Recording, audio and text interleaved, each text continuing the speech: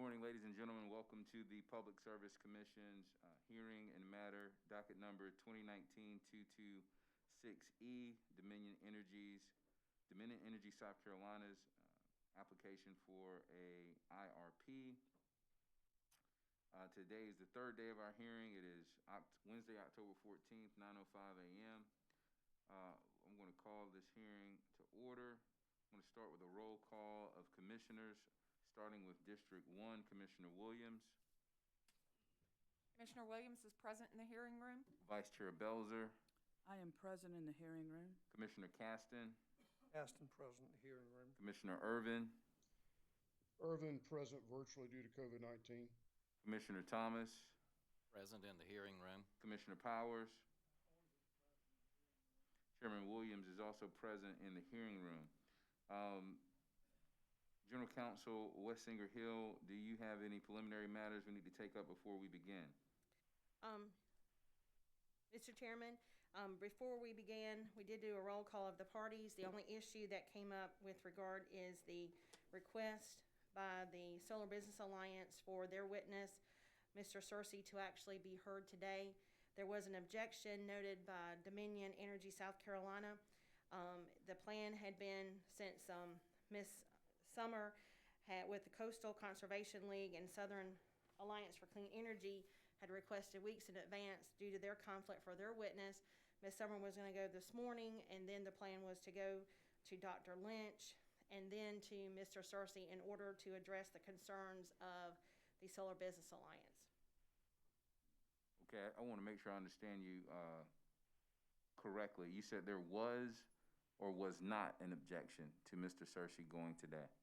There was an objection to Mr. Searcy going immediately after Ms. Summer today, or this today. And the way we're going to resolve that is with Dr. Lynch going after Ms. Summers. That is correct, because the concern was that allowing Mr. Searcy to go before Dr. Lynch, Dominion wanted to go ahead and be allowed to present his testimony today, and that intends to be their last witness to call. And they wanted the cross-examination and examination by commissioners to go without interruption. They already had to interrupt their case in order to allow Ms. Summer to go ahead and proceed first this morning, and they did not wish to interrupt it further by allowing Mr. Searcy. Okay. Attorney Burgess, does that properly reflect your objection? Yes, sir, that does properly reflect our objection. We also did offer an alternative to stipulate Mr. Searcy's testimony into the record, obviously subject to your approval, if that would help Mr. Searcy out. Attorney Burgess, could you turn your camera on?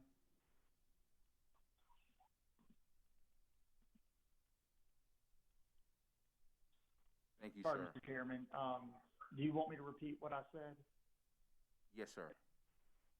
Okay, so the only thing I would add to what Ms. Hill indicated was that we also did offer as an alternative is the company would consent to assist Mr. Searcy with his scheduling issues to consent to his testimony being stipulated into the record if that will help him out from a scheduling perspective. But that, of course, would be subject to the commission's approval. Right. And also if SBA would be willing to do that, and I don't know that they would be willing to do that. Mr. Chairman. Yes, sir. Attorney Witt. We believe that it'll probably work out okay with Attorney Witt, if you would please, I'm sorry to interrupt you, sir. Would you please turn on your camera? Yes, sir. Hold on.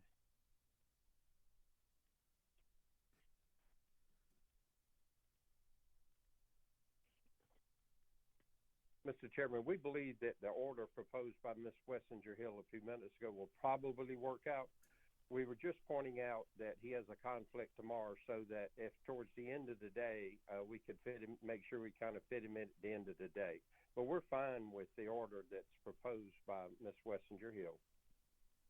Okay, thank you, sir. So are all the parties comfortable with calling Ms. Summers, then Dr. Lynch, and then calling Mr. Searcy? Is there any objection to that order? Okay, so it sounds like we have a plan then, General Counsel, West Singer Hill. All right, it looks like it's gonna be a long day, so let's get after it. Anything else? No, sir, Mr. Chairman. Okay, Attorney Burgess, would you call your next witness, please?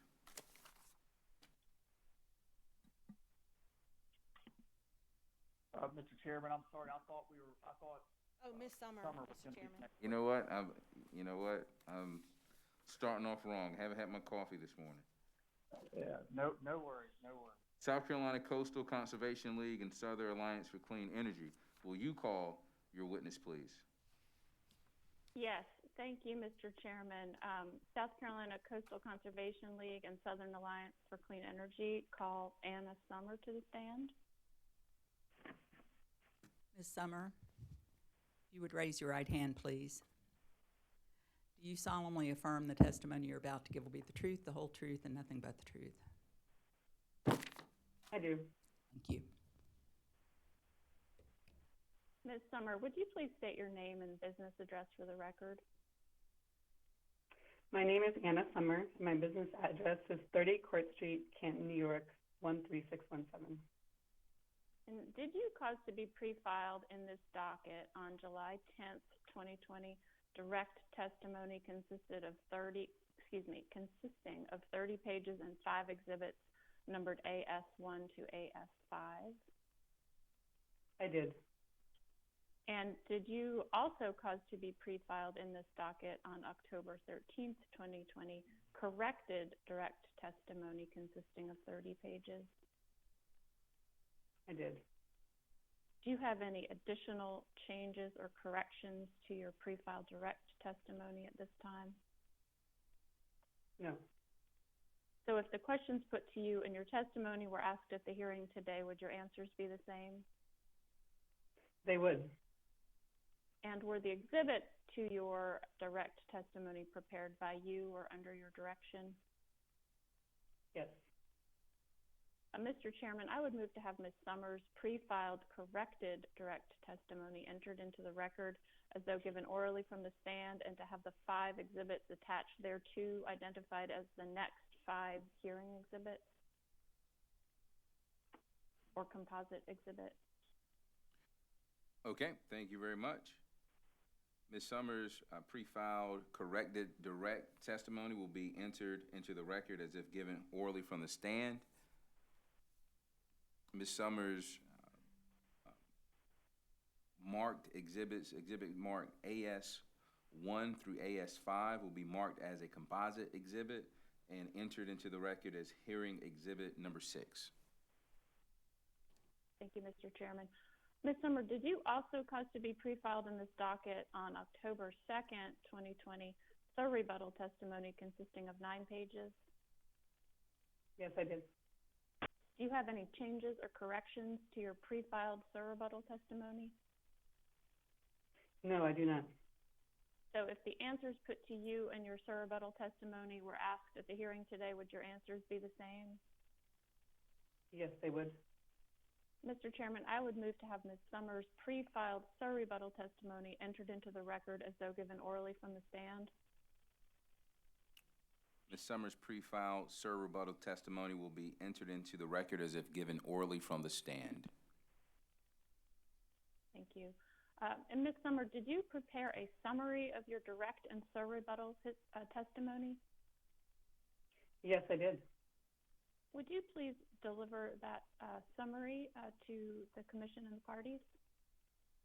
Of course. Good morning, Chairman Williams and members of the commission. First of all, I want to thank you all for accommodating my schedule. My name is Anna Summer, and I am testifying in this proceeding on behalf of the South Carolina Coastal Conservation League and the Southern Alliance for Clean Energy. I am a principal at Energy Futures Group with over 15 years of experience in electric utility regulation and related fields. During that time, I have reviewed dozens of integrated resource plans and related planning exercises. The purpose of my direct testimony is to evaluate the extent to which the 2020 Integrated Resource Plan filed by Dominion Energy, South Carolina, PSC, meets South Carolina's standards for IRPs and comports with common IRP practices in other jurisdictions. My first primary finding is that the DSC 2020 IRP does not include or adequately assess several elements specified in Section 583740B1 of the South Carolina Energy Freedom Act. Most crucially, I do not believe that a utility of DESC's size can accurately conduct the detailed portfolio analysis using multiple scenarios and sensitivities described in subsection B1E of the EFA without a capacity expansion model that has the capability to select resources and optimize for a particular outcome. My second primary finding is that the DESC 2020 IRP does not provide sufficient information to allow the Commission to adequately balance the factors in Section 583740C2 of the EFA. With regard to these factors, the DESC 2020 IRP, 1, did not use industry standard methods to assess resource adequacy. 2, did not make clear how the company determines its NPV, nor provide data to assess customer affordability. 3, includes only a cursory discussion of environmental rules and their impact on DSC's generating units. 4, omits information necessary to allow the Commission to evaluate power supply reliability, such as generator performance data. And 5, does not appear to reflect an internally consistent evaluation of commodity price risks. Consequently, I conclude that the DESC 2020 IRP does not constitute a reasonable and prudent plan for how DESC will meet its energy and capacity needs, and recommend that the Commission reject the DESC IRP in light of these deficiencies and require DESC to file a corrected IRP. I also recommend that the Commission consider adopting policies to improve the transparency of the IRP process moving forward. These include establishing a stakeholder process to inform the preparation of the company's next IRP, and requiring utilities to provide documentation about their modeling, data sources, and assumptions as part of the IRP filing. Finally, I ask that the Commission require the company to set up a collaborative to help the company choose a new IRP model. I've been a part of such a process with 6 other utilities and have found that these processes are extremely worthwhile to help utilities learn about models that they may not have otherwise considered and help create buy-in from the Commission and stakeholders about the legitimacy, transparency, and usefulness of the company's new IRP model. The purpose of my rebuttal testimony is to respond to certain portions of the rebuttal testimonies of Eric H. Bell and James W. Neely. I addressed several issues, including the company's 1, lack of commitment to transparency in its modeling, 2, deferral of or refusal to make IRP improvements in this docket, 3, description of its planning period, 4, partial commitment to using a capacity expansion model in developing future IRPs, 5, refusal to include generator and outage-related information in its IRP, and 6, refusal to include an action plan in its IRP. The supplemental IRP information attached to Mr. Bell's testimony does not rectify many of the issues I raised in my direct testimony. For example, it still fails to state the planning period explicitly. And many of my recommendations related to process and transparency the company has either deferred to a later docket or not addressed at all. The company would agree to recommendations such as using a capacity expansion model or implementing a stakeholder process, but to defer the implementation of those recommendations to a later docket, while still asking the Commission to approve the current IRP is illogical. Suggests that the company believes these improvements have no bearing on whether its IRP can be judged as reasonable and prudent. Therefore, I continue to recommend that the Commission, 1, reject the DESC IRP in light of the deficiencies described in my direct testimony, and require DESC to file a corrected IRP. 2, require a collaborative to help DESC choose the capacity expansion model it will use in creating its next IRP. 3, require DESC to provide no or low-cost options to any intervener that would like to perform its own IRP modeling runs. 4, require DESC to provide its input and output modeling files, model manual, data assumptions, and sources upfront for all models used in the production of the IRP. And 5, establish a stakeholder process to enable stakeholder input in future IRP filings. That concludes my summary. Thank you. Excuse me. Thank you, Ms. Summer. The witness is available for cross-examination and questions from the Commission. Thank you, ma'am. Cross-examination from Dominion Energy, South Carolina. Mr. Chairman, we have no questions of Ms. Summer. Thank you, sir. Cross-examination from South Carolina Solar Business Alliance. We have no questions for this witness, Mr. Chairman. Thank you, sir. And ladies and gentlemen, if you would, whenever you speak, please turn your camera on. That will help us out here a whole lot. and also identify yourself. I think if you turn your camera on, that would help with identification. Sorry, Mr. Chairman. Yeah, this is Ben Snowden for the South Carolina Solar Business Alliance. We have no questions for this witness. All right. Thank you, Attorney Snowden. Johnson Development Associates. Good morning, Mr. Chairman. This is Court Walsh. No questions. Thank you, sir. Sierra Club. Good morning. This is Dorothy Jaffe for Sierra Club. We have no questions. Thank you, ma'am. Office of Regulatory Staff. Good morning, Mr. Chairman. Office of Regulatory Staff has no questions. Thank you. All right. Thank you, sir. Commissioners, questions for this witness? Mr. Chairman. Commissioner Irvin. Thank you, sir. Ms. Summer, it's good to have you with us today. I'd like to know a little bit more about your background and experience as it relates to evaluating integrated resource plans. Sure. Do you have a specific question? Do you like me just to speak about my experience generally? Well, tell me how you came to be in this field. What's your educational background? Sure. I have a bachelor's degree in economics and environmental studies and a master's degree in energy and resources. I started in this field actually in 2000 as an undergraduate student and have continued in related fields since then. I analyzed my first IRP, I believe, in 2005. It was a filing related to a certificate of need application for a new power plant, and the IRPs that were submitted on behalf of 5 different utilities. Since then, I've analyzed dozens, perhaps even as many as 100 IRPs using a variety of different software packages, including ProSim, which is the model the company uses for this IRP. I provide input into IRPs. We're working on our own IRP for utility right now. I don't know if that answers your question, but hopefully that gives you a basis to start with. It does.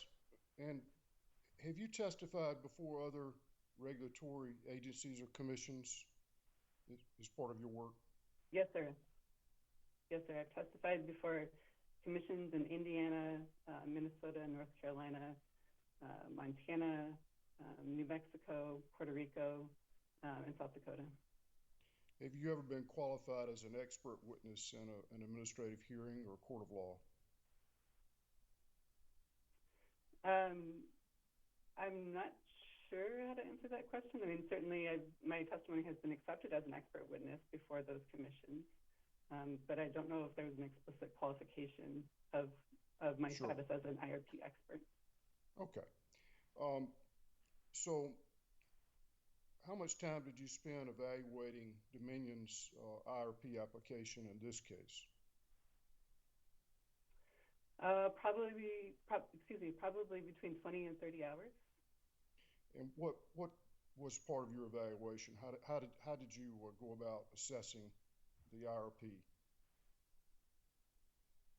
So I looked first at the requirements of the Energy Freedom Act of Act 62, and I sat down with those requirements and the elements that are required under that act, and I compared that to what was in Dominion's IRP. And I asked myself, for example, the Energy Freedom Act requires 3 different load forecast scenarios.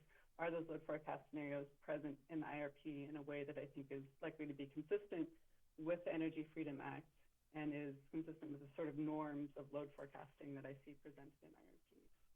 So it was really about trying to marry the content of what was in the IRP itself with the requirements of the Energy Freedom Act. What is your opinion as to whether or not Dominion's IRP meets the requirements of the South Carolina Act 62? I do not believe that it meets the requirements of Act 62. I think it's deficient in multiple ways. For example, there's an explicit requirement that they have to present different scenarios related to renewable energy and cogeneration. I don't see that in the They're just, things that are obviously missing that are required under the Energy Freedom Act. What's the most glaring omission that comes to mind? I think the most glaring omission is related to the requirement that they assess these different scenarios for renewable energy, cogeneration, demand response, et cetera. I don't see those things in there, and to me, that's the heart of the Energy Freedom Act, is that you have to evaluate a wide range of scenarios related to those resources. And did you find any evidence that Dominion did that evaluation in their IRP? No, I did not, sir. Do you have an opinion as to whether or not the application provides the South Carolina Public Service Commission with sufficient background information to approve the IRP? Yeah, I do not believe that it does. Again, there's information that's just missing. For example, the Energy Freedom Act requires the commission to balance factors that include power supply reliability, and I don't see any information related to that in there. So I'm not sure how you would balance that. If there's numerous ways in which it's just lacking information that you would need in order to assess the factors that are listed in the EFA. And you read the Act 62, the Freedom Act. I'm sure you looked at it in detail. Yes, sir. And are you of the opinion that one of the prime drivers of the act, which was passed unanimously by our General Assembly in South Carolina, signed by the governor, do you believe that one of the primary purposes of the act was to promote renewable energy? That's my inference, yes, just based on the act itself, yeah.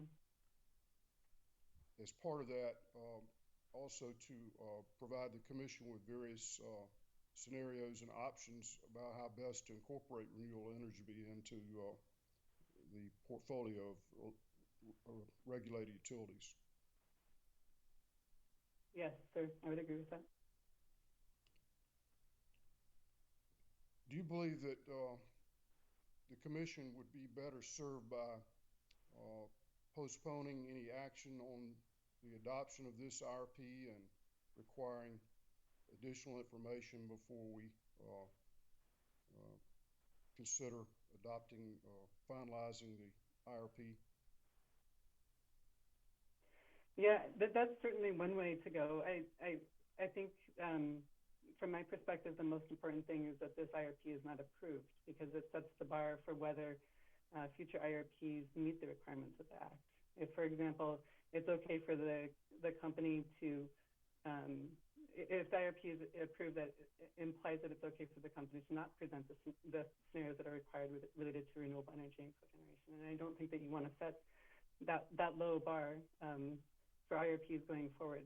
So I think whatever mechanism is appropriate, given the administrative rules of the commission, in order to make sure that that information is there and the commission can evaluate all of the factors in the EFA, is definitely the way to go. And whether that's putting a pause in it and asking the company to refile, whether it's rejecting and asking the company to refile the IRP, I would certainly defer to you folks who are familiar with the administrative processes in South Carolina. So in conclusion, do you believe that if we chose to postpone or continue the hearing until a later date and require the company provide supplemental information, that would be an option that we should consider in this case?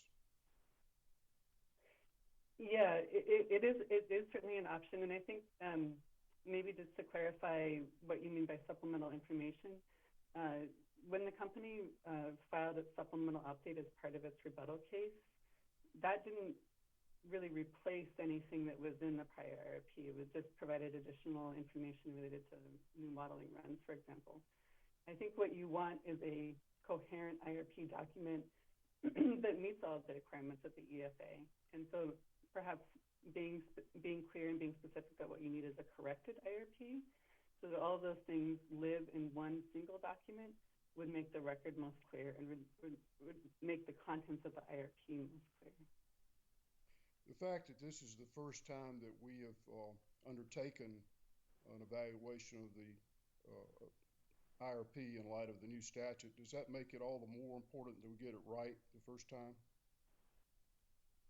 Absolutely, and it's very very interesting to be involved in this case where you are taking that first step to have an IRP statute and to have an IRP process, because there are many folks, not just myself included, but other folks who have testified in this case who bring a lot of experience to bear on how IRP processes can be conducted in a way that is most transparent.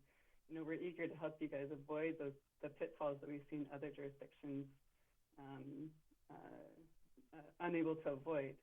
And I think setting the bar, I wouldn't even say high, but at a reasonable level is a really important thing to do, a really important way to avoid some of those pitfalls that we've seen in other jurisdictions. How many IRPs did you say you had evaluated as part of your work, approximately? If I had time to count them, I would, but I would guess almost 100. Where does this Dominion IRP fall in terms of detail and transparency in the numbers that you've evaluated? How would you assess where it falls within the range of transparency and completeness? So I would say that it falls near the bottom. Perhaps the worst IRP example I've ever seen is one that I never was able to look at because they wouldn't even permit interveners to review it. And so obviously Dominion's IRP doesn't fall on that end of the spectrum. But it, as I said before, in my testimony, lacks basic information. It lacks, information about scenarios that it needed to evaluate under the EFA. It lacks information about its load forecast. It lacks information about the portfolios that are coming out of its optimization. It's just not transparent, and it's contradictory in some instances. For example, the planning period in some instances is given us 40 years. In other instances, it's given us 30 years. It's just, you can't even extract what I would consider to be basic information out of it. So I'd rank it near the bottom of the IRPs that I reviewed over the past 15 years. No further questions, Mr. Chairman. Thank you. Thank you, Commissioner Irvin. Vice Chair Belzer. Thank you, Mr. Chairman. Good morning, Ms. Summers. Thank you for your testimony today. I noted in your exhibits, and you referenced it in your testimony, that you have provided a sample of a short-term action plan that was in another utility's IRP. Is that correct? That's correct. And you would agree that the short-term action plan is there a requirement in the Energy Freedom Act to provide such an action plan? No, there's no explicit requirement. It certainly talks about the company's chosen resource plan, and one could view the action plan as being a helpful item to have to help describe how that preferred plan gets implemented. But you're right, there's no explicit requirement for an action plan in the EFA. And that goes to my next question of why is it important or a good practice to include an action plan in an IRP, if you would? Sure. So the action plan is, I think, a really helpful summary of the steps that the company will take to implement its plan. If, for example, the plan requires certain regulatory filings, it can give the commission a heads up about when to expect those filings.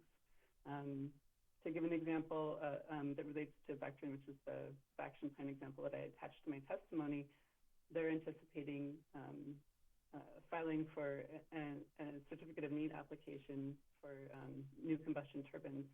And so they mention that in there and gives a sense of when to expect that filing. Because even if you look at the preferred plan and you see that combustion turbine comes in, let's say in 2024, you might not know exactly when the company is going to file. And that, I think, it is a good heads up for the commission as well as for interveners to know when to expect those sorts of things. And the action plan can also be things beyond regulatory filings. It can, if there's some sort of analysis that's needed to improve the quality of future IRPs, the company can give a sense of when it intends to start on those analyses and when it intends to complete them. And to make that example applicable to Dominion, I've heard Dominion's witnesses say during this hearing that they intend to do retirement studies, but we don't know when those studies would start or when they would end and how they would be incorporated into next IRP, if at all.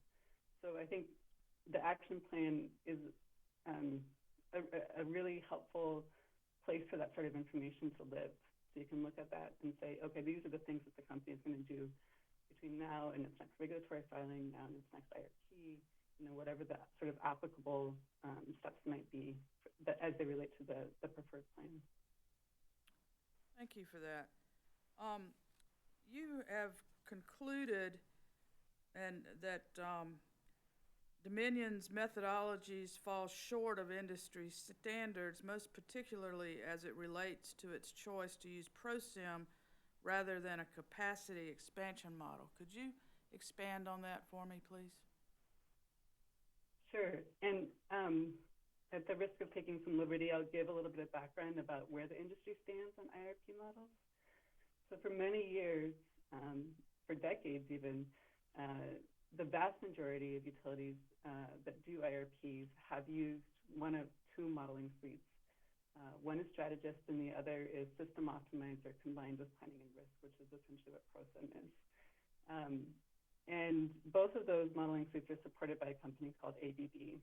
ABB has decided to not support those platforms going forward. And so this has forced all the utilities that do IRPs to decide to move to a different IRP package. And that would be the case for Dominion too. ProSim, as I understand it, will not be supported going forward. And ABB may have already stopped supporting that model.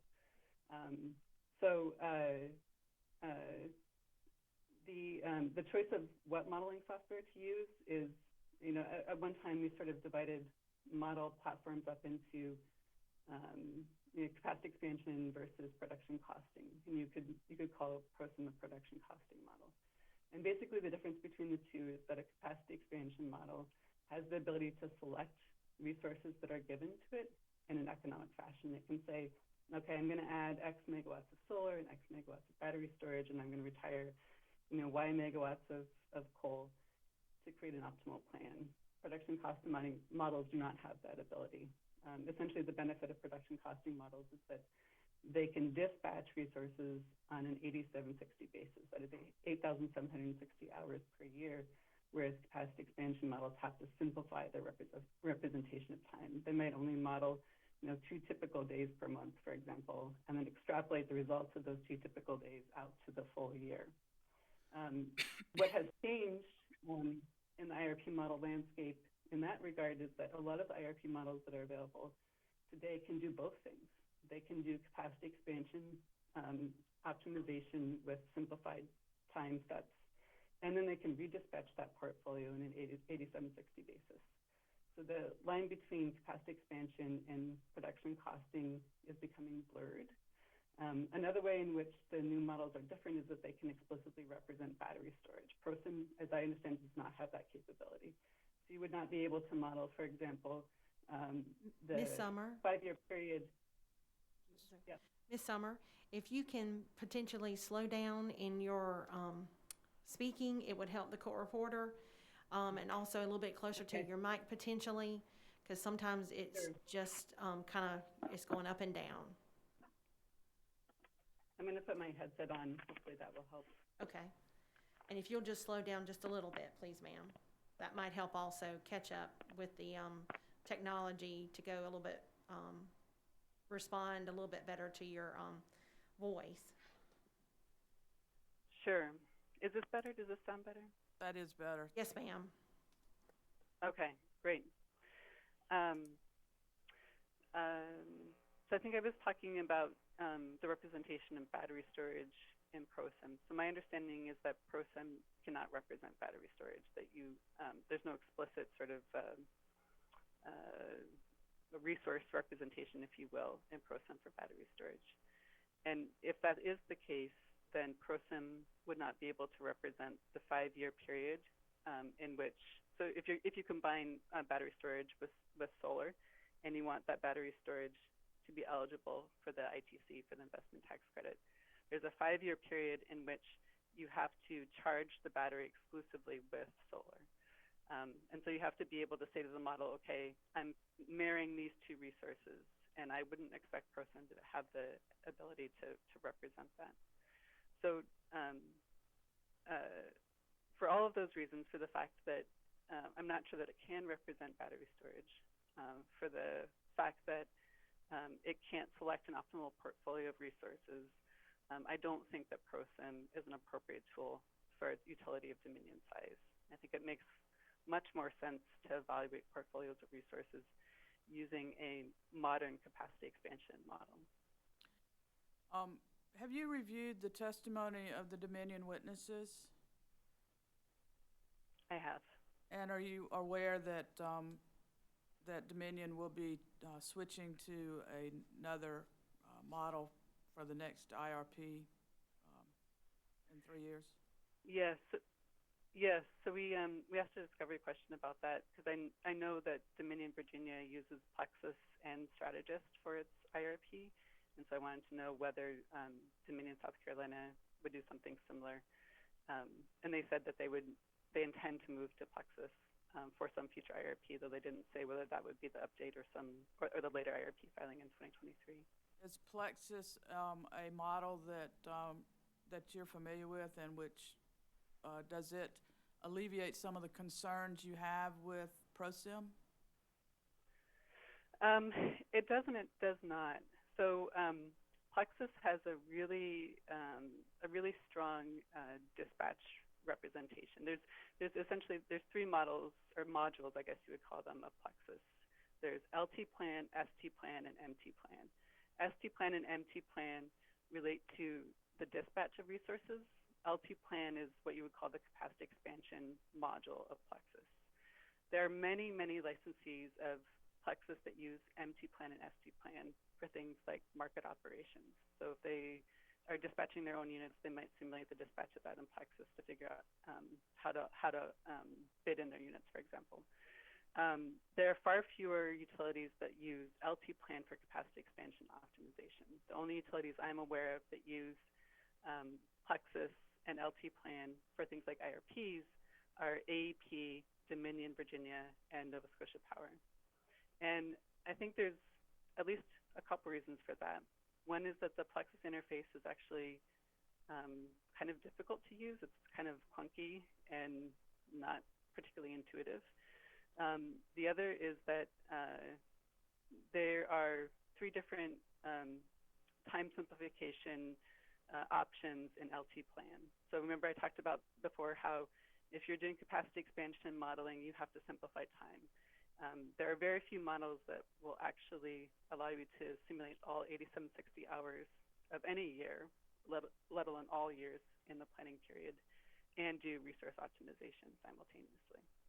So you have to figure out how to sort of narrow your problem, how to make your problem solvable. And the way that you do that is by submitting just a few hours out of any given year. And Plexus, most users of Plexus do what's called low duration curves. And low duration curves, I'm going to try and illustrate this, and I don't know, I'm not sure if you guys are looking at a mirror image of me or not, so I apologize if this is confusing, but hopefully it's helpful. So low duration curves order your load. So if this is your y-axis and this is your x-axis, low duration curves order load from highest load to lowest load. So rather than having a load shape that might, start low in the morning and go high in the afternoon and then decrease in the evening, or maybe get it even higher in the evening if you have a lot of residential load, and then drop off in the sort of midnight evening hours, low duration curves just order load from highest to lowest. And the reason that that's problematic is because we're moving into an era where we have a lot of what I would call time-dependent resources. So, for example, the ability to use battery storage is very much dependent on the state of charge of that battery in the hour preceding. And if you disconnect those hours from each other, you really have no way to tell whether your battery storage is charged or not, or does have energy or not. So you lose some of the, what I would call the key details of how you actually optimize and dispatch resources like battery storage in demand response. And it's my understanding that most users of Plexus use LT-Plan with low duration curves. And I don't know why that is. I've been told, for example, by AAP's modeler that it's not possible to do anything other than low duration curves.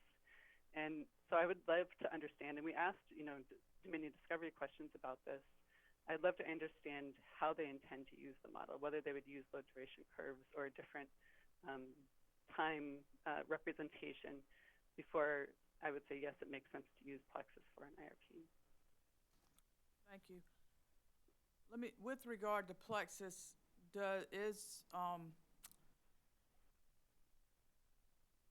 are there, I know you indicated in your testimony that ProSim is difficult for interveners or other parties to access, that there's a significant cost even for a read-only license.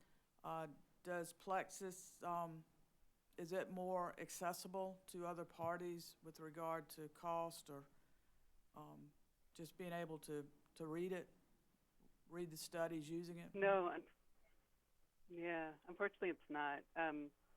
In the IRP that we reviewed by an AAP utility, they had to give us access to their internal server in order just to be able to see the input files. So we had a whole security system that involved a fob that allowed us to log into their server so that we could see the actual interface and look at the input files for that IRP. It's my understanding that that may have changed and that you can now export input files out of Plexus into Excel format. But it's not clear to me if you can get all of the information that's in the interface out of Plexus. And that information includes the user manual. Plexus has a very detailed user manual that talks about the different settings. There's a lot of these models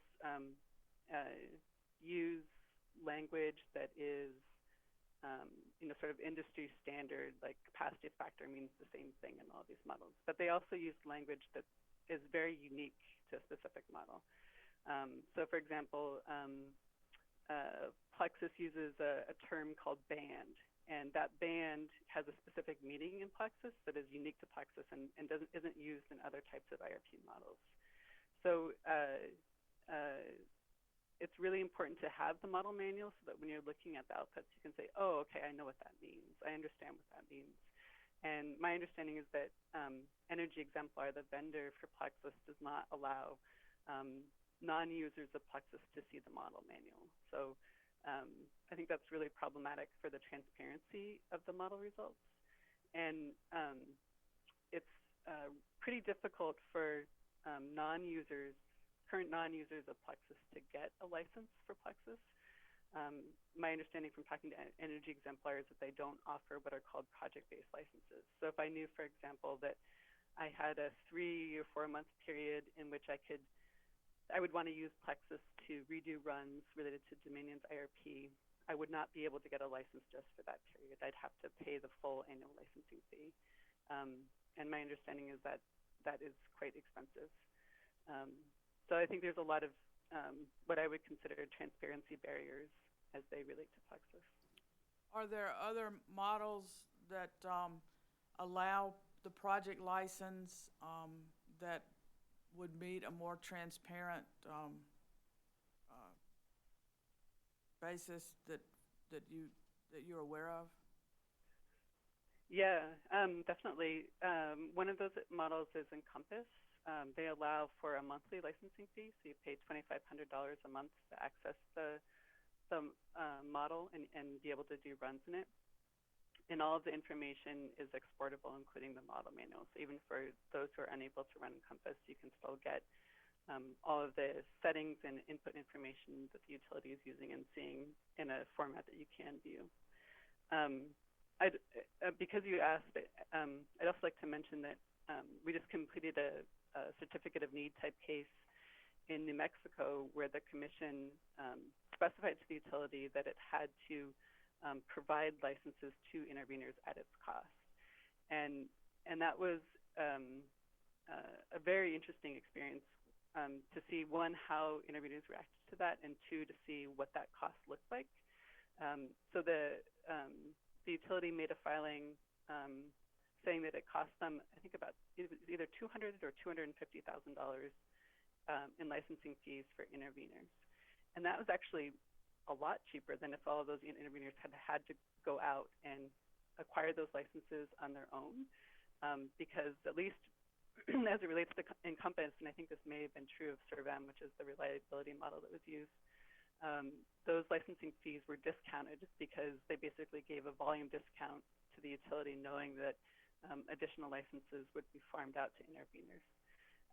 So if we had to pay the licensing fee for Encompass during the pendency of that period, even under the volume discount, it would have been $5,000 instead of $2,500 a month for a case that lasted about 6 months or so.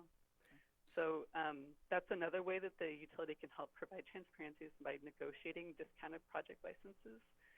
I don't know if that's an option with Energy Exemplar. They've never given me any indication that they're willing to do that sort of thing, but it's certainly available through other vendors like Anchor Power, which is the vendor for Encompass. And then I lost my train of thought. There's a third thing I wanted to mention, but hopefully that answers your question. It does. Thank you. You've also presented some suggestions in the stakeholder process. Have you or your SBA been involved in the stakeholder process with Dominion? No, not with Dominion. Thank you very much for your testimony today and for answering my questions. That's all I have, Mr. Chairman. Thank you. Thank you, Vice Chair Belzer. Any more questions from the commission for this witness? Commissioner Caston. Oh, go ahead. Commissioner Caston. Thank you. Ms. Summers, so want to make sure I understand it clearly. In your opinion, and I'm looking at your direct testimony, I think pages 10, 11, 12. Dominion Energy's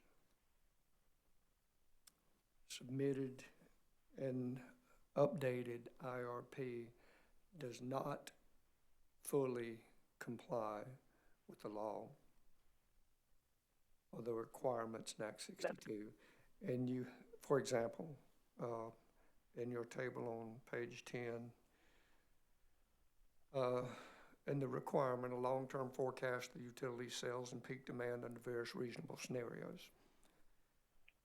And I guess where you explain why you think it doesn't meet it.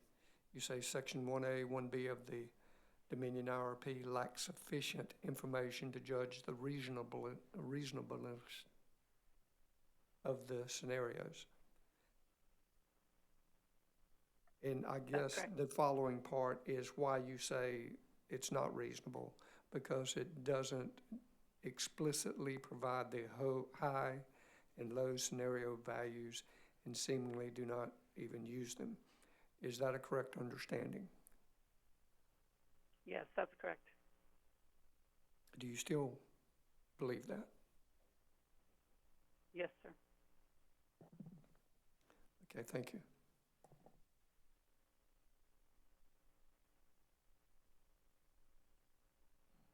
Commissioner Powers. Ms. Summers, thank you for your testimony and obviously your in-depth analysis. And I just have a couple of questions. You said you've done like 100 reviews. Have any of those reviews been with Dominion in other states? Yes, I reviewed a Dominion Virginia IRP several years ago. And I've noticed some of what I've read, it seems like some other states have required action plans to be filed as well with the IRP. is there any reason that, this commission couldn't ask for an action plan if we, ask for changes in their IRP? No, not that I'm aware of. Do you think that would be helpful as far as any future planning or meeting these 9 elements and, having a complete understanding?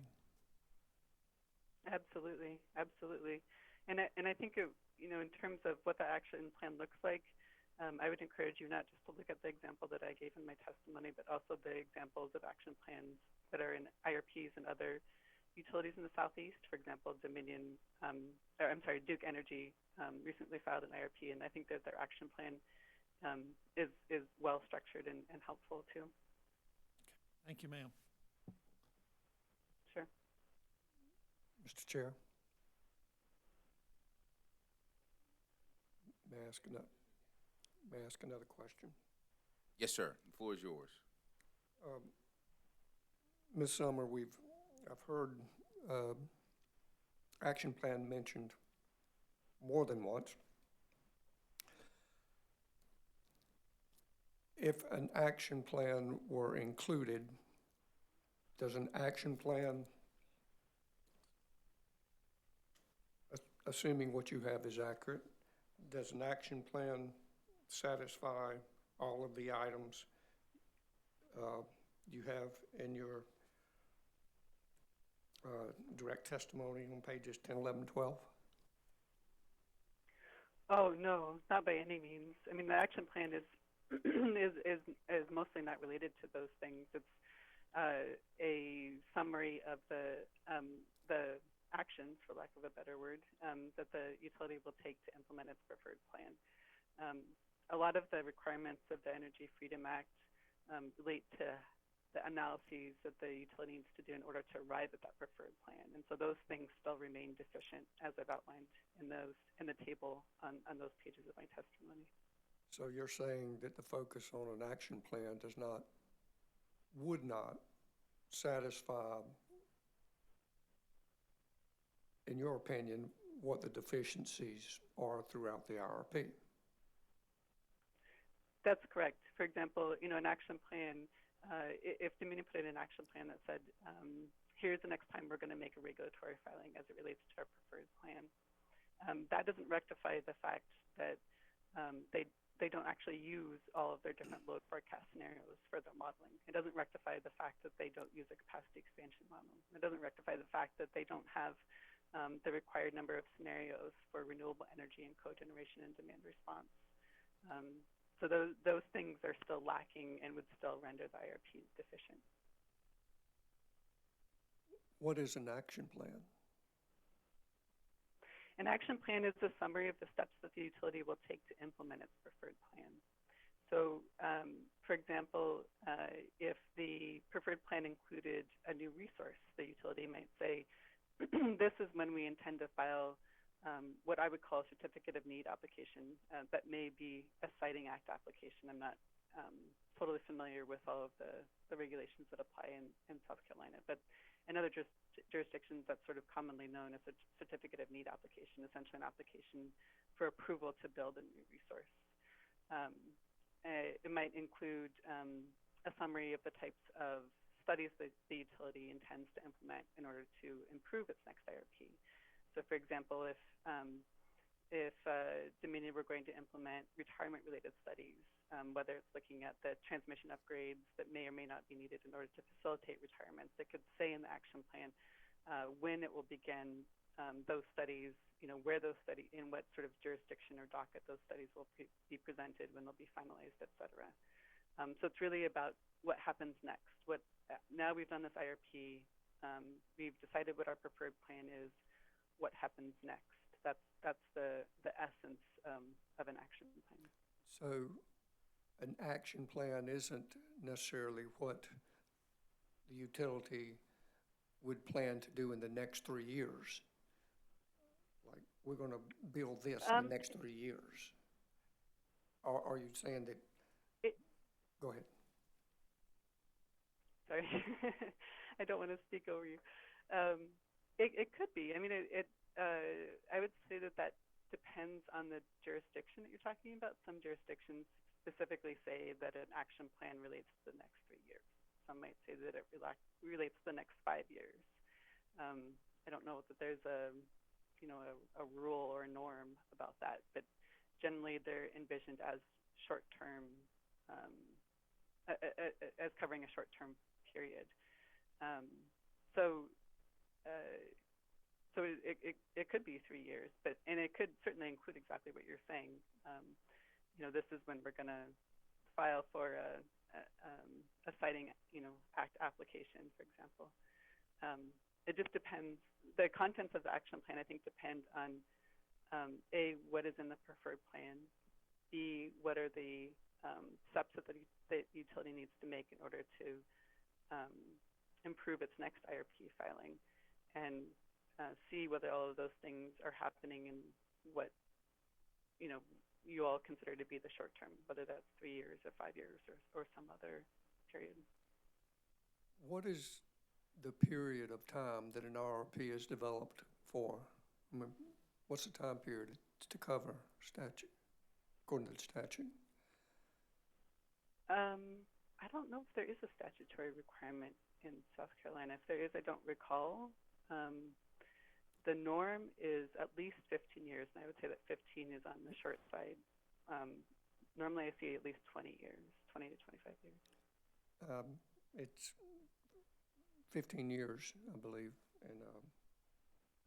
in Act 62. That being the case, I'm trying to, I guess, better understand, not that an action plan's good or bad, but if, I guess it comes down, in my mind, what it means, and if we're talking about, okay, what do they plan to do in the next 3 years? Well, what does that mean? What are you going to build in the next 3 years? 3-year planning period is a very short period that I'm not, sure if that's what's intended. Now, if you're talking about an action plan that addresses the term of the IRP, longer term, perhaps.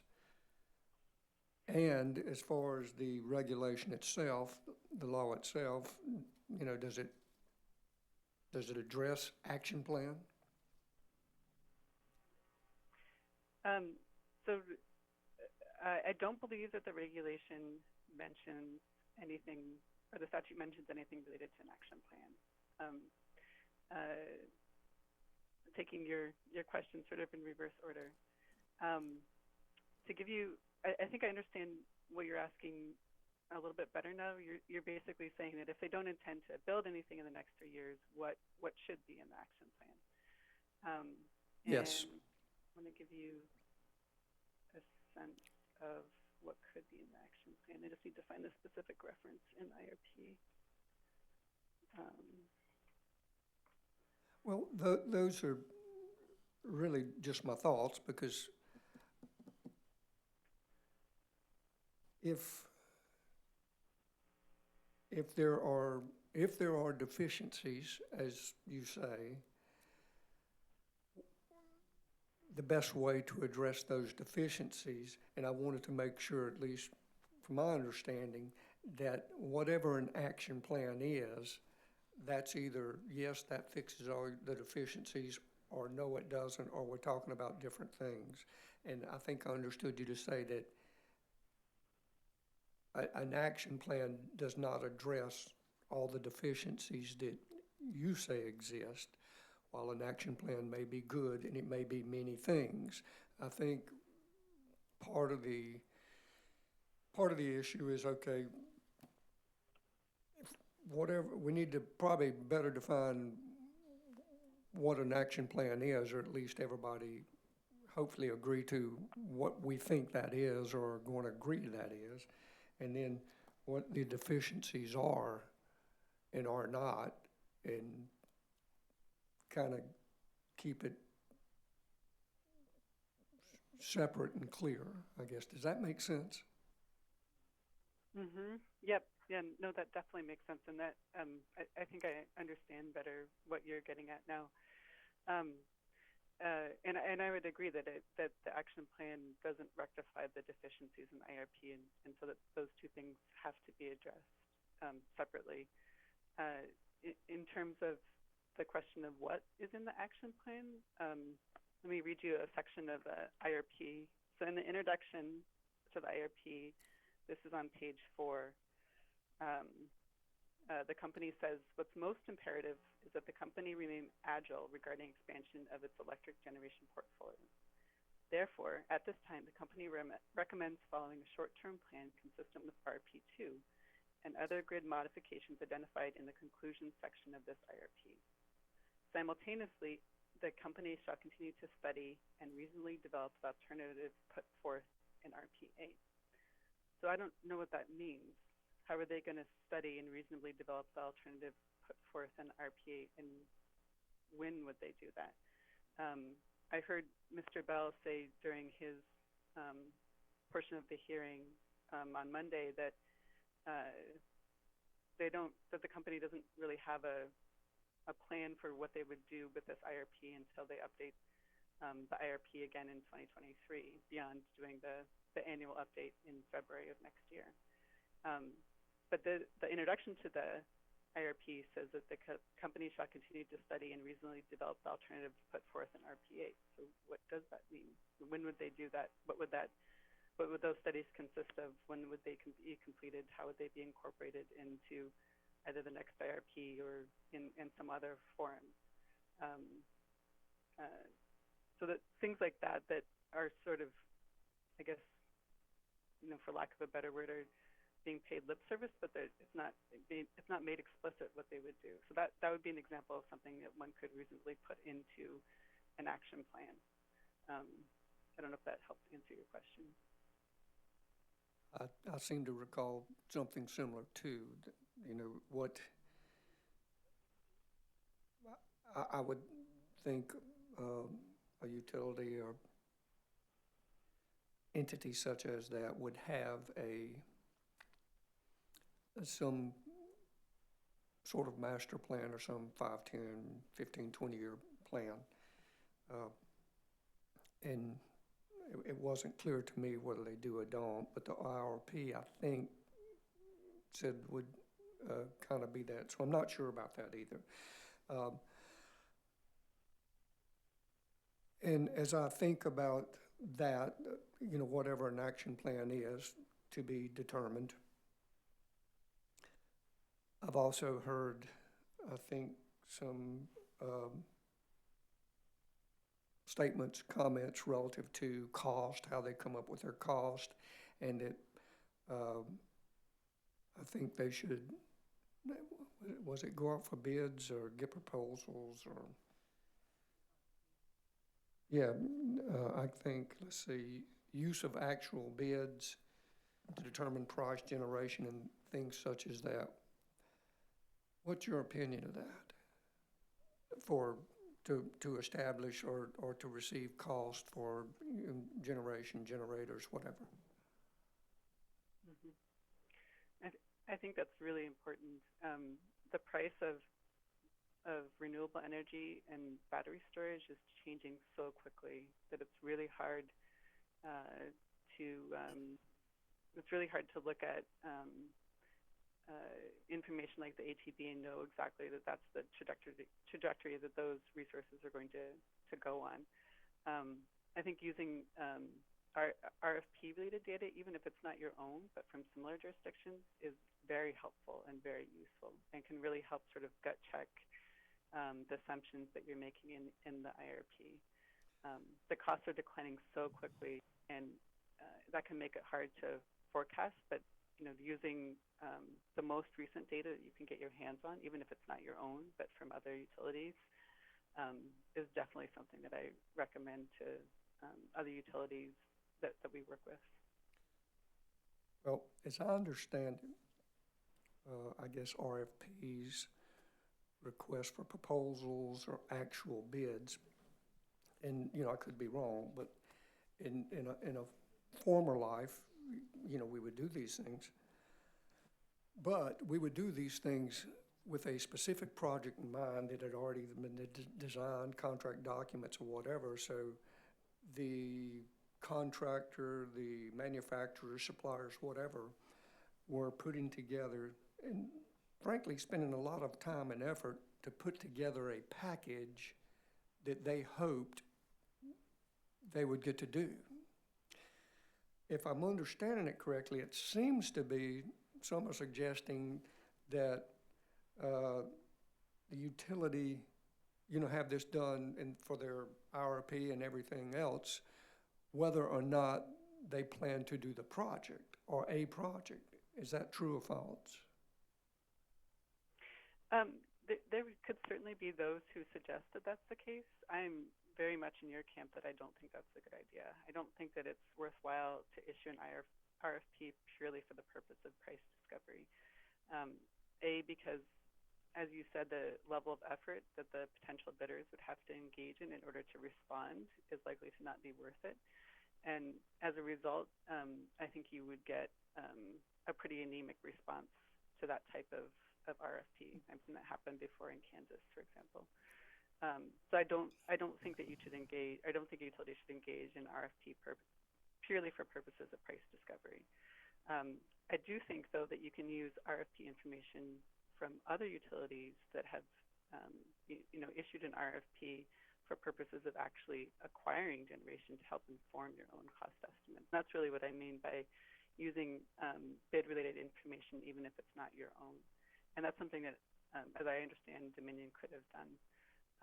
So that would be my sort of, clarification of that issue. But I agree with you on that point. So you're saying that there are other avenues to get reasonably good cost estimates or costs? That's correct, yes. All right. Thank you, ma'am.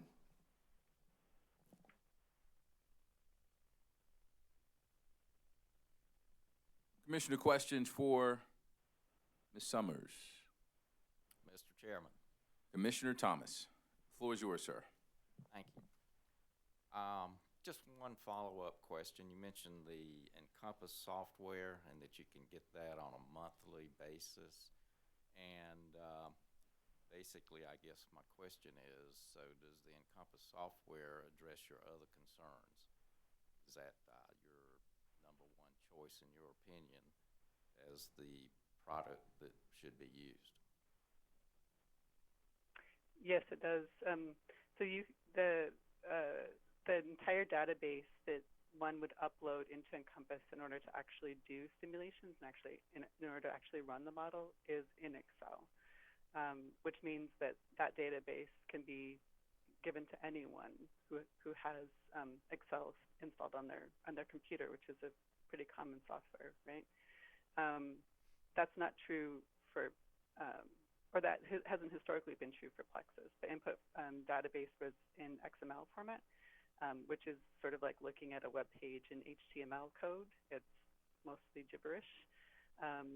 The ability to export those files into Excel may have rectified that, but I'm not entirely sure because I haven't seen a utility do that yet. And then, of course, there's the question of the manual. The Encompass manual can be exported and provided to any intervening party. I believe you have to sign a non-disclosure agreement, but that's pretty common. We've asked for the manual in other cases related to Energy Exemplar software. So Energy Exemplar is the vendor of both Encompass and another IRP model called Aurora. We've asked for that manual and been told that the only way we can get it is if we pay for a read-only license for that model.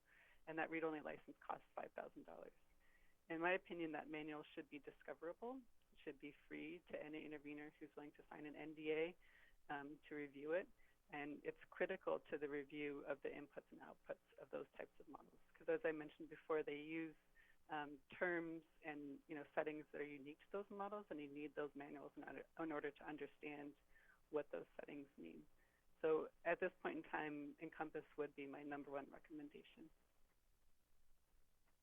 Thank you. That's all I have. Thank you, Commissioner Thomas. Commissioner Williams. Thank you, Chairman Williams. Ms. Summer, thank you very much for the expertise that you're bringing to this case and for this information. I particularly enjoyed your chart that broke down Act 62 and the requirements for the IRP. And I wondered if it was possible, because I recognize that it's in your testimony, I wondered if it was possible to get that updated to reflect the changes that the company made in Mr. Bell's rebuttal testimony. Understanding that they went back and made a number of changes, and if it would be possible for us, those of us that think in a Excel kind of spreadsheet way, line by line, how'd they do, in your opinion, on each element of the requirements in the Energy Freedom Act? Sure. No, that's a great question and a great idea. I think a number of those things would not change. For example, there wasn't any change as it relates to the load forecast. I'm not sure how to, I don't think I could do this live on the witness stand. I'd have to sit down and think about that table as it relates to the settlement update, just to make sure that there really aren't any changes. So I'm not sure if there's a way to get that into the record. Ms. Thompson, maybe you have some thoughts about that? Yes, Commissioner Williams and Mr. Chairman, if it would be acceptable to the commission, we could do that as a late filed exhibit. Commissioner Williams, are you requesting a late filed exhibit? That would be, yes, I am. That will be Exhibit 7. Be a late filed exhibit from witness Summer updating her Table 1 to reflect any changes that may have come about from Dominion's updated IRP filing. Vice Chair Belzer, this is Chad Burgess on behalf of Dominion Energy South Carolina. Yes, sir, As Mr. long as the commission would allow us, whenever we do get that late filed exhibit, the commission would allow us to review it, and to the extent that we have any response to that exhibit, we'd like the opportunity to include our comments as well. Thank you, Mr. Burgess. That would certainly be acceptable and I think appropriate. And shall we hold a hearing exhibit for any responsive comments? Whether there are any or not, we will just hold an exhibit number for that. And that would be late filed exhibit 8. Is that sufficient, Mr. Burgess? Yes, ma'am. That is sufficient. Thank you. Thank you. Thank you, Ms. Summer. Commissioner Williams, the floor is yours again. Thank you. Ms. Summer, one of the elements in that chart is B1H, which speaks to one of the elements of Act 62 and the requirement that we look at least cost alternatives and consumer affordability, which is another element that's really important. You, in your testimony, talk about the exhibits that are attached and the example from Upper Minnesota in terms of, and I'm looking at page 18 in your testimony, your encouragement, and I apologize, I'm not sure if Dominion has already done this in the update, but calculating the rate and bill impacts of various portfolios in the IRP.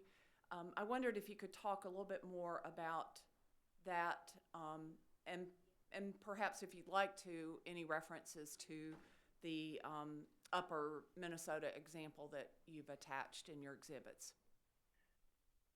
Sure. No, happy to do so.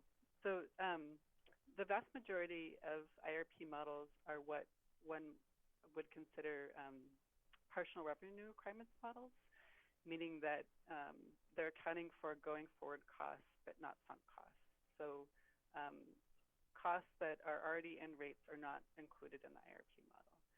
And that means that when you look at the net present value, you're getting a sense of how going forward costs change, but you're not getting a sense of what that means in terms of bill impacts, for example, or rate impacts, because rate impacts are a product not just of those going forward costs, but also, for example, plant balances that are rolling off. So my understanding of the way that Excel does it is that they're looking at not just the IRP model results, but also the totality of costs that are in rates in order to determine what their rates might look like by customer class going forward. And then you can also use your IRP model, and it's sort of the combination of the load forecast and the DSM that applies to that load forecast to get a sense of the average consumption by customer. Because if, for example, the average customer in South Carolina used, let's say, 1,200 kilowatt hours a month, that might not be how much they consume going forward. It might be less because of energy efficiency. It might be more because they electrify certain loads like electric vehicles or heat pump water heaters.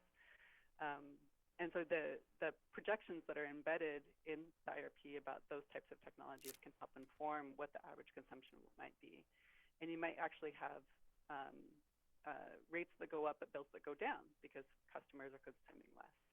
So the combination of all of those things can be sort of melded into rate and bill impact in a way that can be informative, because ultimately what customers pay are bills, not rates. And so it can be really helpful to understand how bills might change over time, even as the utilities generation mix changes over time, even as consumption patterns change over time. Thank you very much. I have no more questions. Any other questions for this witness? Okay, I have a couple of questions for you, ma'am. You mentioned something earlier in your testimony regarding this commission avoiding pitfalls that you've seen in other jurisdictions, and you may have discussed them generally, but considering your experience in, I think you said, over 100 IRPs, I wanted to know some of those pitfalls that you were referencing specifically, some of those pitfalls. Sure, I think that's a great question. So one pitfall that I've seen happen often is that a utility files an IRP and it doesn't exactly meet the requirements of either the IRP rules or statute, but the utility says, we'll make improvements for the next IRP filing. We'll do something different, or we'll do multiple things differently for the next IRP filing. And that next IRP filing is 2 or 3 years down the road. And by that time, folks have just kind of forgotten what those commitments were, what the meat of those commitments were, the ways in which they were going to change, and so they don't actually make changes. And I think once the sort of top line takeaway from a lot of IRP cases is whether the IRP is approved or rejected. So an either or proposition. It's not the IRP gets improved, but we have to do a stakeholder process next time, but we have to do a capacity expansion model next time, but we have to do all of the scenarios in the FAA next time. It's like, okay, we did a good job, or no, we didn't. And so I think making sure that the standards that are laid out in the EFA and the standards that you would impose for yourselves are implemented as closely to the letter of the law as possible will really help you avoid that pitfall, because it will signal to the utility that there are significant changes that have to be made in order for that next IRP to be approved, because this one wasn't. Another example that I can think of is as it relates to the stakeholder processes for IRPs. So a lot of utilities have moved to a system in which they conduct maybe 3 or 4 stakeholder workshops before the IRP happens. And I've seen a number of utilities who view those stakeholder workshops as, and then they would even say this too, that they're basically stakeholder education workshops. And that in my opinion, really misses the mark about what interveners can offer.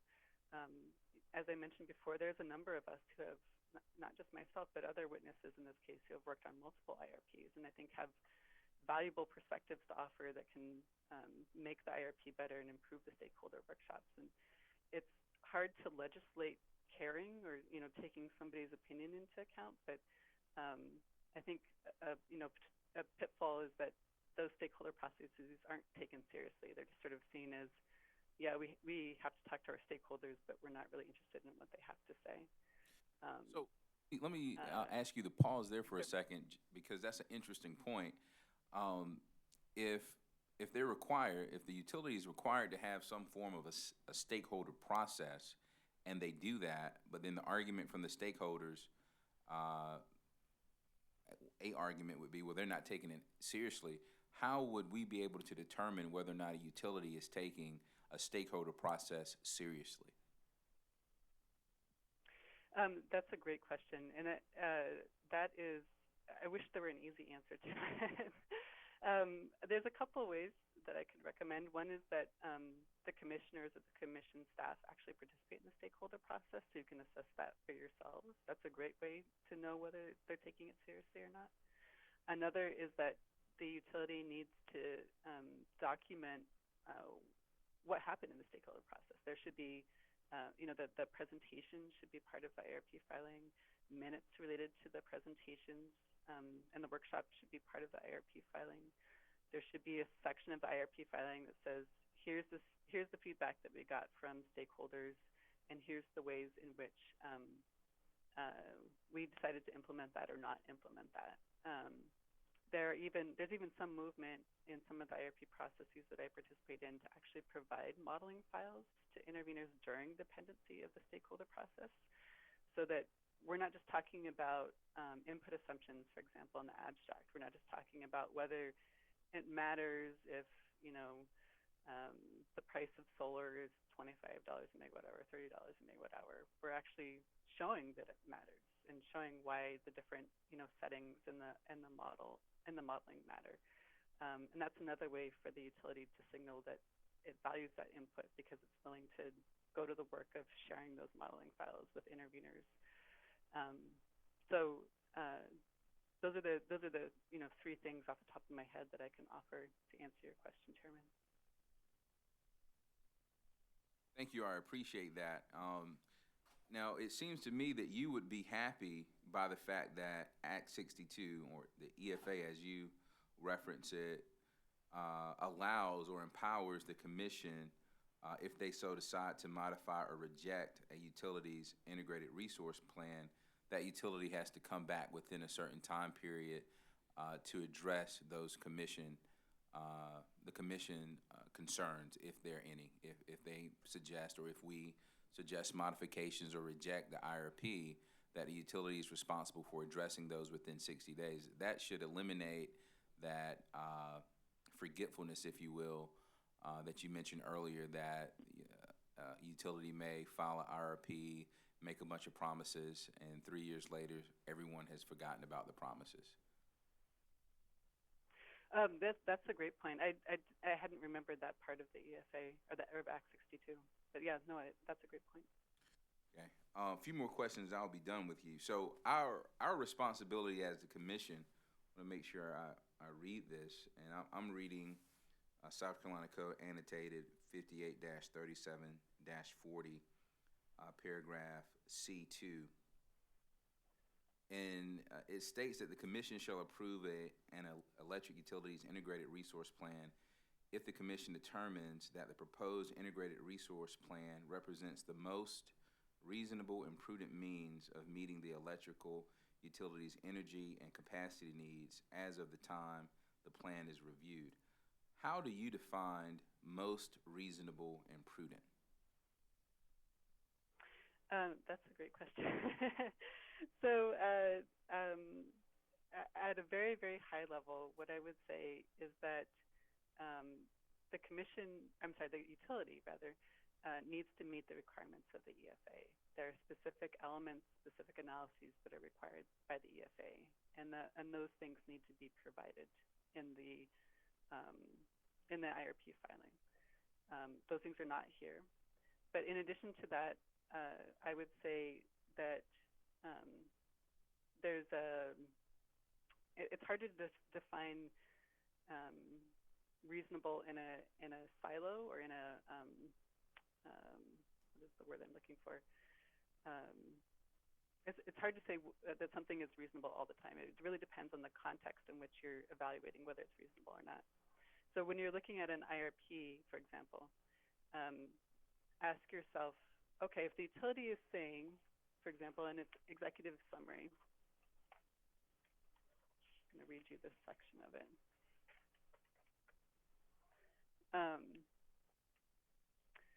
That many customer segments from universities and financial institutions to retail chains have expressed interest in renewable energy solutions. Moreover, South Carolina cities, including Columbia and Charleston, are each developing clean energy initiatives with a goal of decreasing their overall carbon footprint. Furthermore, DSC intends to utilize more power generated from clean energy sources. So does this plan, does this IRP reasonably capture those things? That's a great question to ask yourself. I think you have to say, again, stepping back and answering your question at a very high level, I think you have to say, does this IRP comport with what I think are the reasonable risks, the reasonable changes in the electric utility industry that are happening during the IRP planning horizon? And if you can answer all of those things affirmatively, then I think you can conclude that the IRP is reasonable and prudent. I would argue that they don't do those things, but I'll leave that to you folks to decide.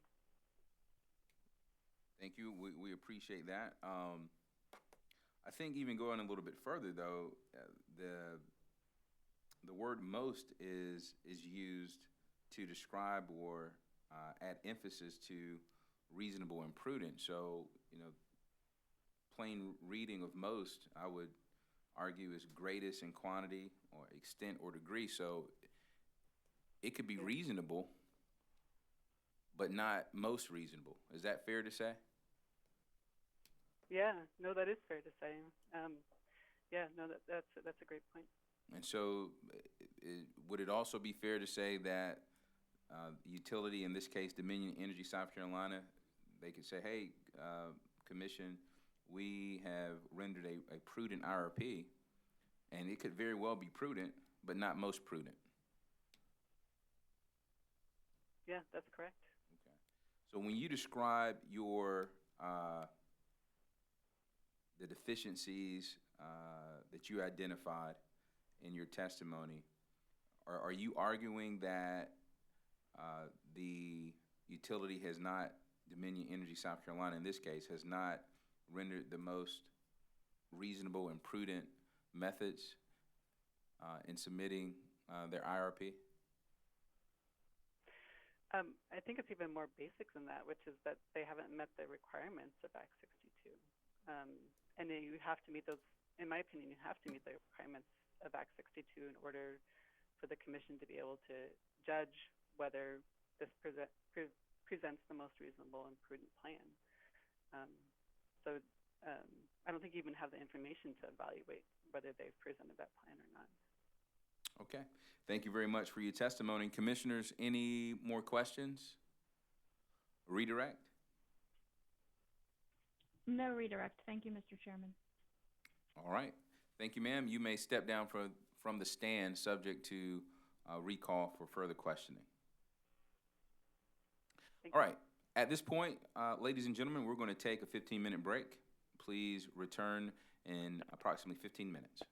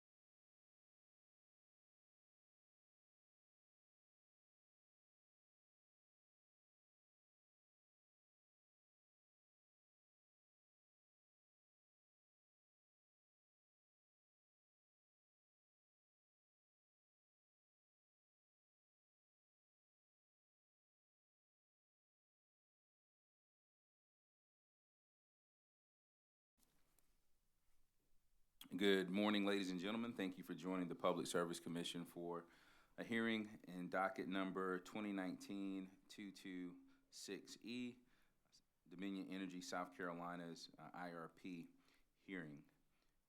When we left you, Ms. Summers was leaving the stand, and now I believe we're moving on to the applicant's next witness, Dr. Lynch. Is that correct, Attorney Burgess?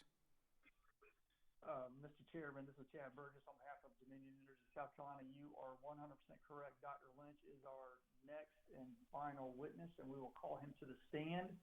And Dr. Lynch, if you would, please turn on your camera on your computer. There you go. Thank you, Dr. Lynch. And Attorney Burgess, before we call Dr. Lynch to the stand, I'm going to conduct a quick roll call of commissioners. Very good. District 1, Commissioner Williams. Present in the hearing room. Vice Chair Belzer. I am present in the hearing room. Thank you. Commissioner Caston. Aston in the hearing room. Commissioner Irvin. Attending virtually. Commissioner Thomas. Present in the hearing room. Commissioner Powers. And Chairman Williams is present in the hearing room. All commissioners are present and accounted for. Attorney Burgess, please call your next witness. Dominion Energy South Carolina calls Dr. Joseph Lynch to the stand. And Dr. Lynch, we're going to have the court clerk swear you in, and then we'll get going here. Dr. Lynch, it's good to see you. If you would, Thank you. if you would raise your right hand, please. Do you solemnly affirm the testimony you're about to give will be the truth, the whole truth, and nothing but the truth? I do. Thank you. All right, very good. Please state your full name for the record. Joseph Lynch. And by whom are you employed and in what capacity? Dominion Energy South Carolina as the manager of resource planning. Dr. Lynch, did you prepare or cause to be prepared under your direct supervision and pre-filed in this docket direct testimony consisting of 23 pages? I did.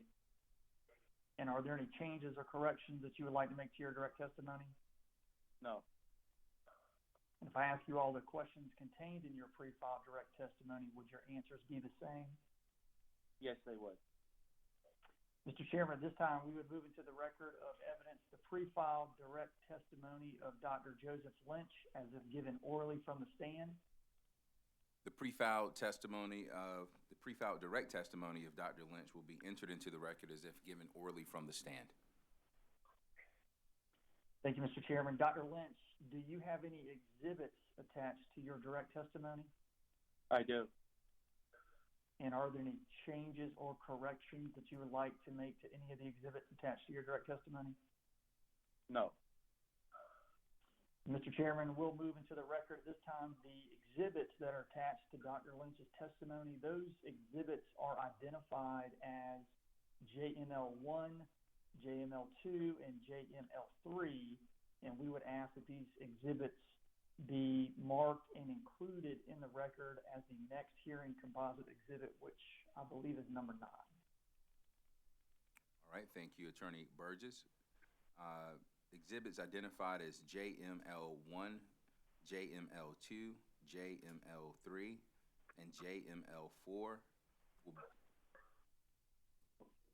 Mr. Chairman, I'm sorry. at this time we're only moving. You're only going through 3. I'm sorry about that. 1 through 3, correct? Yes, sir, that is correct. Okay, sorry about that. So JML1, JML2, JML3 will be marked as a composite exhibit and entered into the record as hearing exhibit number 9. Thank you, Mr. Chairman. Dr. Lynch, have you prepared a summary of your direct testimony? Yes, I have. Would you please deliver that at this time? I will. Good morning, Chairman Williams and members of the Commission.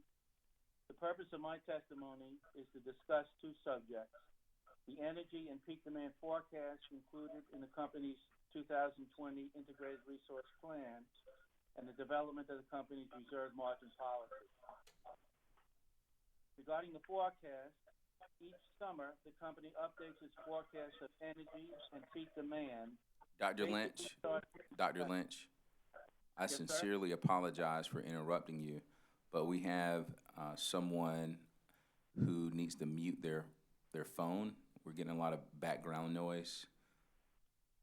So if all parties would mute their phones or microphones, with the exception of Dr. Lynch. Computer speakers also. Okay, Dr. Lynch, please proceed. Yes, sir. Regarding the forecast, each summer the company updates its forecast of energy and peak demand, basically starting from scratch by first updating databases with customer and sales information, weather data, and economic data, both historical and forecasted. The energy forecast is broken into two parts, the short run and the long run. In both parts, customers and sales are grouped into class and subcategories within class.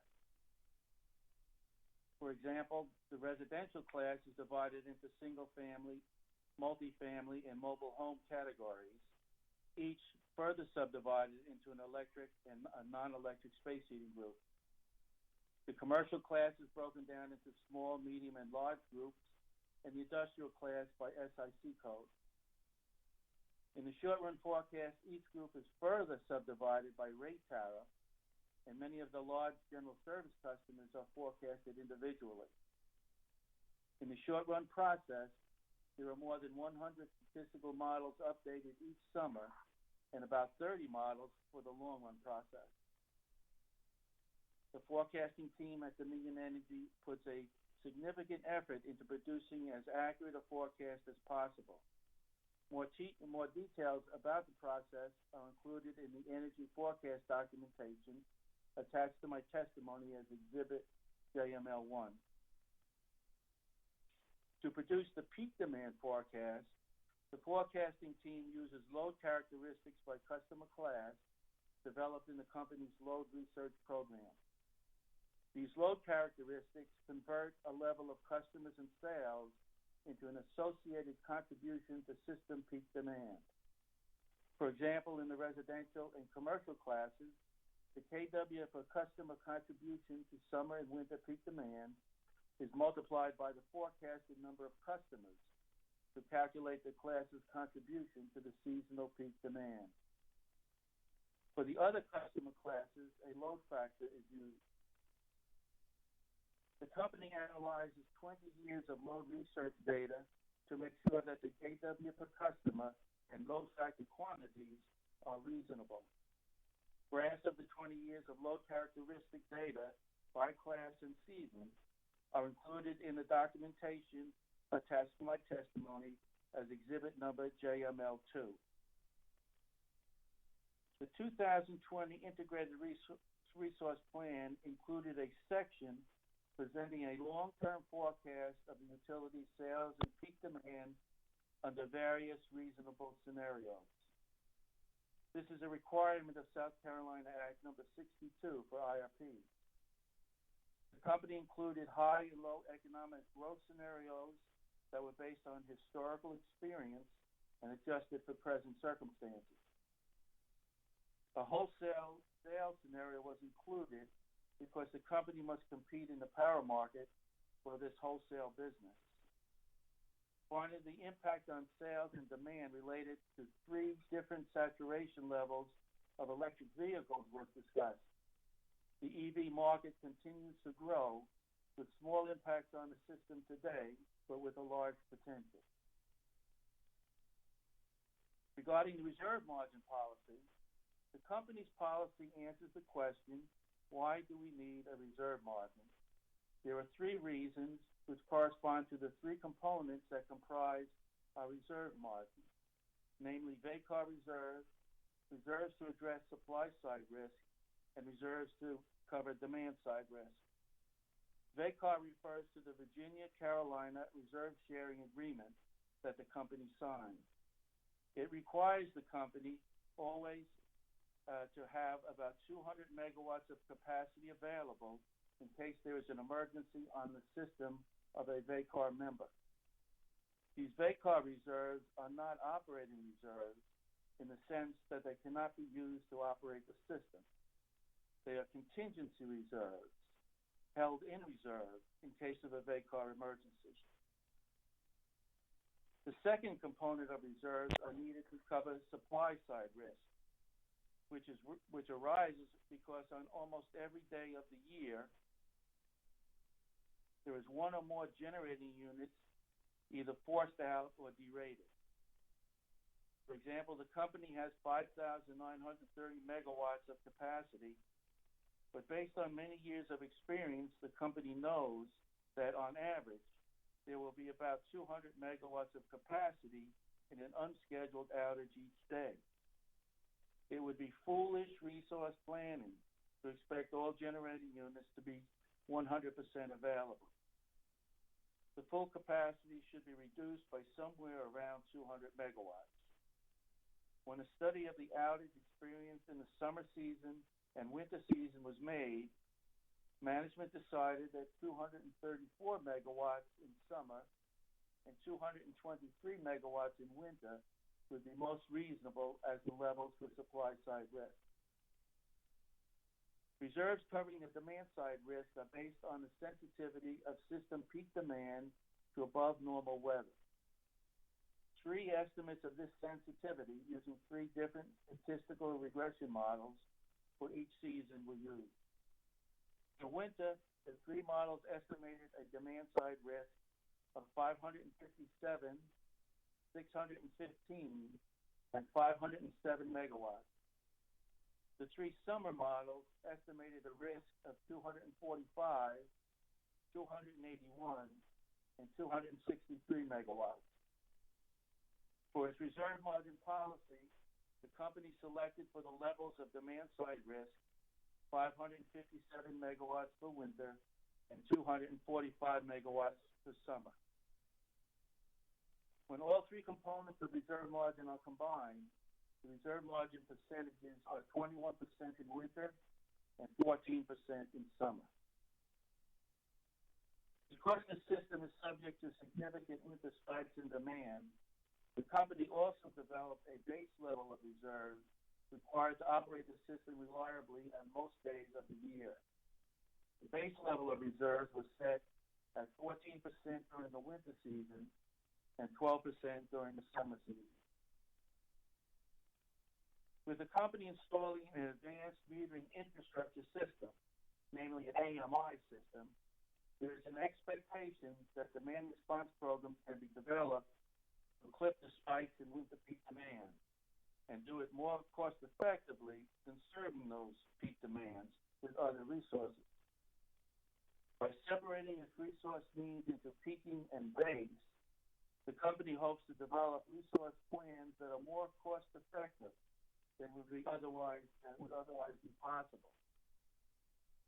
More details on the company's reserve margin policy are provided in the documentation attached to my testimony as exhibit number JML3.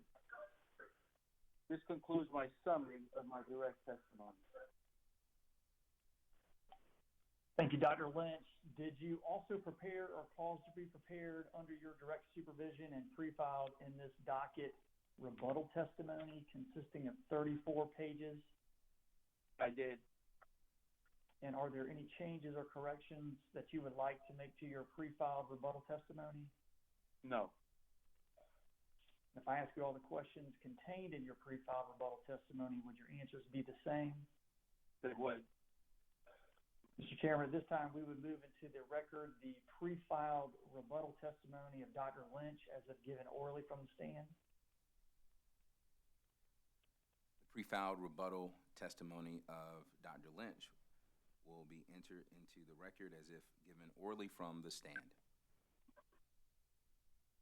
Thank you, Mr. Chairman. Dr. Lynch, do you have any exhibits attached to your rebuttal testimony? I did. And are there any changes or corrections that you would like to make to the exhibit attached to your rebuttal testimony? No. Mr. Chairman, at this time, we would move into the record the exhibit attached to Dr. Lynch's rebuttal testimony, which is identified as JML4, and ask that that exhibit be marked as the next hearing exhibit and included in the record. JML4 will be entered into the record as hearing Exhibit 10. All right, thank you, Mr. Chairman. Dr. Lynch, have you prepared a summary of your rebuttal testimony? I did. All right, would you please deliver that at this time? Yes, sir. The purpose of my rebuttal testimony is to respond to concerns of the ORS and interveners regarding the forecast and reserve margin topics presented in my direct testimony.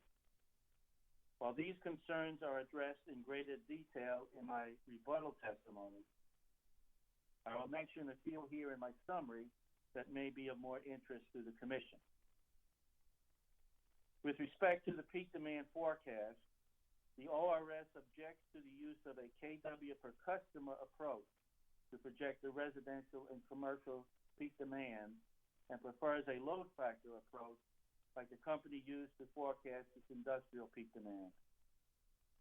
ORS is concerned that the KW per customer approach does not capture behavioral influences over time.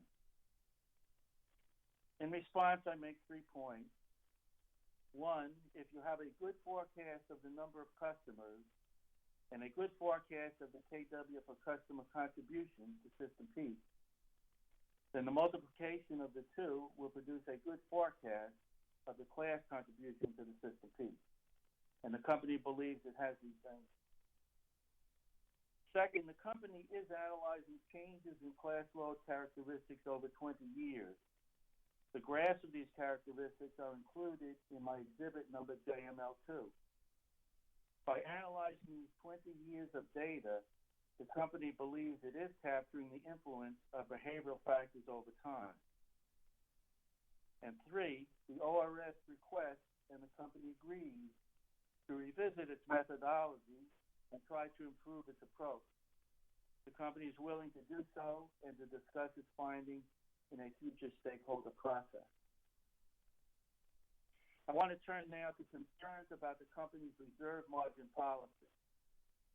But before doing so, I want to point out that the ORS testifies that the peaking reserve margins of 21% in winter and 14% in summer are reasonable.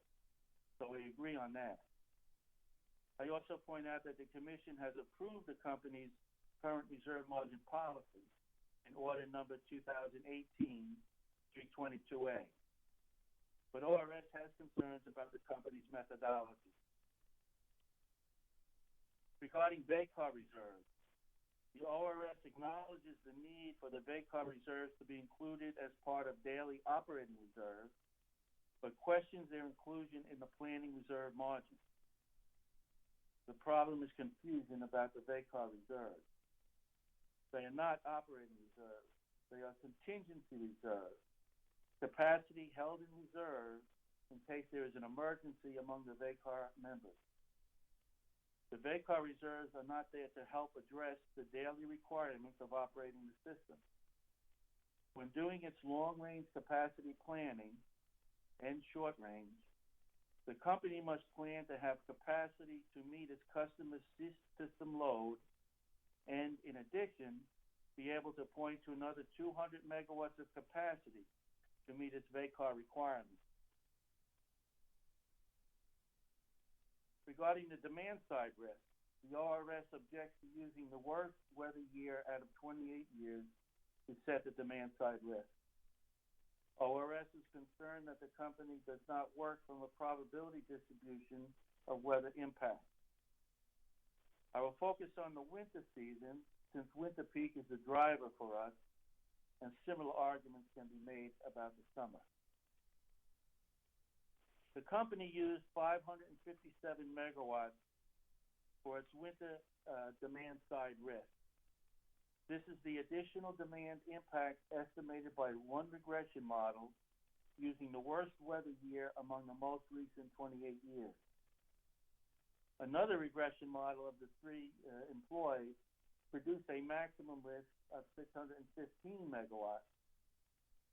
Also in my direct testimony, I show, using our load research data, that if the KW per customer values were the same as those occurring in 2003, the impact of such a weather event on residential and commercial peak demand would be 641 megawatts, higher than projected. Finally, we provided a probability distribution of weather impacts over the 28 years and found the 90th percentile to be 531 megawatts. I interpreted this result to mean that there was a 10% chance that the winter peak load would be graded by 531 megawatts, and perhaps as high as 641 megawatts. Seeing that the difference between 531 megawatts and 557 megawatts was small, management decided to set the demand side risk at 557 megawatts. However, the company has agreed to the ORS request to review this again in future IRPs. Regarding loss of load expectation, or an LOLE study, the ORS would like to see the company use this more traditional approach to develop its reserve margin. The company performed an LOLE study, which is attached to my testimony as exhibit number JML4. Using the last 15 years of daily peak load adjusted to a weather-normalized forecast, the LOLE study indicated that in order to meet the LOLE reliability criterion of 1 day in 10 years, the required reserve margin would have to be in the range of 14.8% to 21.3%. When extreme weather was considered, the range went from 14.8% to 24.9%.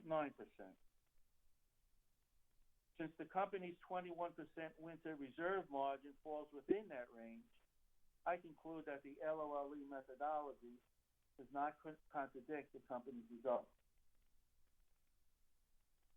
Furthermore, I question the use of LOLE for a winter peaking utility. The LOLE analyzes the daily risk for 365 days of the year and is an average risk method for the whole year. I can't understand how analyzing peaks in April, for example, can help determine how much capacity is needed on a winter peak day. To make this objection more concrete, I used the LOLE methodology to determine how much more capacity the company would need to meet a 500 megawatt spike in load. The LOLE methodology determined that an additional 195 megawatts of capacity are sufficient to maintain the same composite reliability that was achieved before the 500 megawatt spike. Only 195 megawatts of supply to meet a 500 megawatt increase in demand is at least counterintuitive, but it makes sense to the LOLE methodology. When you add 195 megawatts of supply, the LOLE sees more reliability than is needed on 364 days of the year, and the sum of this increase in reliability is sufficient to balance the deficiency in reliability on the peak day. I believe this example demonstrates why the use of LOLE is questionable for a winter peaking utility like Dominion Energy. I believe most utility systems are summer peaking or were prior to the Great Recession, and the utility does not experience spikes in load during the summer to the same degree as in winter, perhaps making the LOLE methodology more acceptable to a summer peaking utility.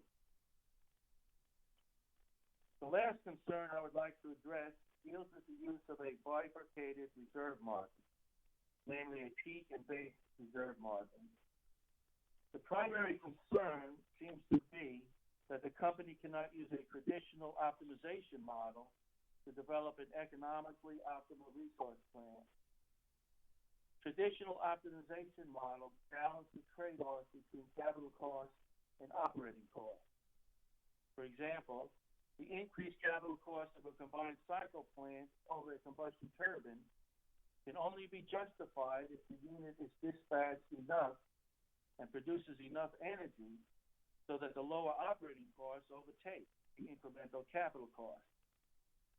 the increased capital cost. The company uses this methodology with the base reserve margin. But for peak reserves, most of which will clip the peak, there is no trade-off between capital and operating reserve costs to consider.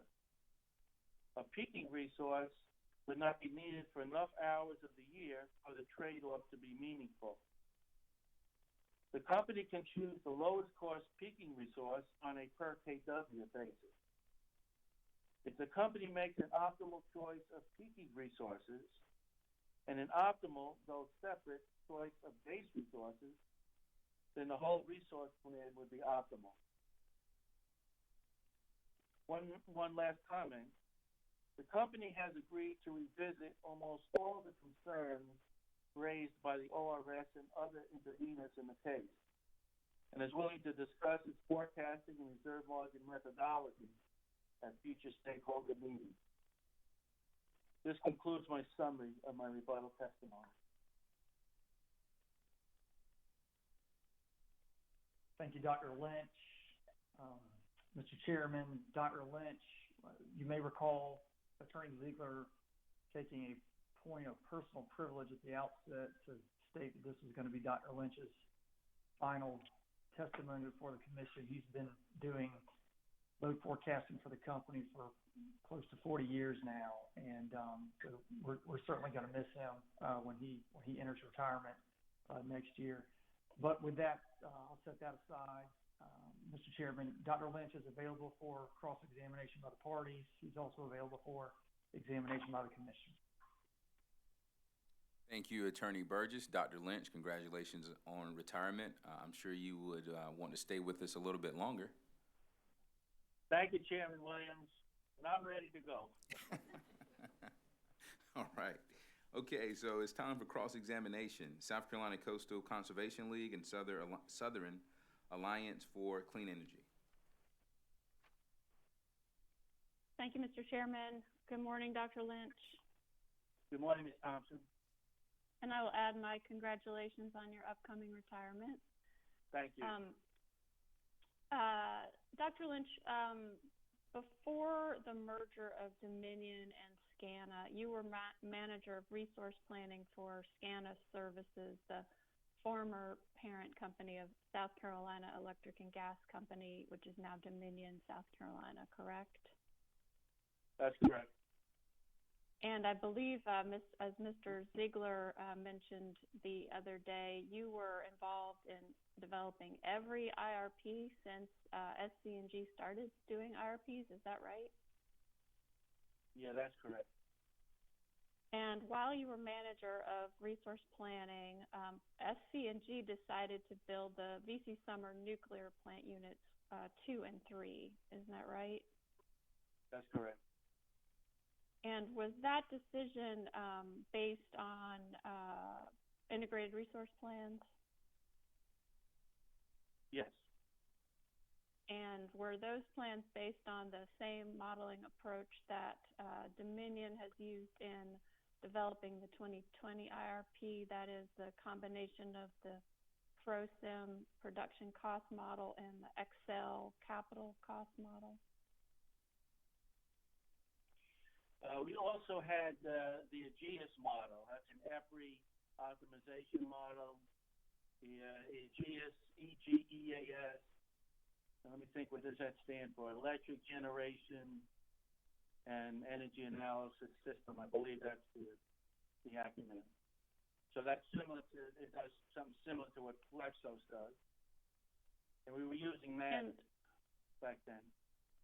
Okay, when did the company discontinue use of that AEGIS, or the company's predecessor, SC&G, discontinue use of that AEGIS model? Do you recall? Yeah, they had a AEGIS, I think you should call it, and that was, we stopped after the decision to move forward with the units 2 and 3 this summer. Okay. And so after that decision, once the units were under construction, you filed testimony in periodic updates, dockets that were periodic updates to the commission increasing the cost estimates for those units and also requesting rate increases to recover the cost of building the new summer units. Is that right? Well, my team, our job was to calculate the revenue requirement. So we would be given the cost of construction, the dates of online, and some of the operating characteristics of the plans. And then we would use, well, ProSim, for example, to dispatch the system to calculate the production costs. And we have a financial model to calculate the revenue requirements related to capital investments. And that was our job. Okay, and so I think you anticipated my next couple of questions. So in that testimony, you were continuing to support the decision to complete construction of the new BC summer units, right? When we calculated the revenue requirements based on the cost and timing of the units, which I guess came from Westinghouse, it was shown that the economics of it was shown to continue with the construction, yes. And I think, as you mentioned, you in doing that analysis, you used a combination of ProSim and a revenue requirements model. Yeah, there's a capital cost model that calculates the revenue requirements associated with capital and puts that together with the production costs coming out of ProSim. Now, is that capital cost model, was that used in development of Dominion's 2020 IRP? Yes, I believe Mr. Neely uses that to pull all the revenue requirements together. Okay, and is that done with the Excel software? Yes, there's an Excel model that pulls it together. Now, I believe Mr. Neely testified that the 8 resource plans or portfolios presented in the 2020 IRP were culled from portfolios that had been in the 2019 IRP. Do you recall that? I'm sorry, I don't really know. Were you involved in the... I accept that you say that's the case, but I don't recall. Okay. So were you involved in the selection of the resource portfolios that were presented in the 2020 IRP? No, I was not. Okay. Well, that eliminates some of my questions for you. You'll be glad to know. Yeah, that sounds good. Now, let's talk about the load forecast, which I believe you were involved with. The load forecast is important because when it's combined with the reserve margin, it helps determine the company's need for new capacity and energy. Is that right? That's correct. And the company has agreed to address recommendations from ORS and some from interveners regarding load forecasting and reserve margin methodology and analysis. Is that right? That's correct. But the company has agreed to address these recommendations in future IRPs rather than in the current IRP. Is that right? The current IRP. The changes will be going forward rather than you're not going back and redoing the load forecast for the current IRP. That's my question. Oh yeah, correct. Yes. Hopefully we don't revise the existing IRP. How long will it take to incorporate those changes? The changes to the load forecasting methodology and reserve margin methodology?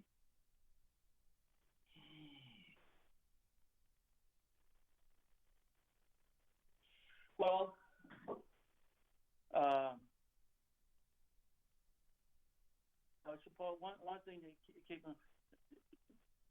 what changes need to be made is questionable right now. I think part of the objections or concerns expressed represented a misunderstanding of what we were doing. So I don't know that we would change our methodology. But if we had a stakeholder, next stakeholder meeting or something, we could explain how we do things,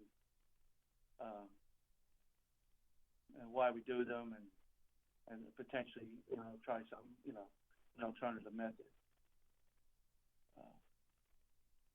So the additional analyses that ORS has recommended and that the company has agreed to do related to load forecasting and reserve margin, I guess to ask my question a little differently, to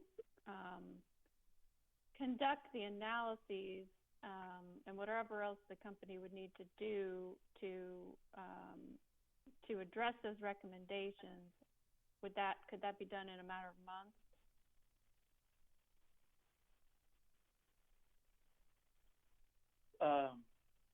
Well, the only recommendation and maybe you can clarify your question, but I know the ORS would like to see a load factor approach to the forecast of peak demand. So we can try the load factor approach. I mean, I'd be totally against it in winter, which if you look at the data, you realize the KW per custom approach is obviously the better way to go in winter. Summer, it's a little bit debatable.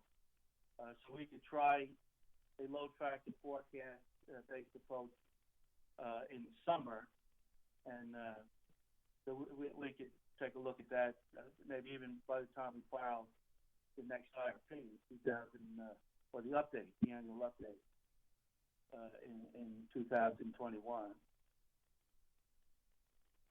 Okay, that's helpful. So the annual update, typically the company files its IRPs at the end of February, right? February 28th? February 28th, yes, ma'am. But there's nothing magic or set in stone about that date, is there? It's not in the statute. Well, I don't think it's in the statute. I think it's a commission order. But it also, I mean, it's important to us because getting the IRP in February like that kind of sets up the year for the fuel hearing comes after that, and then there's a avoided cost hearing. Also internally, like I mentioned, we start the forecasting and planning and everything every summer. So we're updating the forecast through the summer, and then coming the fall, we kind of get that approved and start some of the resource planning and how to meet the forecast, reliably, that sort of thing. And so by Christmas, we're starting to write the IRP for production in February, for filing in February. So the timing is nice, and I think maybe with the other hearings it might be necessary, but it fits well with the planning of the company, what goes on internally. So can you help us understand the time it takes from when I assume you start with developing the load forecast, and then the time it takes from that to filing the IRP, how long does that typically take? Well, to produce the forecast, it's 3 to 4 months. So you typically start in June, somewhere in August, the end of August, middle to the end of August, we have to have the short-term sales and revenue because it drives the budget. A lot of planning at the company. Once that's done, we work on the peak demand and the long-term, long-run energy. So I'm figuring somewhere the end of September, October, we're starting looking at resource plans, running studies and that sort of thing. So I'm thinking for the IRP, it's comforting, I think, to have the writing started, or at least the thinking and planning of the writing started before Christmas. So come January, when everybody comes back to work, they already have a head start on putting it together. And also, it's an important document for the company, so management obviously naturally wants to take a look and weigh in and that sort of thing. Does that help? Thank you. Yes, it does. Thank you. So it sounds like it sounds like you're beginning the work in June to file an IRP at the end of February, and that's about the amount of time it takes. Yeah, I suppose, yes. Yeah. Okay.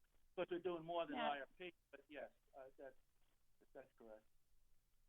Now, going back to your answer to a question a couple questions ago, you mentioned when we were talking about the February 28th date and the significance of that, you mentioned a couple of other proceedings. I think you mentioned the avoided cost and the fuel proceeding. It's true. Those no, and the excuse me. I think how to ask my question. The IRP relates to those proceedings because it basically serves as an input to some of the information in those proceedings. Is that right? Yeah, my understanding of the situation now is that a calculation of avoided costs would not be accepted unless it's based on the resource plan laid out in the IRP. So the two seem to go together. I think they're required to be connected like that. And then the IRP is also, you mentioned the fuel proceeding as well. Is there a relationship between the IRP and the fuel proceeding, or were you just sort of talking about the schedule for the year? Well, we have to produce a fuel forecast, to update the fuel rates. Every spring, you go before the commission with the updated fuel costs that are projected for the next 2 years. It's a short-run forecast. So you need a resource plan to do that. And, it's natural and probably expected for the plan coming out of the IRP to be the plan that the fuel costs are based on. So it sounds like you're telling me that the IRP is more than just an informational filing. It has some important implications for other proceedings before this commission. Yeah, I would think that's true. Yes. Okay, let's go back to load forecasting. Let's see, where was I? The load forecast is developed using econometric modeling, and that's based in part on projections of economic growth. Is that correct? Yeah, that would be correct. The economic part is in the energy forecast. And then to get to the demand. Yeah, go ahead. Oh, I'm sorry. No, I'm sorry. I didn't mean to cut you off. No, I was just saying that we use our load research data to convert the projection of customers and sales into demands. What's the related demand? And the load forecast for the 2020 IRP was done in summer 2019. Is that right? That's correct. So obviously at that point, we were not into the COVID pandemic, and so the load forecast for the 2020 IRP, of course, could not take the impacts of COVID on the economy into account. Yeah, that would be Is that correct. right? Yes. Now, I believe you testified in your rebuttal that you believe COVID's impact on sales will largely end before the end of the year. Is that right? Yes, we've been measuring the impact. I mean, that was part of my department doing that. And I think it was April we saw the largest impact, and it's been decreasing ever since that. And so we're thinking it'll pretty much dissipate for the most part by the end of the year or early next year. Now, you testified back in some consolidated dockets related to the Dominion Scana merger and VC Summer cancellation. I guess we're going on a couple years ago. Do you recall that? The fact that I testified, yes. Yes, and do you recall that in that proceeding, you testified that, or I guess whether or not you testified to this effect or not, would you agree that the 2008 Great Recession had lasting effects on the economy? Oh, yes, I agree with that. And would it not be reasonable to expect that the COVID-induced economic crisis would have similarly lasting effects? No, that doesn't seem reasonable. And one of the big differences is this is sort of a government-caused slowdown. I mean, the government shut down the country and the economy, and now it's starting to open it up. So it's not an underlying economic problem. So I'm expecting one of the, what do they call it, a V rebound, where it pretty much bounces back almost to where it was. All right, fair enough. Now, the company used the same load forecast methodology for the 2020 IRP that you had used in past IRPs, is that right? I'm sorry, the same what? The same load forecast methodology. Yes, yeah, pretty much. Now, you've just mentioned you recall testifying back in 2018.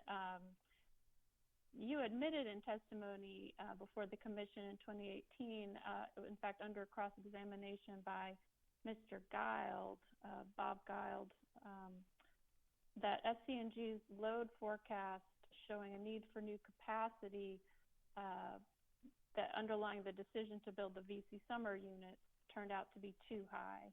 Do you recall that? I'll accept it, but I to be honest, I don't recall all of it, but it sounds about right. Okay. And was that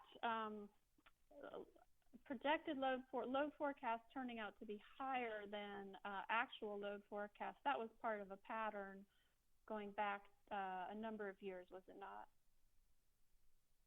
Yeah, what we found out is with the Great Recession, it seemed to be almost like a paradigm shift, a turning point. Turning points are never recognized right away. But it looks like after the Great Recession that there was, I thought, a lot of conservation on the system and a lot of energy efficiency. And a good place to see that is if you look at my exhibit JML2, where you look at the KW per customer in the summer. Starting in 2007, it seems to be the highest level, and then gradually it was started going down from 2007 till 2018. It's just coming down. And we've noticed average use, residential use, was going down as well. You don't see that in the winter. You don't have the same effect. The winter seems to stay level. But in the summer, you see it. So it seems like like this conservation and some energy efficiency. And I do remember looking at that KW per customer when we were summer peaking. I was expecting that to bounce back because we had a big drop in 2007. And that seemed to be have to be conservation, people changing their thermostat, for example. And then when the economy returned to normal or something, I figured it'd be a bounce back. And I remember we reflected that in the forecast, expecting that KW per customer to actually go up and go back to the 2007 level. And of course it did not, which is what my graph, which you can look at in exhibit JML2, it just sort of kept going down in steps to where it is today, which is lower than it was in 2007.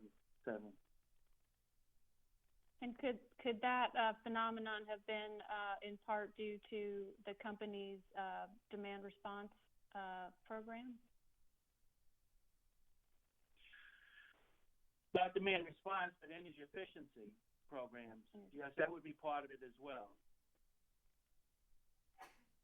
Now, you stated in your summary that the winter peak load is really what is the driver for resource planning. Did I understand that right? Yes, that's correct. And the winter peak demands that the company has experienced on its system, those are primarily driven by very cold weather events, correct? Yeah, the winter peaks are, yes. And those are relatively rare and short-term events?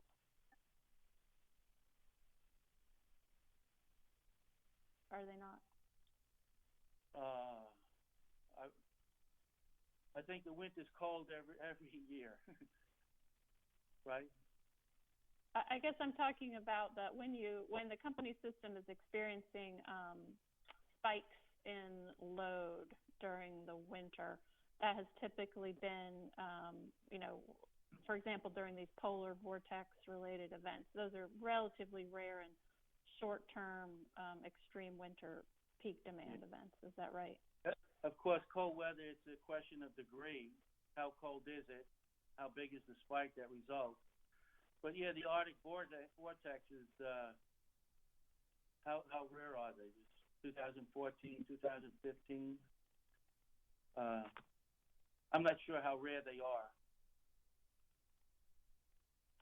Right now, winter-focused demand response can help to clip or shift those winter peaks, that winter peak demand events. Is that correct? Yes, I believe that's correct. Now, finally, just a couple of questions to wrap up, Dr. Lynch.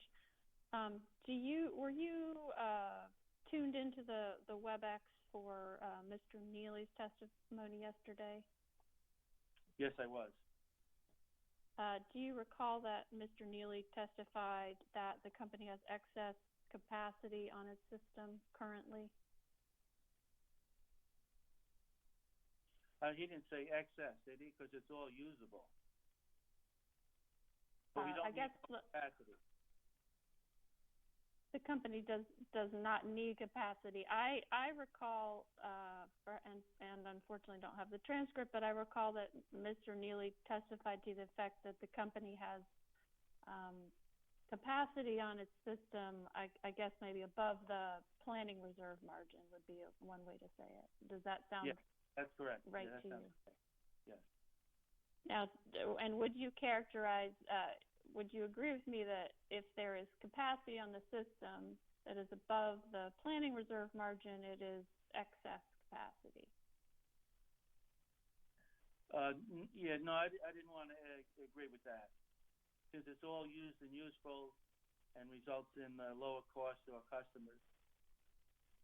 And also, the planning reserve is a minimum, so you always want to be above it. So it is your testimony that having capacity in excess of the planning reserve margin, that's capacity that companies still need? Yeah, and it's a natural occurrence of meeting the planning reserves. You add you try not to go below the planning reserve margin, where you always want to add capacity to stay above that minimum. So you're always above it, hopefully, if your plan is working. You would agree with me, though, you wouldn't want to be too far above it. Yeah, and that's when it comes into an economic question, because you add capacity in bulk. When you build a plant, you can't build a 5 megawatt, it's 200 megawatts, or combined cycles might be 400. So you're staying above the minimum and you add 400 megawatts, well, then you're a little bit farther above it. But it's you have to justify it based on the economics. Larger plants might be more economical than two smaller plants spread out. I understand. So but you would agree with me that there is a point at which having capacity too far above the planning reserve margin, that can be characterized as excess capacity that the company does not need? Well, it's preferable, I guess, not to have, to go too far away from the planning reserve, I'd say that. But if you end up in that situation, it's all useful, and the more capacity you have, the more flexibility and ability to produce, production costs, keep them lower than they would otherwise be. So the fuel costs to customers would be lower the more capacity you have. Gives you more options in the dispatch. So I don't like the use of excess. It seems like it means something that I'm not willing to agree to. Would you agree with me that although there may be some offsetting fuel savings, you could have a situation where there is capacity over and above the planning reserve margin that is costing customers, that capacity is costing customers money, correct? That's correct. All the capacity costs customers money. Now, I know you don't like the term excess capacity, so I'll try to phrase my question in a way you can agree with. Would you agree that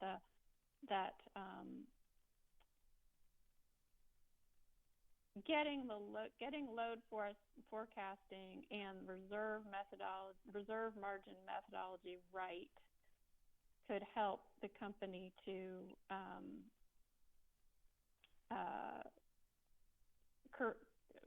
calibrate its resource planning in a way that is, optimum for customers? Well, I will say we want to get the forecast right, and we want the correct reserve margin to provide service reliably. And doing both those things correctly is a good thing for our customers. Yes. Okay. Thank you very much. That's all the questions I have for you, Dr. Lynch. I appreciate your time. Thank you, Ms. Thompson. South Carolina Solar Business Alliance.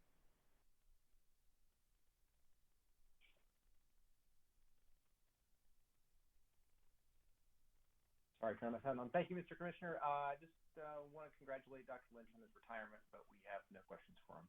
Thank you, sir. Thank you, Mr. Snowden. Double thank you. Take care. Johnson Development Associates. Mr. Chairman, this is Court Walsh for Johnson Development. We don't have any questions. Thank you, sir. Sierra Club. Yes, thank you, Mr. Chairman. Dorothy Jaffe for Sierra Club. We likewise do not have any questions for Dr. Lynch. Thank you. Thank you, ma'am. Office of Regulatory Staff. Mr. Chairman, ORS has no questions for Dr. Lynch. All right. Thank you, sir. Commissioner questions. Mr. Chairman? Yes. Who was that? This is Bob Guile, Mr. Chairman. Excuse me for not jumping in when our turn was called, but I just wanted to join the others in congratulating Dr. Lynch, say that it's been good knowing him all these years in this formal setting. Since my ears were burning, I wanted to just share that with Joe Lynch and to say that maybe the two of us will both be around when the company reaches that net zero commitment. Thank you, Dr. Lynch. It's good to see you, Mr. Giles. You're looking good. Likewise. Thank you, sir. You too. Thank you, Mr. Chairman. Absolutely, sir. Commissioner questions for this witness. Mr. Chair. Commissioner Caston.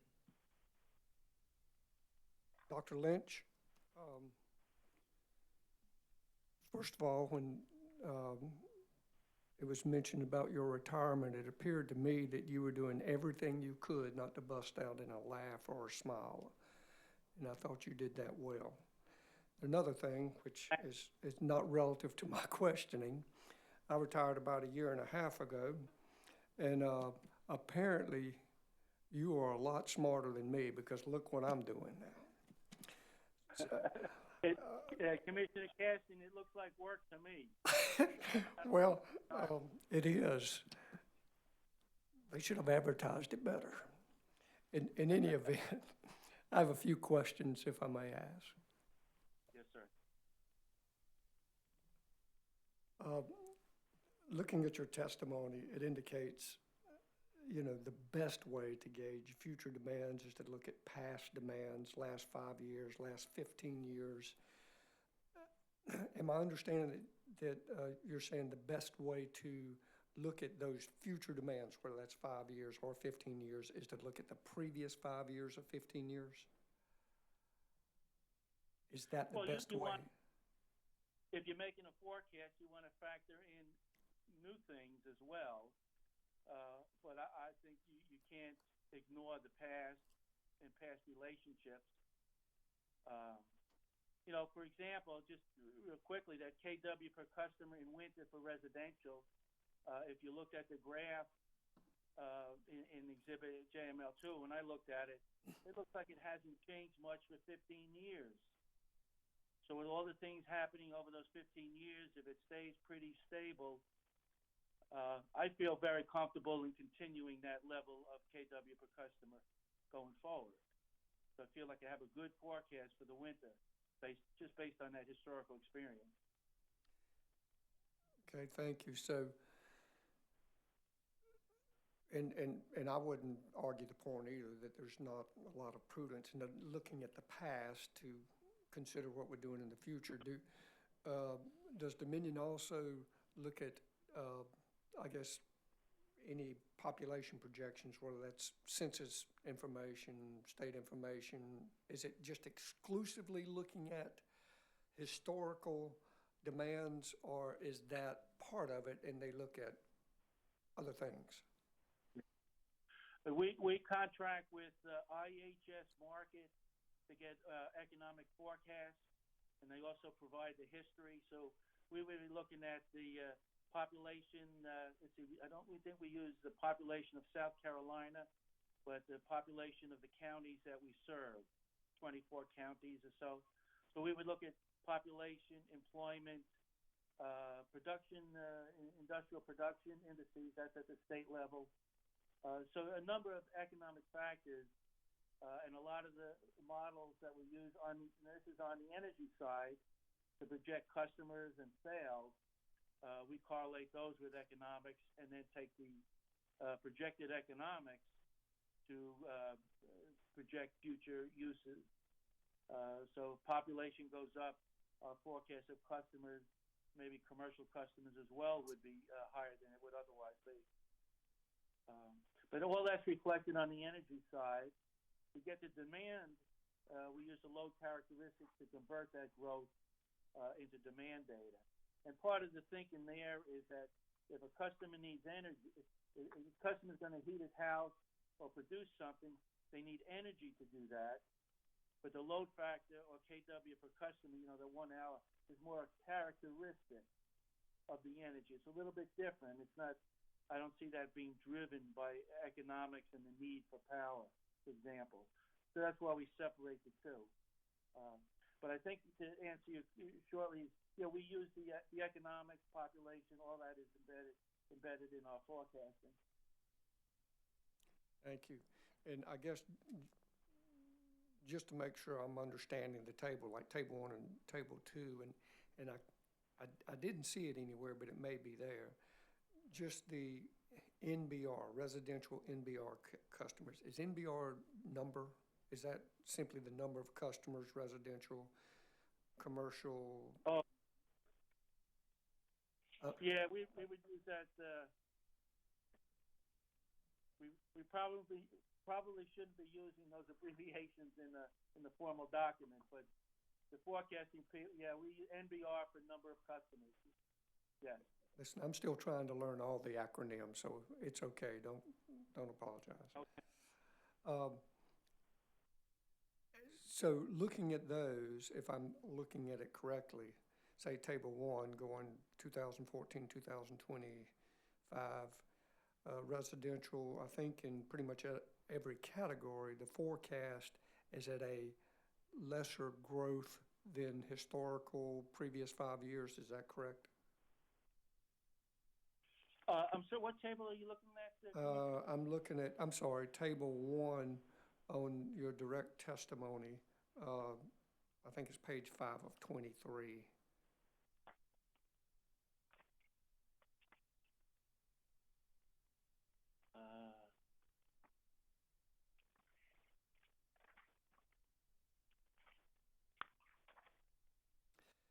You have the different. Oh, yeah, okay, Okay. yes. And I'm sorry, and then what was your question, Commissioner? Just looking at it, trying to understand the table, this one in the 15-year, I think, table 2, is in the residential class, commercial class, industrial class, am I understanding that the percent of growth, the forecast percent of growth it's forecasted to be less than the historical 5-year history? Yeah, so on table 1, for example, residential customers in the last 5 years grew at 1.6% a year, and the next 5 years we're projecting 1.3%, so a little bit less. And that goes That's back, correct. I'm sorry. I'm sorry, yes, that's correct. That's correct. That goes back, is that go back to 2014? Is that the beginning of the looking back over the 5-year period? Right, so if you look at the number of customers in 2019 and computed the compound growth rate from 2014, those number of customers, it would come out to be 1.6% compound growth rate. Okay. So the same thing would apply on table 2, which is I think on page 6. Same thing, the forecast percent growth, I guess projected to be less in all categories than the previous 15-year historical information, correct? Yes, mostly. I guess the industrial is expected to grow positive. Yes, sir. But most of the categories, yes, it would be slower growth than the historical 15 years. And, looking at the service area, and I don't know what the demographics or the projections are for all the counties in that area either. It is my understanding that on the coastal plain, I guess from a residential, perhaps commercial, there's anticipated high growth there, but all of those things are considered in these projections, correct? That's correct, yes.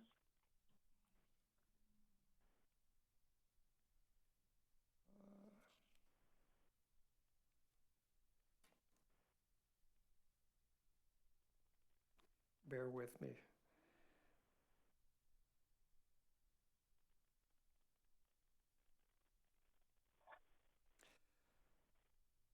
And just to, I guess, make sure it's clear in my mind, in your view, if I understand it based on prior testimony, I think with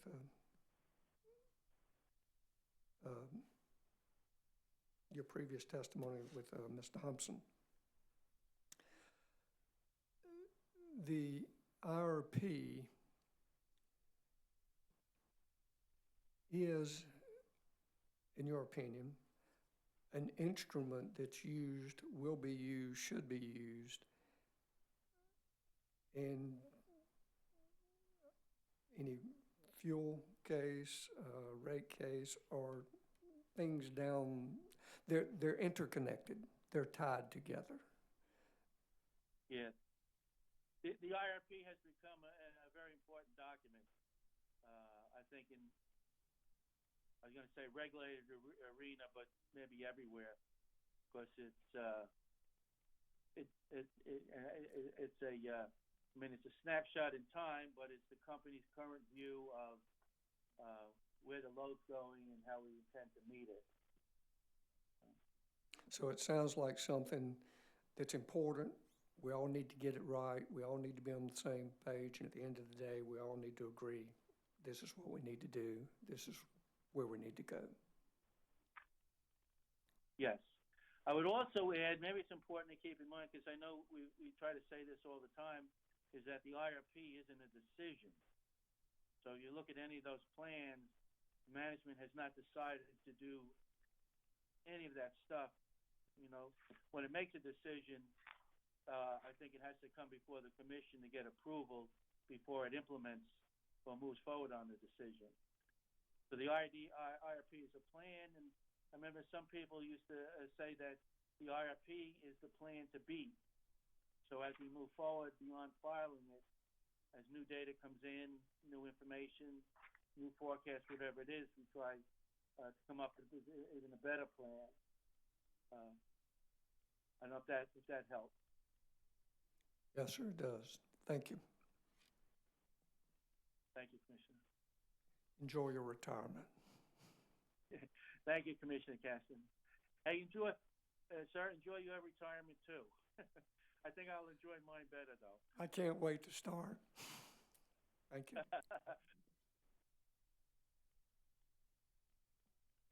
Commissioner questions for Dr. Lynch. Mr. Chairman. Commissioner Thomas, the floor is yours, sir. Thank you. Well, Dr. Lynch, first I'd just like to say appreciate you being here and helping us out with all of your experience over the years, and also congratulate you on your upcoming retirement. Thank you, Commissioner Thomas.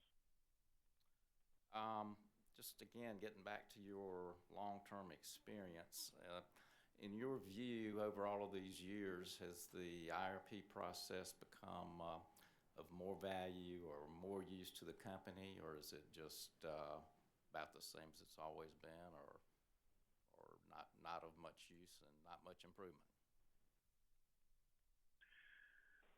You know, my impression is that the IRP has become more important. I was thinking that inside the company, like in the forecasting department, for example, we don't refer to the IRP to get our forecast. I mean, because we developed it, we have databases and so forth. But everybody outside the company, and many people in the company who aren't part of the forecasting team, would look at the IRP to see what the forecast is and what we see for the future. There was a time I remember, I don't know if this is anecdotal, but it's a little bit funny, I thought. And this was around 2000 when there was a push to open up the Southeast to have it as an RTO. And I remember there was a vice president of transmission, saying, because I was Mr. IRP back then, and he said that he was worried about me that I was going to lose my job, because when the RTO came in, we wouldn't need an IRP anymore. But since then, IRP has become very important, so there's a lot of job security in producing the IRP. Well, very good. It doesn't look like you need job security anymore, though. But no, I made it this far. There you go. So, again, in connection with the IRP tying into other activities at the company, I think I heard you say something a little while ago that it does feed into the budget planning process, and I guess I'm interested in knowing, so where all does it really kind of feed into and have an impact? Yeah, and I would reverse what you've said, is that the budget planning process feeds into the IRP, or actually the IRP is just a documentation. It's just documentation of the company's budgeting, planning, and internal, analyses. But once it's set, there's the IRP. Like I say, it feeds into the fuel hearing, because we have to project fuel costs, and that figures into the fuel clause and what we charge customers on the rates. And then the avoided cost hearing, my understanding, my impression is we can't calculate avoided costs unless we're tying it to the plan in the IRP. So it's become critical in the regulatory arena, this IRP document. So I'm curious as to the changes that have occurred as a result of the company now being a subsidiary versus when the company was standalone. Has that had an impact on the IRP process?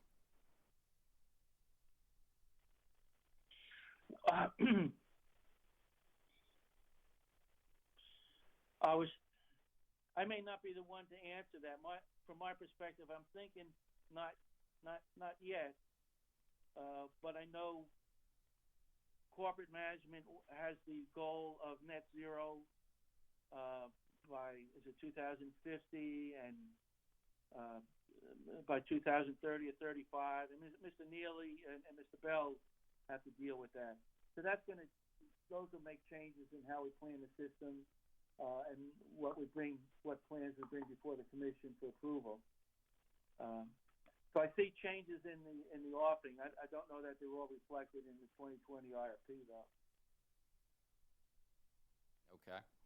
Well, let me ask another question, and this one again may not be in your ballpark, but so I have some concerns regarding the water outage and how that may or may not be factored into the IRP.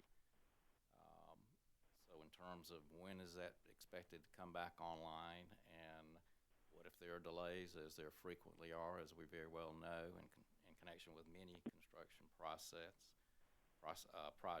And so what if something else goes wrong at another plant before the watery comes back on? Is that going to be cause problems with regards to the reserves and the VACAR agreement, or we're still in pretty good shape even if we have other problems? Yeah, I guess I'm not the one to really address that with knowledge, but I think anytime we lose a plant, particularly a big one like Watery, it's sort of a problem. And if we lost two, it'd be more of a problem. But I don't think I can really give you a good answer to that question outside my bailiwick. Okay.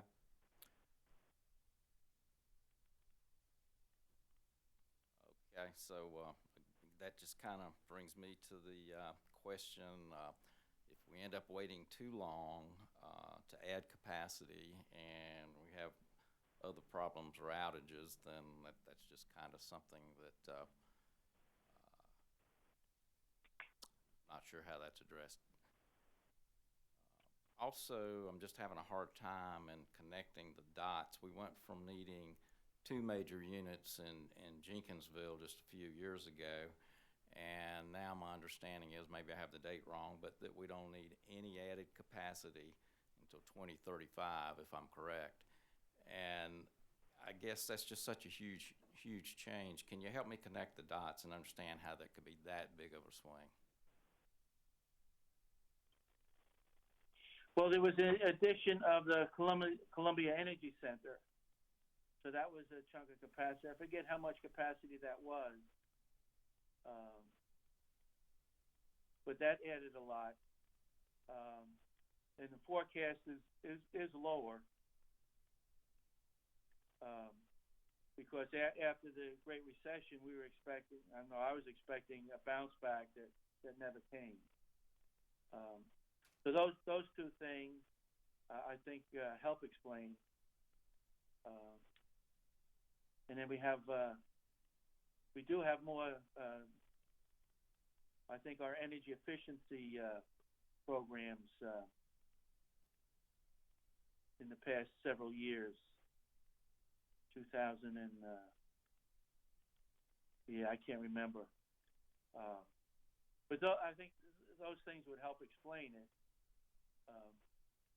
But maybe not completely. I'd have to go back and sit down with Mr. Bell and Mr. Neely to come up with a better answer. Okay, well, I appreciate your input here today, and just enjoy your retirement. Thank you, Commissioner. Commissioner questions for Dr. Lynch? All right, Dr. Lynch. Well, anything else from Attorney Burgess? Mr. Chairman, no redirect of Dr. Lynch, and as much as I know he would like to be excused from further testifying, we understand your instructions at the outset of the proceeding, and we'll hold him in reserve if the need arises for him to reappear on the stand. Thank you, Mr. Chairman. That concludes Dominion Energy South Carolina's case. Outstanding. So we agreed to call Mr. Searcy after Dr. Lynch. Attorney Witt or Snowden, are you prepared to call or Mr. Searcy at this point? Yes, Mr. Chairman. Richard Witt. Please proceed, Attorney Witt. All right, thank you, Mr. Chairman. SBA will call Kenneth Searcy. Hopefully he's standing by. I see he's online.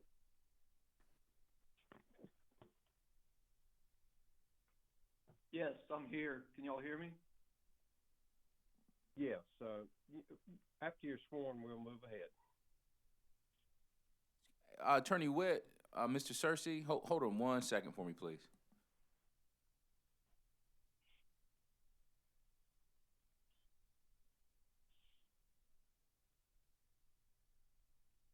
Ms. Sweet. Mr. Searcy, we're going to get you sworn in here shortly. Sounds good.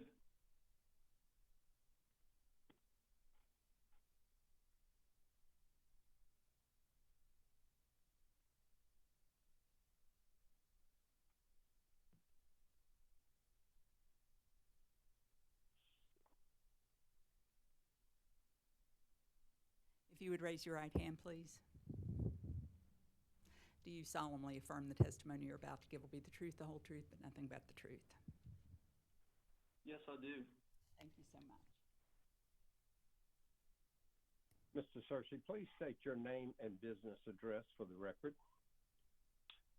Kenneth Searcy, 9042 East 24th Place, number 102, Denver, Colorado, 80238.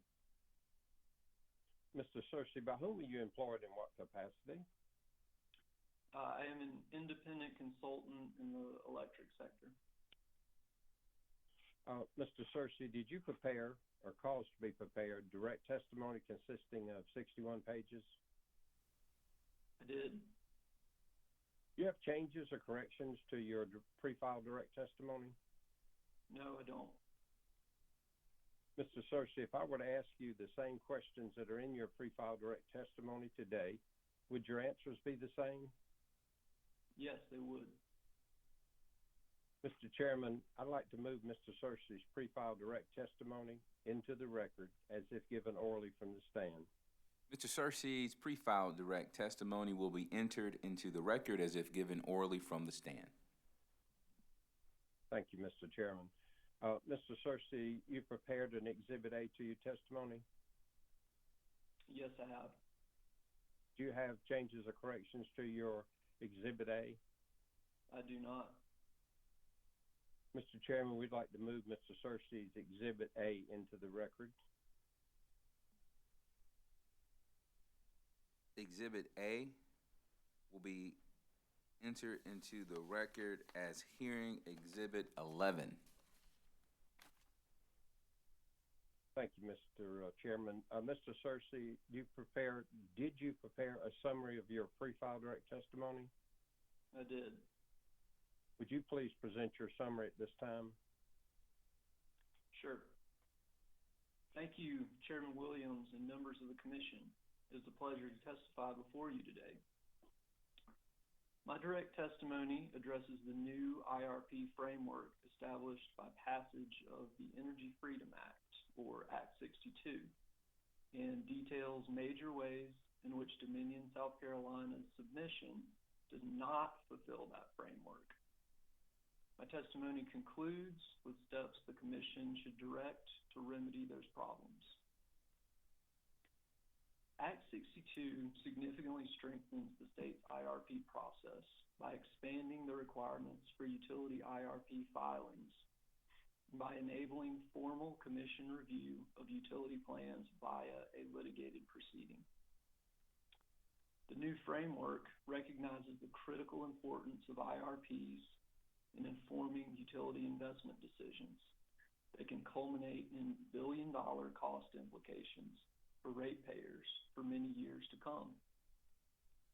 At the simplest level, integrated resource planning is a structured and transparent way to explore and compare options to meet anticipated electric demand. Act 62 overhauled the IRP review process in South Carolina in several important ways.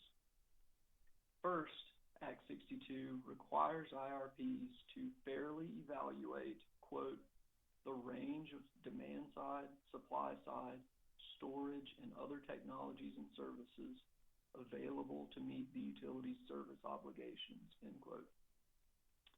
In other words, every resource must have a fair chance to compete. Dominion's IRP does not do this.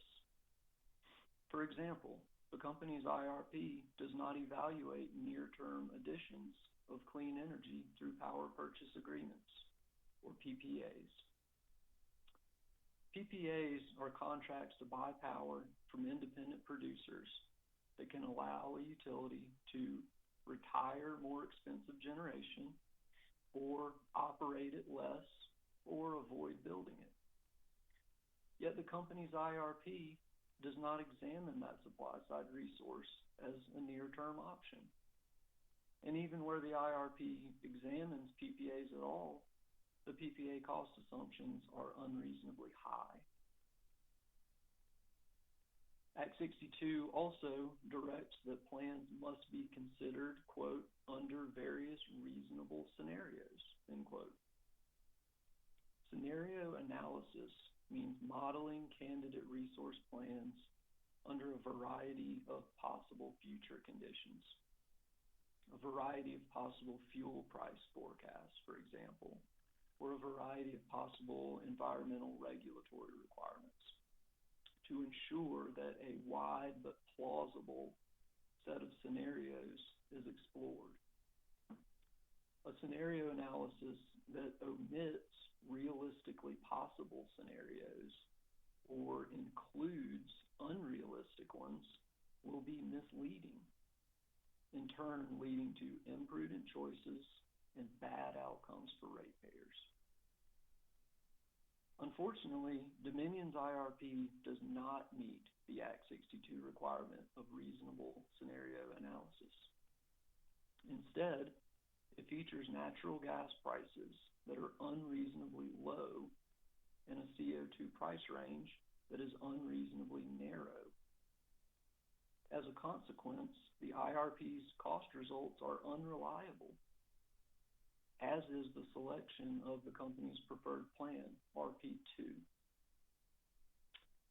Finally, Act 62 requires that the Commission determine whether the utility's plan is, quote, the most reasonable and prudent means of meeting the electrical utility's energy and capacity needs, end quote, based on a balancing of 7 factors: resource adequacy, consumer affordability, environmental compliance, reliability, commodity price risk, diversity of generation supply, and any other factors in the public interest.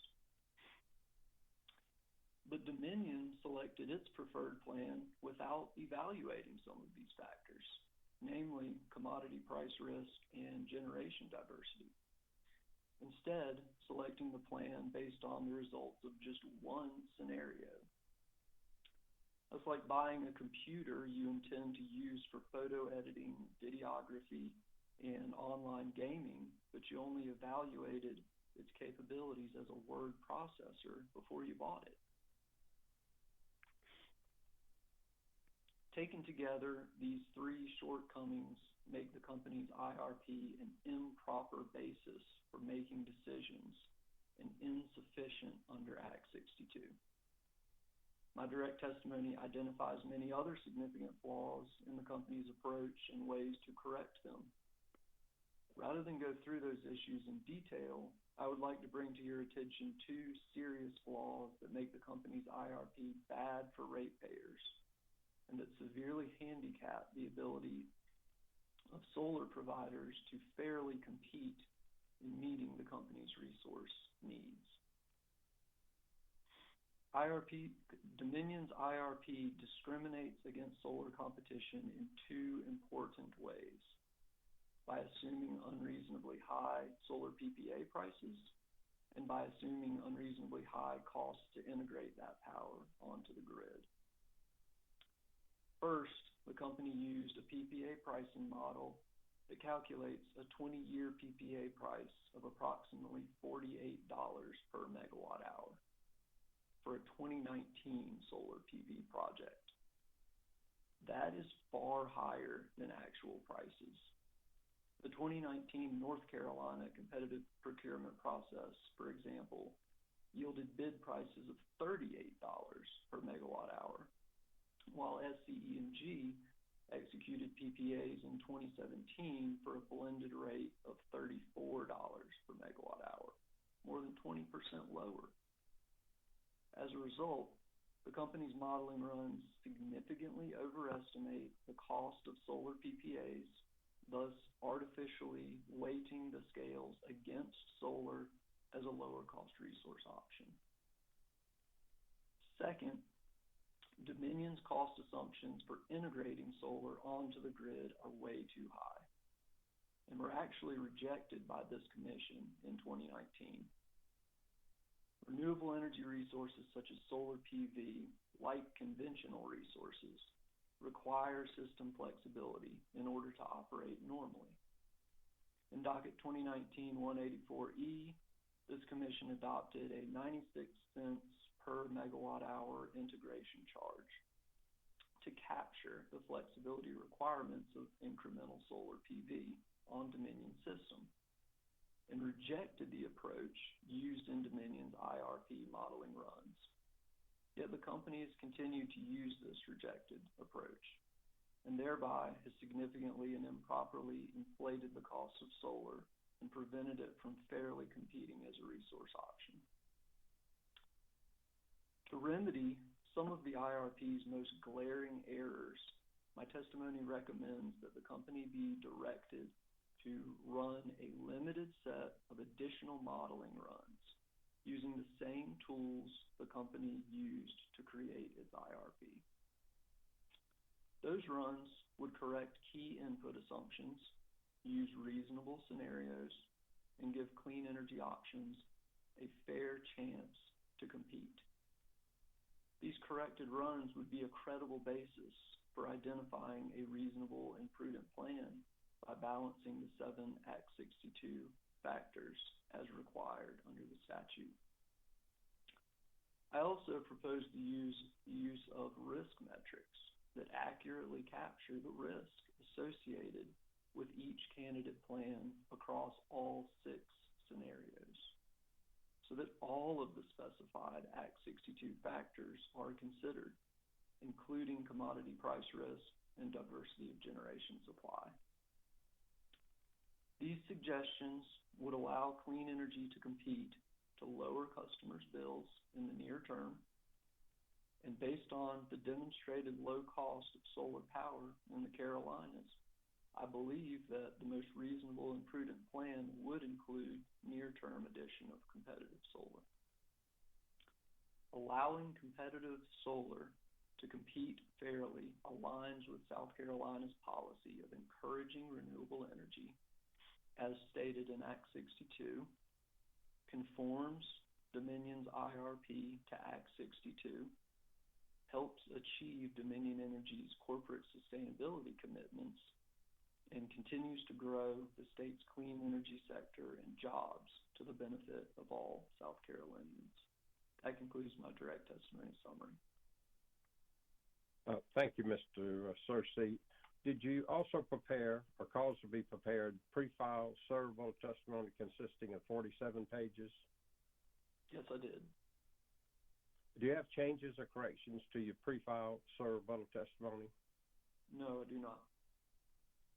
If I were to ask you the questions in your pre-filed sir rebuttal testimony today, would your answers be the same? Yes, they would.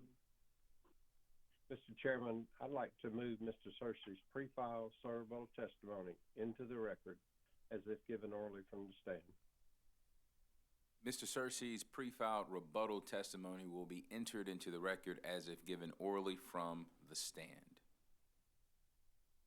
Thank you, Chairman.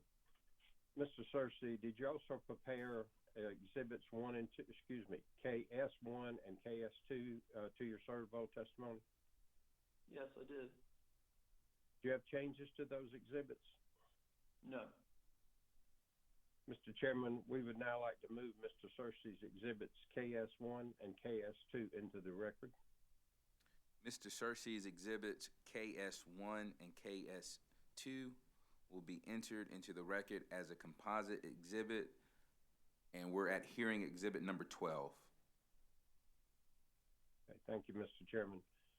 Mr. Searcy, did you prepare a summary of your pre-filed sir rebuttal testimony? I did. Please give your summary at this time. The rebuttal testimony filed by Dominion is based on modeling runs that the company performed between July 10th and August 28th, yielding 50% more cost results than the company produced in its original IRP. Unfortunately, this supplemental analysis fails to address the most significant flaws and recommendations made in my testimony.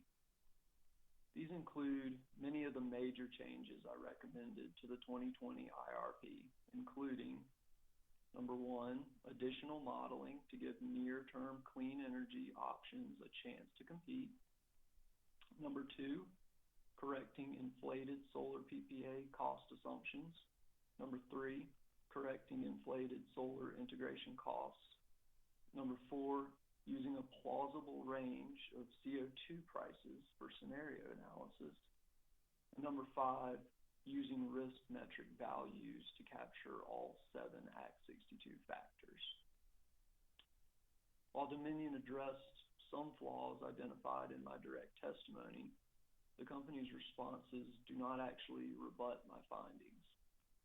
For example, Dominion's only response to my critique of its unreasonably low gas price projections was to note that the Energy Information Administration's annual energy outlook gas prices have declined in the 2020 version compared to the 2019 version. But the company did not address the structural flaws I identified in its forecasting methodology or acknowledge that even the 2020 annual energy outlook gas prices that I recommend using are significantly higher than the gas prices Dominion assumed.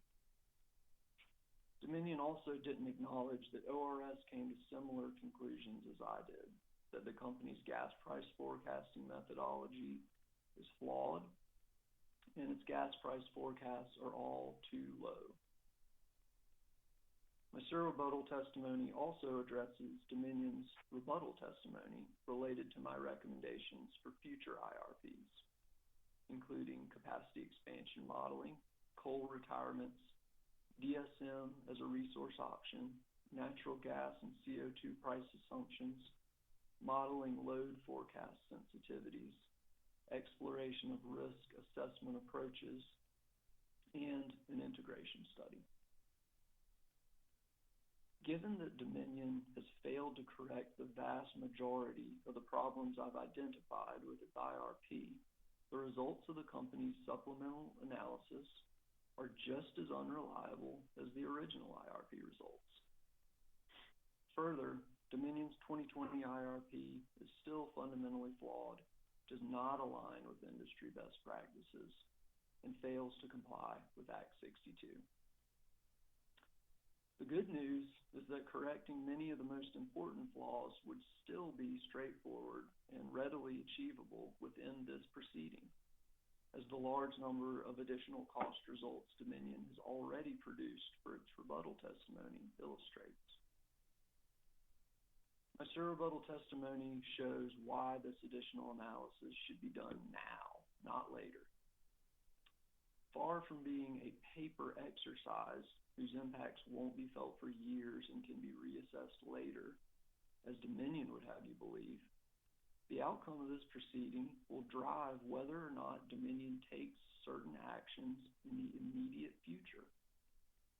For example, my testimony shows that the company should model clean energy PPAs with commercial online dates of 2023. If such a procurement is not completed in 2021, those clean energy projects would not be able to qualify for the 22% federal investment tax credit for solar before it steps down to 10%, thus missing out on tens of millions of dollars in savings for Dominion's ratepayers. For procurement to be completed in 2021, it must be initiated very soon. Fortunately, this commission has opened Docket 2019-365E to examine competitive procurement for renewable energy, as authorized by Act 62. A framework for competitive procurement could be established even while this IRP proceeding is ongoing. Finally, Dominion's rebuttal testimony also questions the importance of IRP within South Carolina's regulatory system and seeks to substantially diminish the value of IRP in the state. Dominion states that, quote, an IRP does not authorize the company to take any action, end quote, and objects to treating the IRP as triggering a 3-year action plan, claiming that would be a distortion of the IRP's purpose as a planning document. Yet a well-crafted IRP provides a comprehensive comparison of the economics of different resource options for meeting customer demand under a range of potential future scenarios.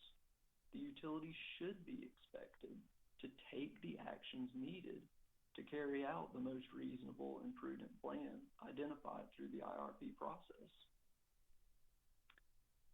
Dominion's rebuttal testimony also claims that, quote, DESC is presenting all 8 resource plans as a range of possible approaches to meeting its customers' future capacity needs, end quote, and that, quote, these multiple plans provide the balance that the IRP statute envisions, end quote. The implication is that the 7 Act 62 factors are balanced simply by performing limited modeling runs for a limited set of candidate plans, regardless of the results of those modeling runs or which plan is actually being enacted. That notion contradicts the fundamental purpose of IRP, to systematically compare options for meeting demand and choose a plan based on the analytical result. And if adopted, would likely eliminate all value of IRP for South Carolina ratepayers. That was not the intention of the South Carolina General Assembly when they strengthened the state's IRP process as part of Act 62.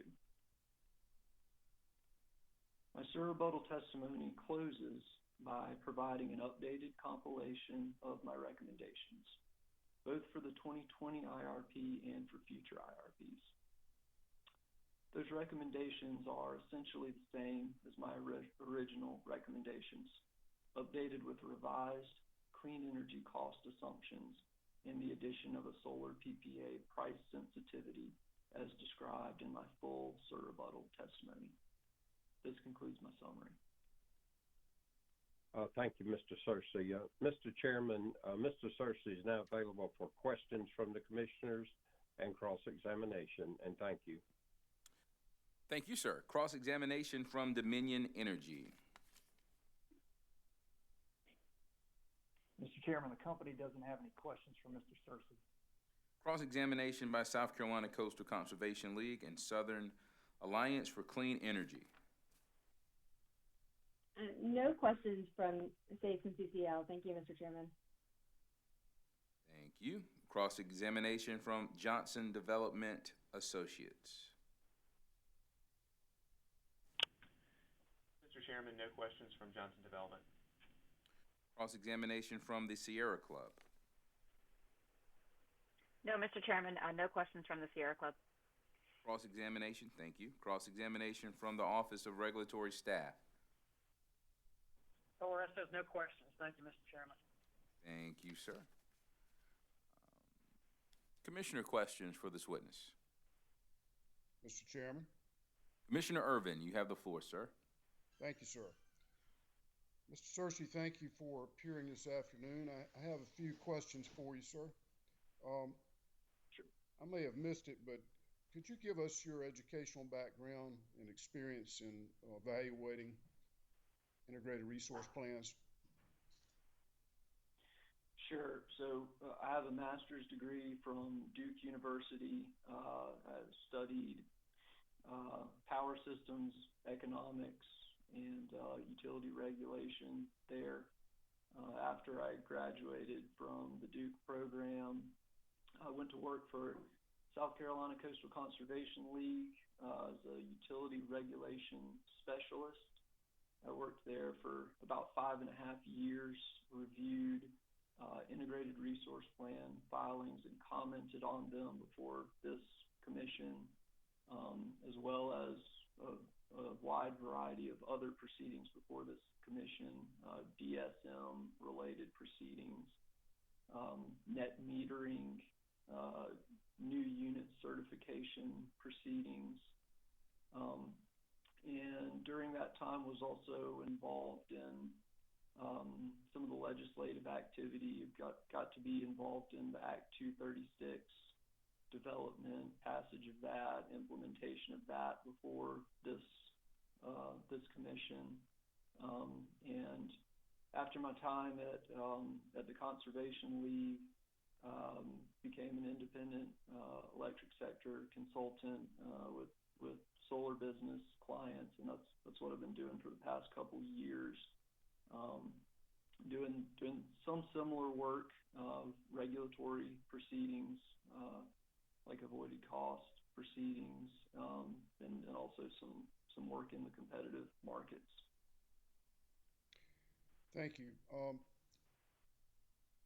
You're familiar with Act 62 and the requirements that the commission shall evaluate a number of different factors, are you not? Yes, I am, Commissioner. Do you have an opinion as to whether Dominion has met its statutory requirements as outlined in the Act?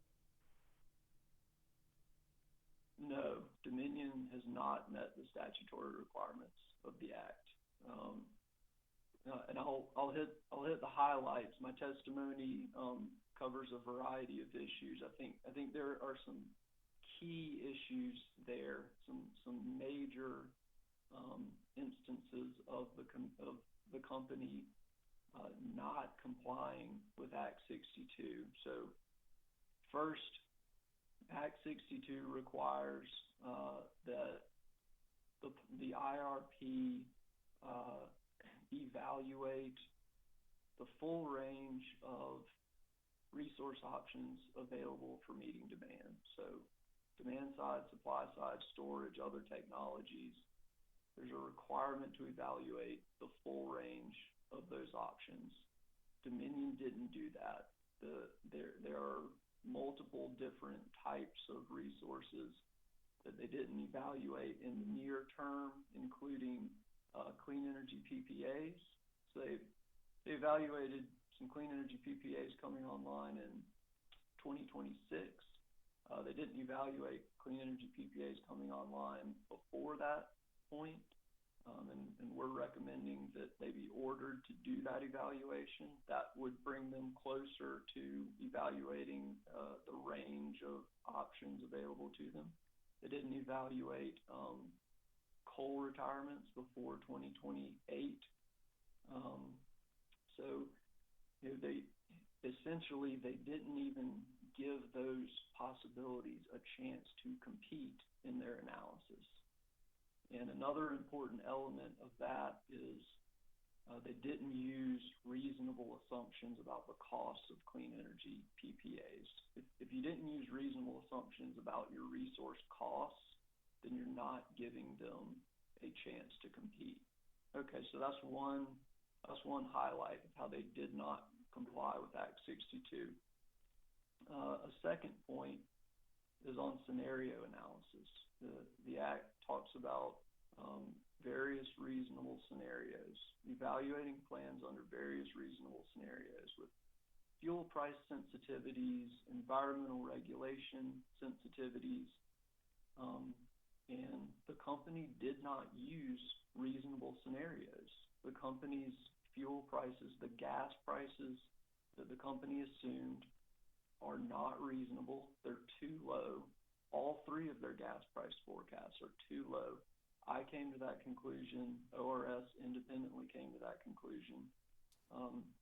Their CO2 price assumptions are too narrow, so their highest CO2 price is nowhere close to high enough to represent the realistic possibilities of what CO2 prices we might see in the future.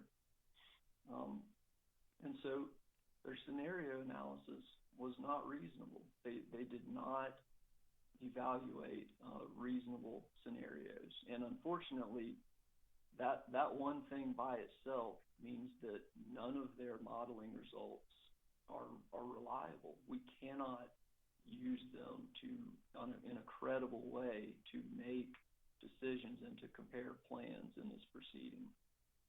Okay, so that's the second major item where they didn't comply.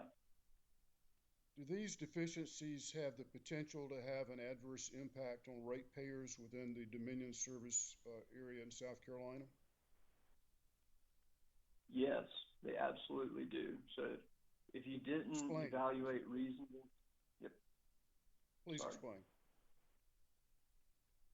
Yes, Commissioner. So if you didn't evaluate reasonable scenarios, then you're missing some of the scenarios that could realistically happen. And you're also coming up with flawed cost estimates for, the scenarios that you did evaluate. And so, the scenario analysis that you do, that's where all of your cost results come from. And the decision of which plan to select is coming from those cost results. You're looking at the cost results, comparing the plans, and choosing a plan based on those cost results. So if your assumptions in those modeling runs were not reasonable, then you're using misleading information to make a decision, and there's a very high likelihood that you're not going to select the most reasonable and prudent plan. There's a very high likelihood that there's going to be significant negative impacts for ratepayers. Now, solar storage has been a game changer, and the cost is continuing to drop for solar ion battery storage. Is that true? Yes, that's true. And I've heard testimony earlier in this proceeding that the company even failed to consider battery storage in its so-called plan. Is that correct? Well, the company does have some candidate plans that have battery storage in them. One of the points that I make in my testimony is that there weren't any company candidate plans that had battery storage PPAs. So they didn't evaluate any plans where an independent power producer developed battery storage, and the company engaged in a PPA to purchase the energy services from those batteries. They didn't evaluate that at all, which is why one of our recommended plans that we recommend modeling to see how it performs. One of our plans includes battery storage PPAs. And that would have a ripple effect in a number of ways, would it not? Yes. So, evaluating battery storage PPAs, for the only time it would be evaluated in this entire IRP context would show us, would those PPAs be cost effective? Would they be part of a reasonable and prudent plan? Our other proposed plan that we're asking the commission direct dominion to do the modeling so that we can see the cost results for these plans. Our other plan is one where solar PPAs come online in 2023 instead of 2026, like in the company's plan RP7. And if you have solar PPAs coming online in 2023, they can still access the 22% ITC investment tax credit. So they can come in at much lower cost, much greater benefit for ratepayers. And we believe that those PPAs coming online in 2023 should have a chance to compete. We should all be able to see from cost results, would that be a reasonable and prudent plan? So we have one plan where just solar PPAs are coming online in 2023. We have another plan that we're asking to be modeled that would be solar PPAs plus some battery PPAs as well. So we think that that's, it would be nice to evaluate a lot more additional plans as well, but we feel that in a limited with limited ability to do additional modeling runs, those were two reasonable plans to evaluate as part of creating some credible cost results, some credible data that we can actually compare plans on and make a good decision with. So the timing of the PP solar is so important because it's tied to the investment tax credits that are about to expire. That's exactly right, Commissioner. Yes. So and those are savings that could be passed along. Those are savings that could be passed along directly to ratepayers. Is that true? That's exactly right, Commissioner. So the investment tax credit, it's going to reduce the total cost of the renewable energy facilities, and that will show up in a PPA price for those facilities. And so, next year in 2021, there's a 22% ITC available. The following year in 2022, it goes down to 10%. So that's a big drop, and that's a big cost impact. And if an RFP is performed and completed expeditiously, you could still access that 22% ITC. And basically, you would need to award PPAs by the end of the third quarter in 2021. And I say the end of the third quarter because got to have a little bit of time within 2021 for developers to incur the capital costs that they have to incur to secure that safe harbor for the investment tax credit. They have to incur 5% of their capital costs in 2021 if they want to get the 22% ITC for their full project. And so to give them a little bit of time to incur those costs, I'm going to say one quarter is enough time to do that.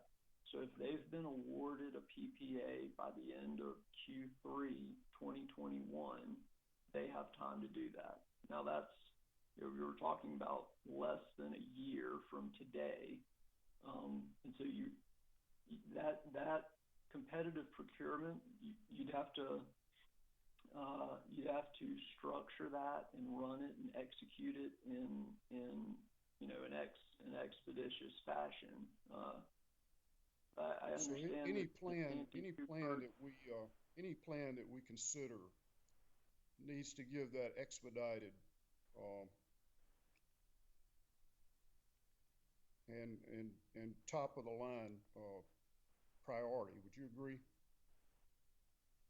Yes, I would agree with that. This is extremely important.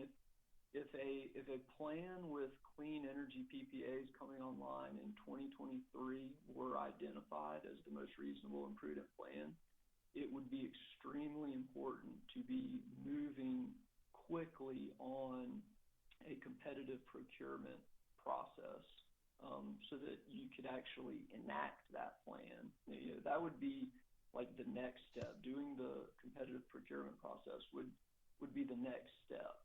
It would be, you know, like I know an action plan has been discussed a lot in these hearings.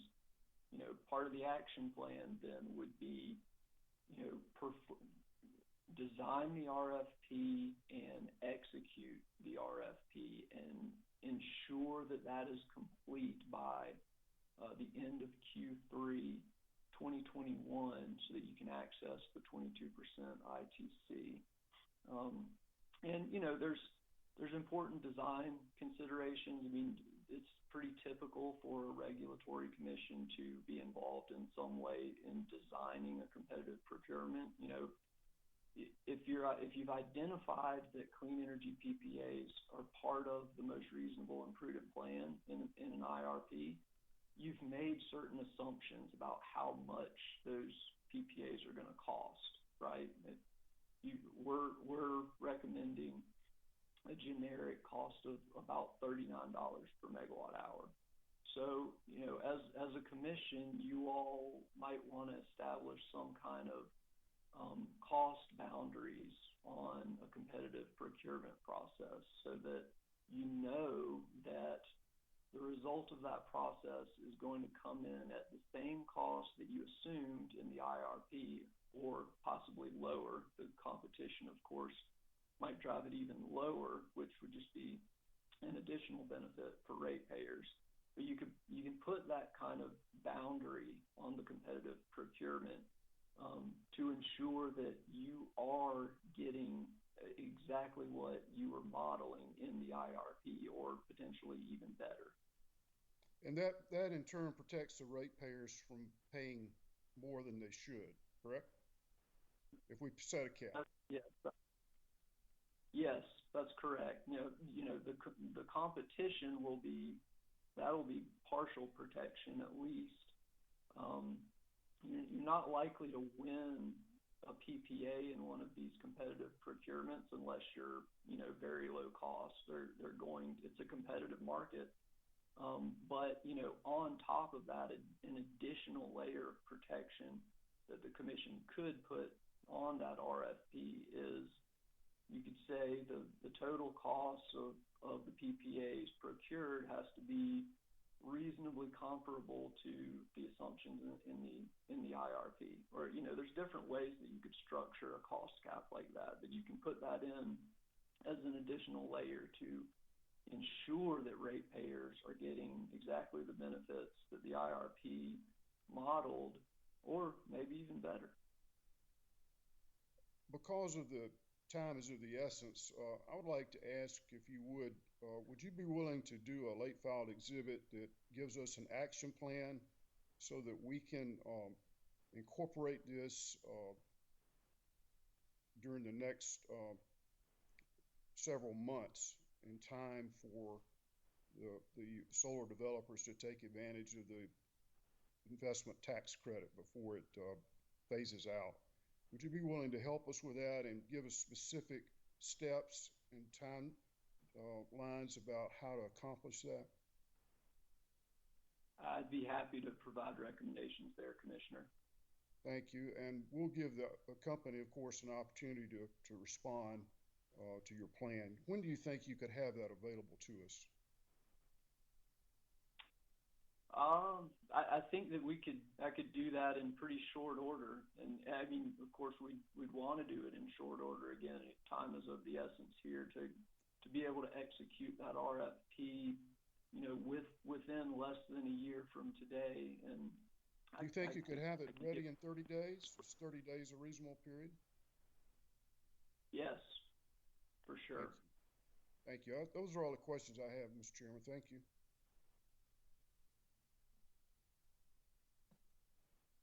Thank you, Commissioner Irvin. So that will be KS3, late filed exhibit 13.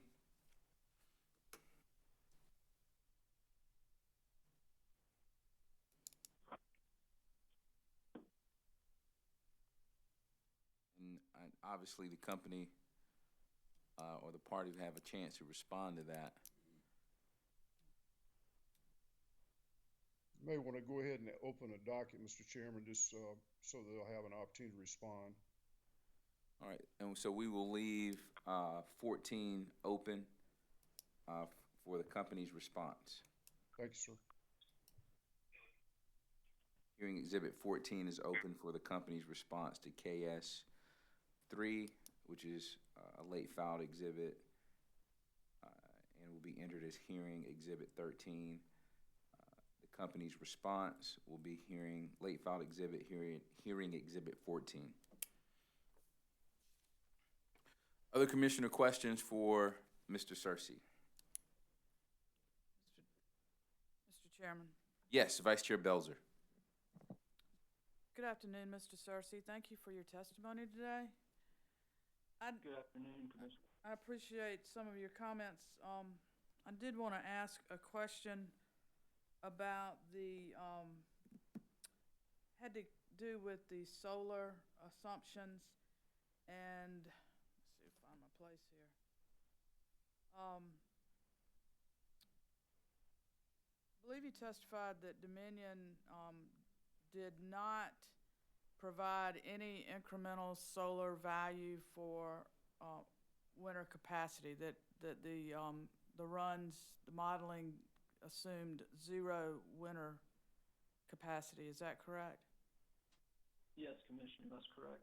And you are recommending that the runs should have included the, I believe it was 11.8% that was found in the avoided cost docket petition on reconsideration, or order ruling on reconsideration. Is that correct? That's very close, Commissioner. Everything in that is correct, except I recommended that 11.8% value be updated to the current level of solar penetration. So I think the 11.8 was specific to the amount of solar on Dominion system at that time. So if there's a little bit more on the system now, it would be appropriate to update that value. It might end up being a little bit lower than 11.8. But other than that one change, everything that you described is correct, yes. And is that a calculation that the utility should be able to make fairly easily to update that 11.8%? Yes. So the 11.8% was based on utility calculations of the effective load carrying capability. That's the ELCC, which tells you how much capacity value a resource like solar PV has for the system. So they did those calculations in the avoided costs docket. They did them for multiple penetration levels of solar PV, because an ELCC value changes with different levels of solar on the system. So they did those calculations. They had those numbers available, and so it should be straightforward to update that value to the current level of penetration. I also had some questions about reserve margin, but I think I've got that down now. So thank you for your testimony. Appreciate you appearing today to present it. You're welcome, Commissioner. My pleasure.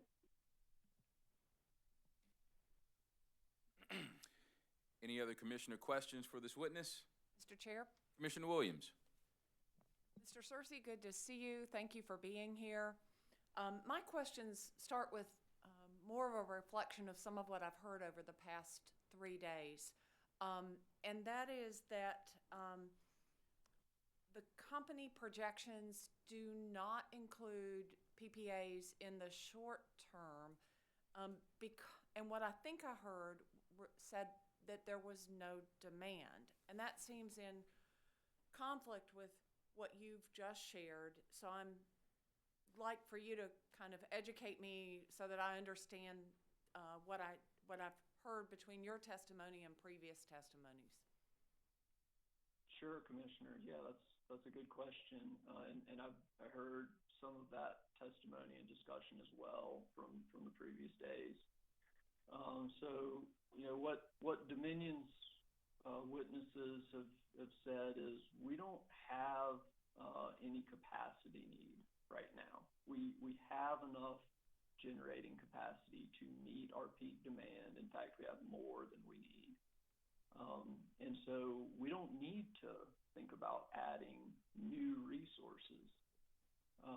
The problem with that is whether you have a capacity need on the system or not, there's always an opportunity to save money for ratepayers. And here's how that works. So the company spends hundreds of millions of dollars every year on fuel and other operating costs to be able to run its power plants. And those power plants can be turned down. Many of those power plants, you can turn down the megawatts that they're producing, and if you turn down the megawatt, you're burning less fuel and you're saving money. And so if there's expensive generation on the system, you can turn down that generation that's expensive and replace it by adding new generation to the system. And if that new generation is lower cost than that expensive generation that you turned down, you're saving money for ratepayers. So, I mean, just to illustrate that, I'll just make up some numbers in a simple situation to illustrate what I mean. Let's say you've got some expensive coal generation on the system that's generating at $45 per megawatt hour, and you turn some of that coal generation down, you replace it with solar that costs $40 a megawatt hour, and you're saving $5 per megawatt hour for every megawatt that you replace in that way. So you can save money for ratepayers immediately in that type of situation. And you may also be reducing the risk that ratepayers are exposed to in terms of things like natural gas prices and possible CO2 prices in the future. I mean, it's sort of like shopping for a different phone carrier. Maybe you don't need any more minutes on your phone or data on your phone, but you might be able to switch to a different provider that provides the same thing but at a lower cost. It's the same idea.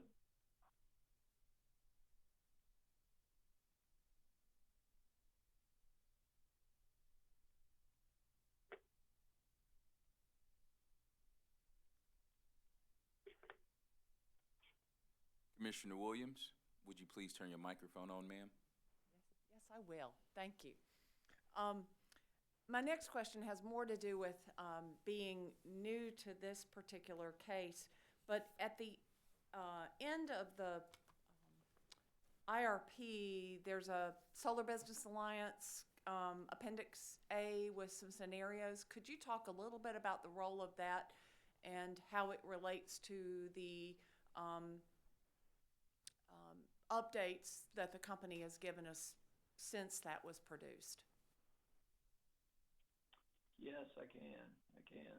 So the SBA plans in the appendix to that original IRP were something that came about as part of a settlement agreement with the company, between the company and the SBA, where the SBA had an and other interveners in this proceeding, in the merger proceeding, had an opportunity to put together some plans, some candidate plans that would be part of the development of the IRP. And so, I actually worked on that with the SBA, so have direct experience in that process. And what we hope to do there is come up with some plans where we could look at some different timing, different resources, different amounts of various resources, look at the impacts of retiring coal in different amounts and with different timing to start to gather the information to try to identify what's the most reasonable and prudent plan. And so that was what we were trying to do there. I'll tell you, we anticipated being able to work more effectively with the company on this so that our proposed plans would be better integrated into their overall process and into the development of their IRP. We anticipated that that would be seen as useful information and used as part of developing the IRP. I don't know that that's really the way it turned out. We were extremely handicapped in coming up with those plans. We really didn't know anything about the company's process other than we knew that they had decided we're not going to use capacity expansion modeling. So other than that, we didn't know how they were going to model different resources or plans.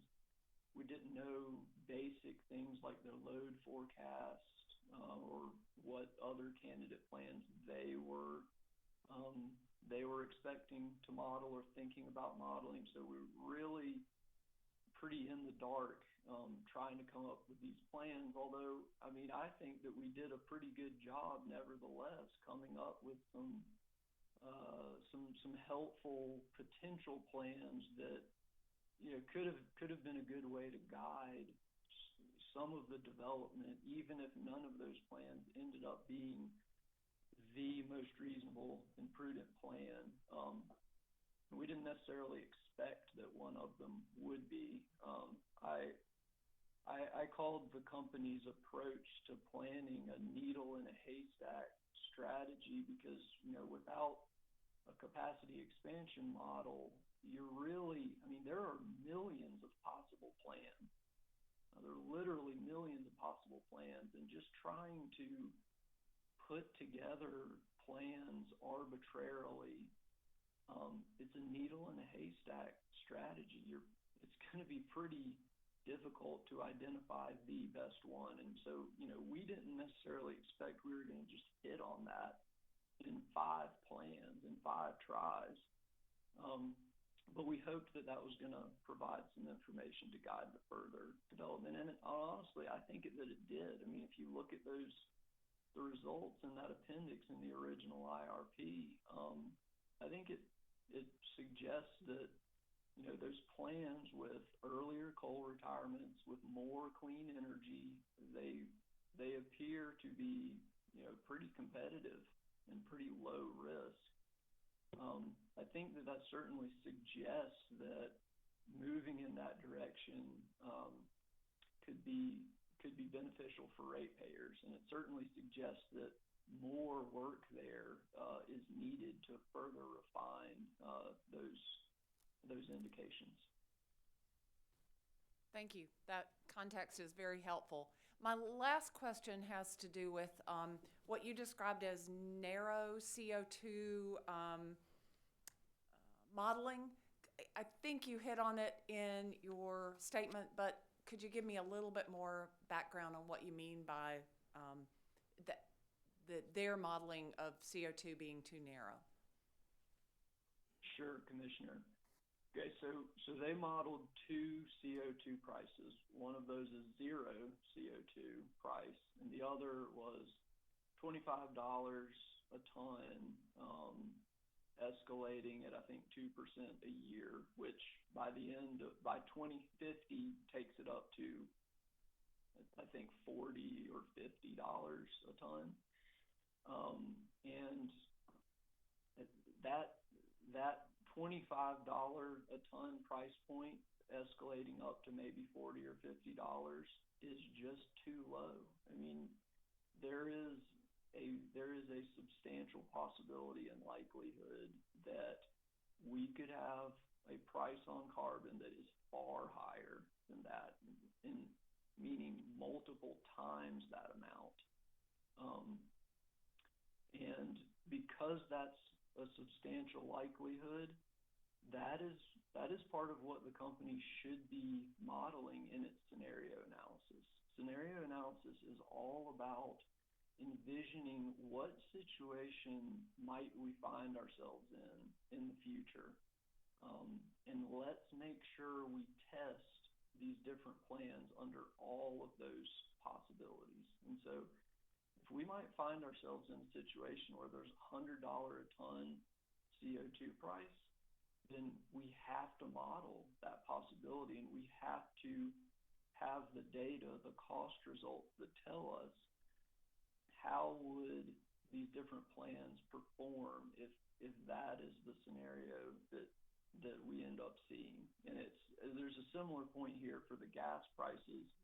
You've got to use realistic gas price projections, and that allows you to test each one of these plans and see how it performs with a variety of realistic gas prices.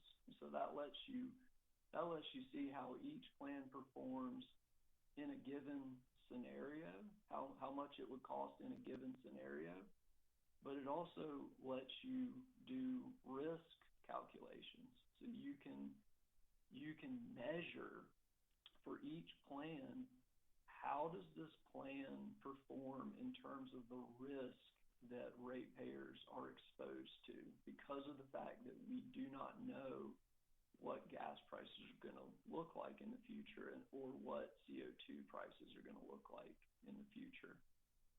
And that's another one of the Act 62 requirements. And Act 62 requires that the commission considers 7 factors.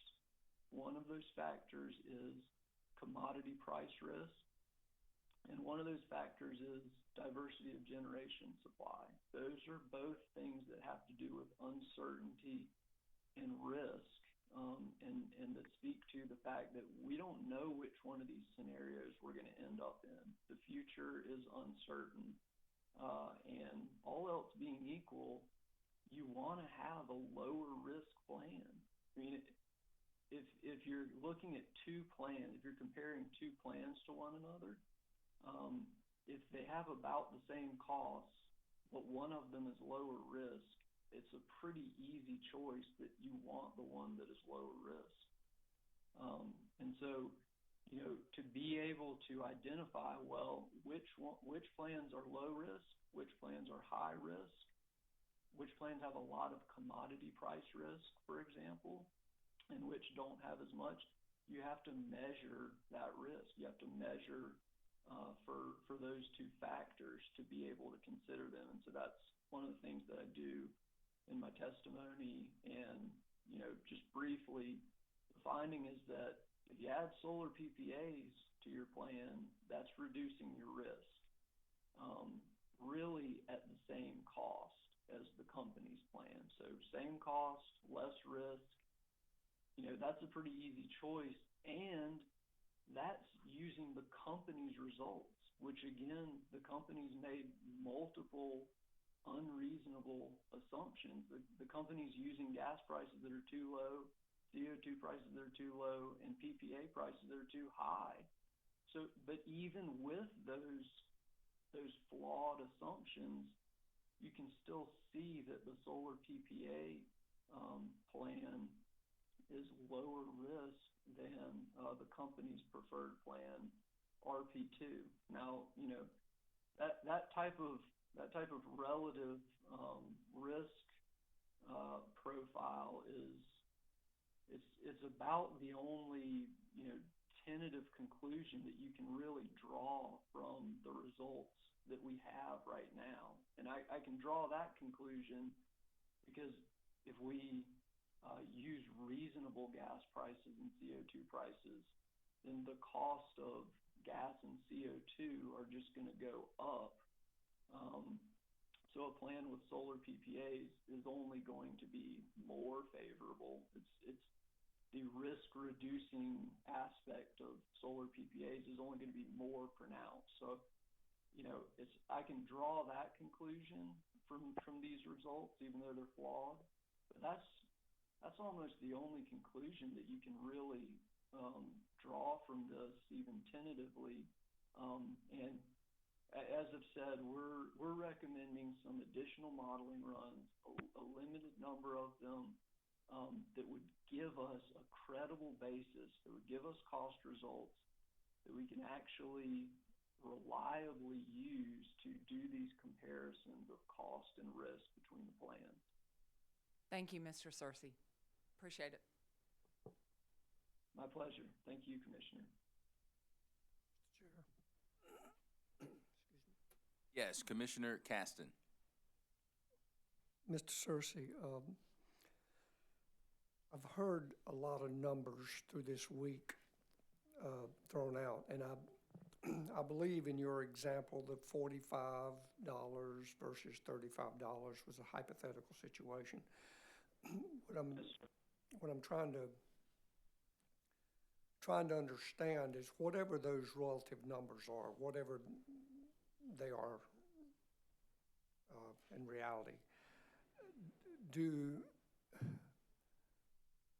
would those numbers include, I mean, does it have like life cycle cost in it? Does it include, is it just an operating cost? Does it have the capital expenditure in it? How are those numbers derived? And if you can do that simply and briefly. Sure, Commissioner. Yes, so for that example of where I was talking about the fact that whether you have a capacity need on the system or not, there's always an opportunity, an immediate opportunity to save ratepayers money, to potentially save ratepayers money if you can switch out a high-cost generation resource with a low-cost generation resource. And so in that example, I was just talking about the operating costs, so the fuel costs, the other variable O&M, because the capital costs are you're paying the capital costs either way. The fuel costs and the variable O&M costs, that's what changes when you turn a power plant down. So you're saving on those costs. And if you can replace with generation that has lower, variable costs, like a PPA, then you can save money for ratepayers. So in that example, I was just talking about variable cost. Although these cost results in the IRP, they include both fixed capital costs and fuel costs and other variable costs. Those cost numbers are a total system cost for each plan over 40 years, actually. Which would include the capital cost and the O&M cost you're saying over that 40 years. Yes, Commissioner. It includes the capital costs and the O&M costs. Now, the capital costs are for the new additions, so it's the capital costs for whatever changes are being made. These types of analyses don't typically include existing capital costs. Those are sunk costs. They're going to be paid either way. So you're including new capital costs, but all the operating costs as well. I agree, but I guess, and I might be thinking incorrectly, but whatever the operating cost is, if it's, $35 versus $45, well, right off the bat, that looks like a $10 per kilowatt or $5, whatever it was, kilowatt per hour savings on operating cost.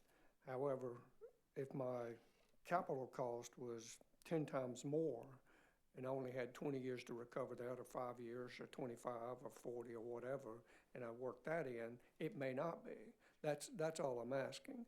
That,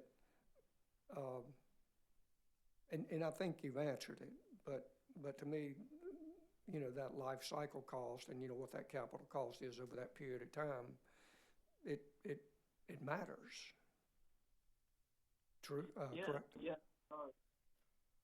It definitely does. And Commissioner, some of the plans that the company evaluated, they're making changes where capital costs are changing, where new resources are being added, and some of the plans are making bigger changes to the system than others.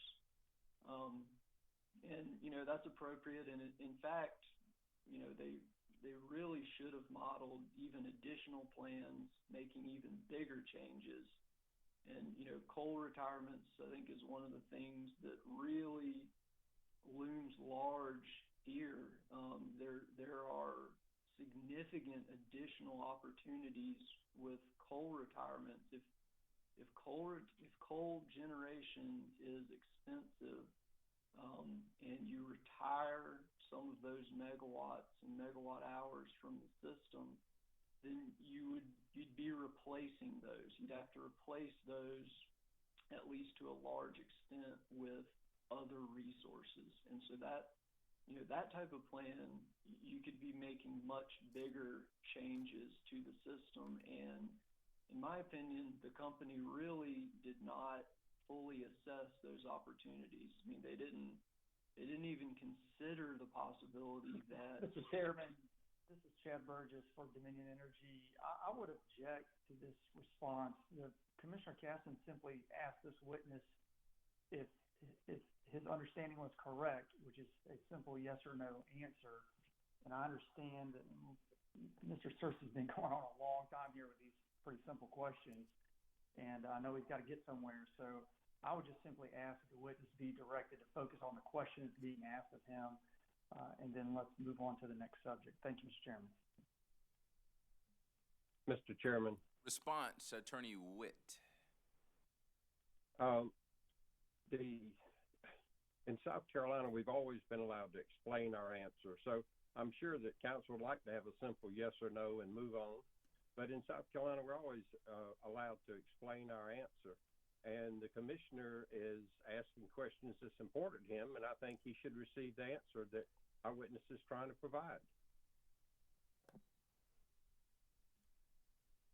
Attorney Witt, that has been my experience as a South Carolina lawyer. The objection is overruled. Please proceed. So talking about coal retirements, there are significant additional opportunities to retire coal plants, to do it on a much more accelerated schedule than what the company has modeled at all in their analysis here. They didn't even evaluate the possibility of retiring a coal plant before 2028.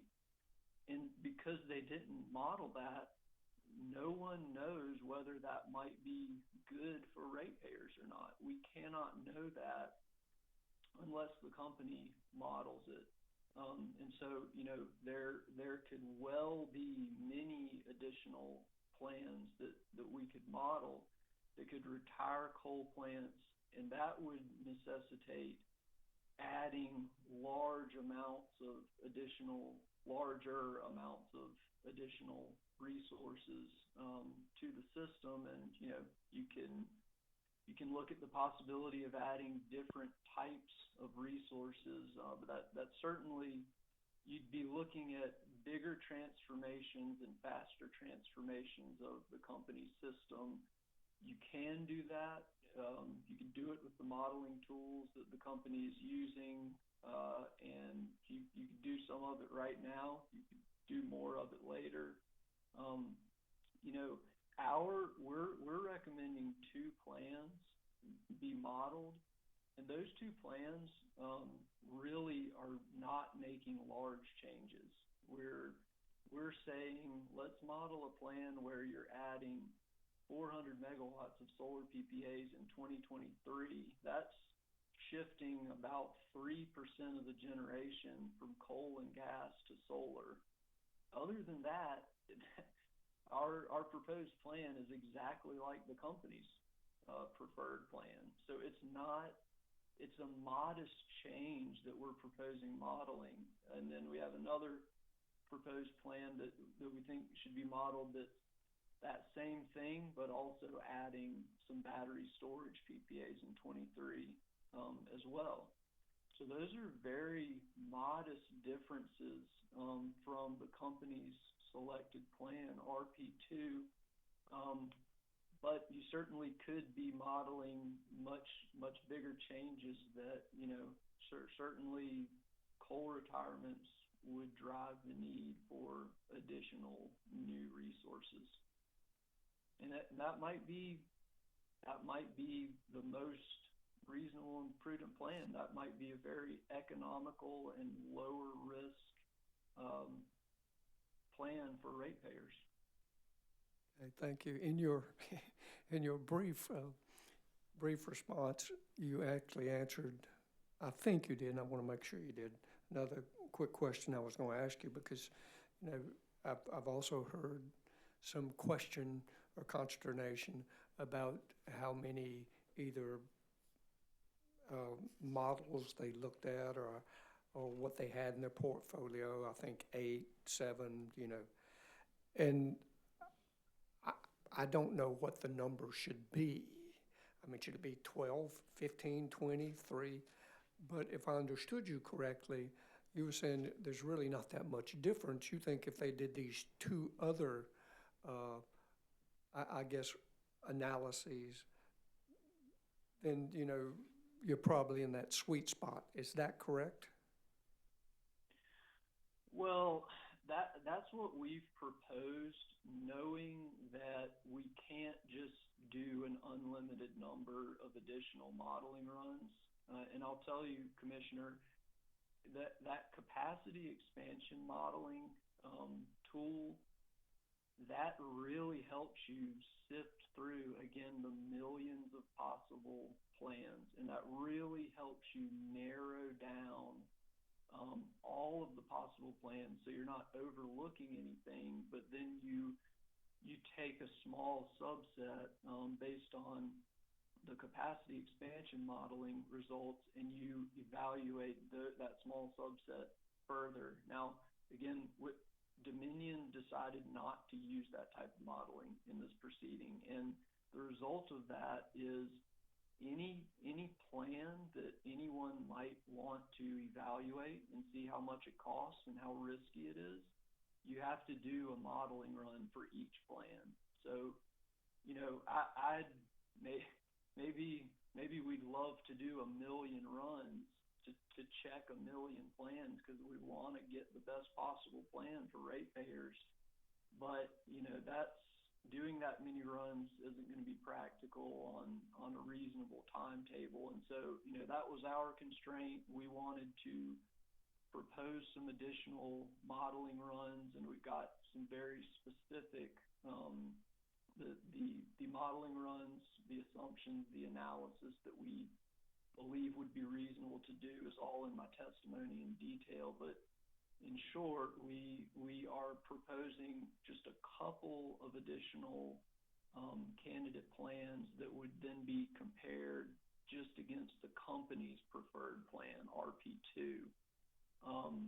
Just again, in recognition that you can't, there's just no way to do very, very large numbers of modeling runs, even though we might want to do more. I mean, I think it's up to the commission, you know, whether there might be more modeling runs on top of what we're proposing. Our recommendation requires 42 modeling runs. So the company did 144 in the 6-week period, or whatever it was, July 10 to August 28. They did 144. So, you know, we're proposing less than a third of that number. So they should be able to do that in a couple weeks, I would assume. You know, maybe there's additional run. I mean, there certainly could be additional runs that you could do to try to gather even more information. I mean, you could do a run with a more accelerated coal retirement and replace it with clean energy and be able to see those cost results and risk results based on the risk analysis that I proposed in my testimony. So, you know, we were trying to be conservative and recognize that you can't necessarily do every run that you want to and explore every plan just because of the practical circumstances here. And we made the recommendation that we thought was most reasonable. Thank you, Mr. Searcy. Sure, Commissioner. Commissioner, questions for Mr. Searcy? Mr. Searcy, I have a couple of questions for you. Yes, sir. Number one, would you agree that the Energy Freedom Act empowered the commission to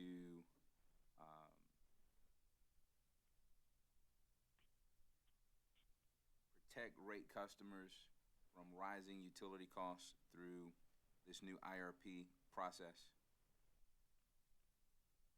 Yes, I would agree with that, Mr. Chairman. There's multiple parts of Act 62 that are clearly geared towards protecting ratepayers from high costs of power, including the provision requiring scenario analysis, reasonable scenarios, requiring fuel sensitivities, environmental regulation sensitivities, and also the provision requiring that the commission consider the 7 factors, which one of the factors is consumer affordability, one of the factors is commodity price risk, one of the factors is diversity of generation supply. All of those things speak very strongly to an intent that the utility should be evaluating different plans, understanding how much they cost, and understanding how they're going to perform in the whole range of futures that we might see, and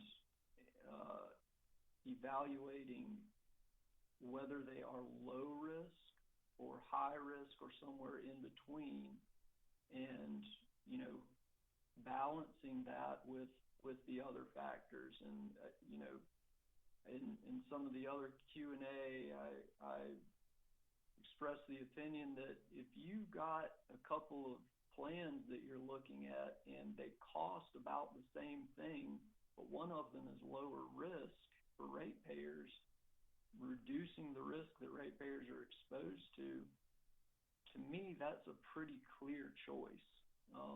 So, I mean, for example, if you compare RP2, the company's preferred plan, and RP7, the one plan with solar PPAs in it, the cost of those plans is essentially the same. I mean, it's within 1% for every scenario. In a lot of the scenarios, it's far less than 1%.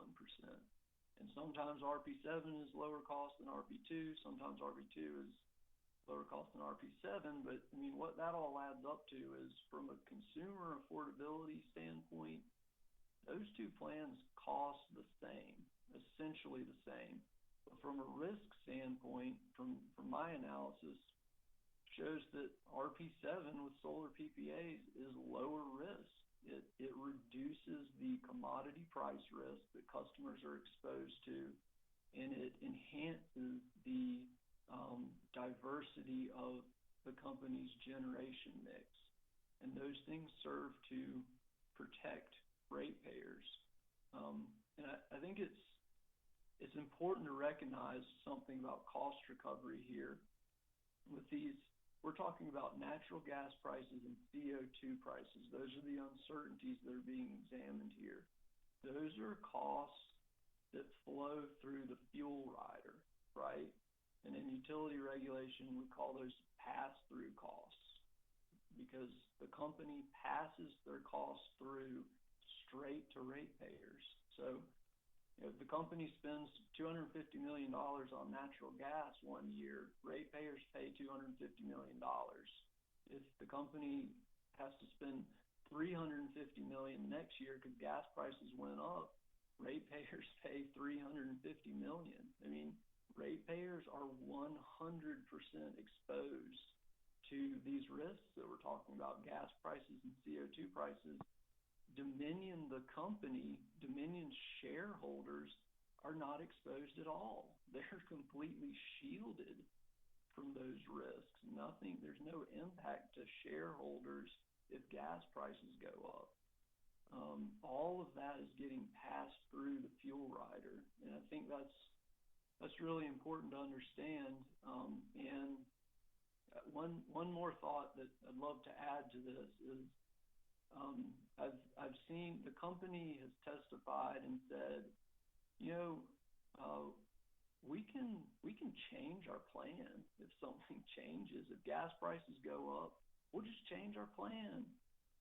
Or if there's a price on carbon, we'll change our plan to match that.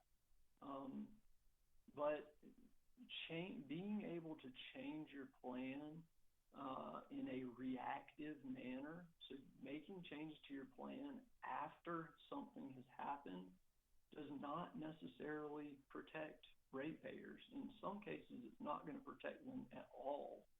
For example, I know the ELG requirements have been talked about in these hearings. Well, what if the company constructs those ELG retrofits in a few years, and then a few years after that, there's major greenhouse gas regulations put in place, and there's a high CO2 price implemented, and then those coal plants are totally uneconomic to run, but you just constructed an ELG retrofit. That money's been spent. You can't unconstruct it. You can't unconstruct the facility. You can't unspend the money. And so you got a mess there. And you can change your plan after that, but you can't deal with that expenditure.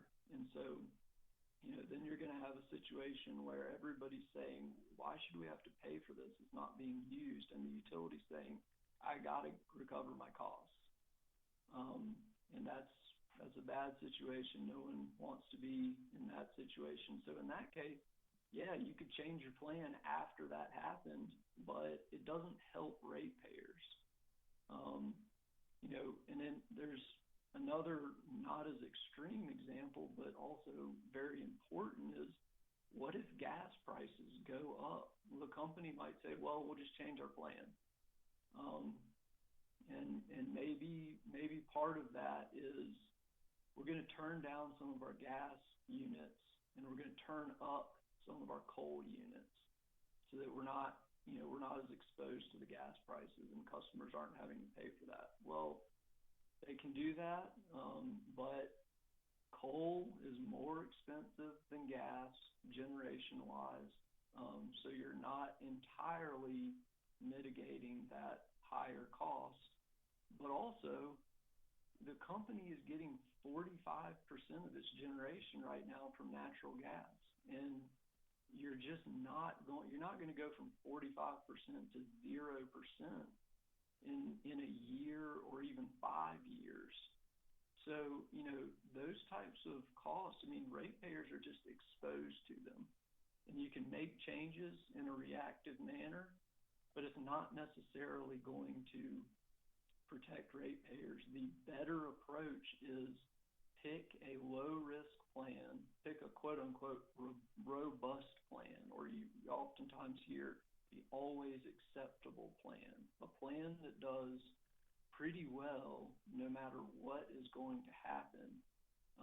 And then you know that you're going to be in a pretty good position, and you can still change your plan even then, except instead of being 2 steps behind if something happens, you're already a step ahead. And you can change your plan then and get ratepayers into an even better position. So it's pretty clear that a lower risk plan, all else being equal, is preferable for ratepayers. And Act 62 certainly requires consideration of that, and it requires that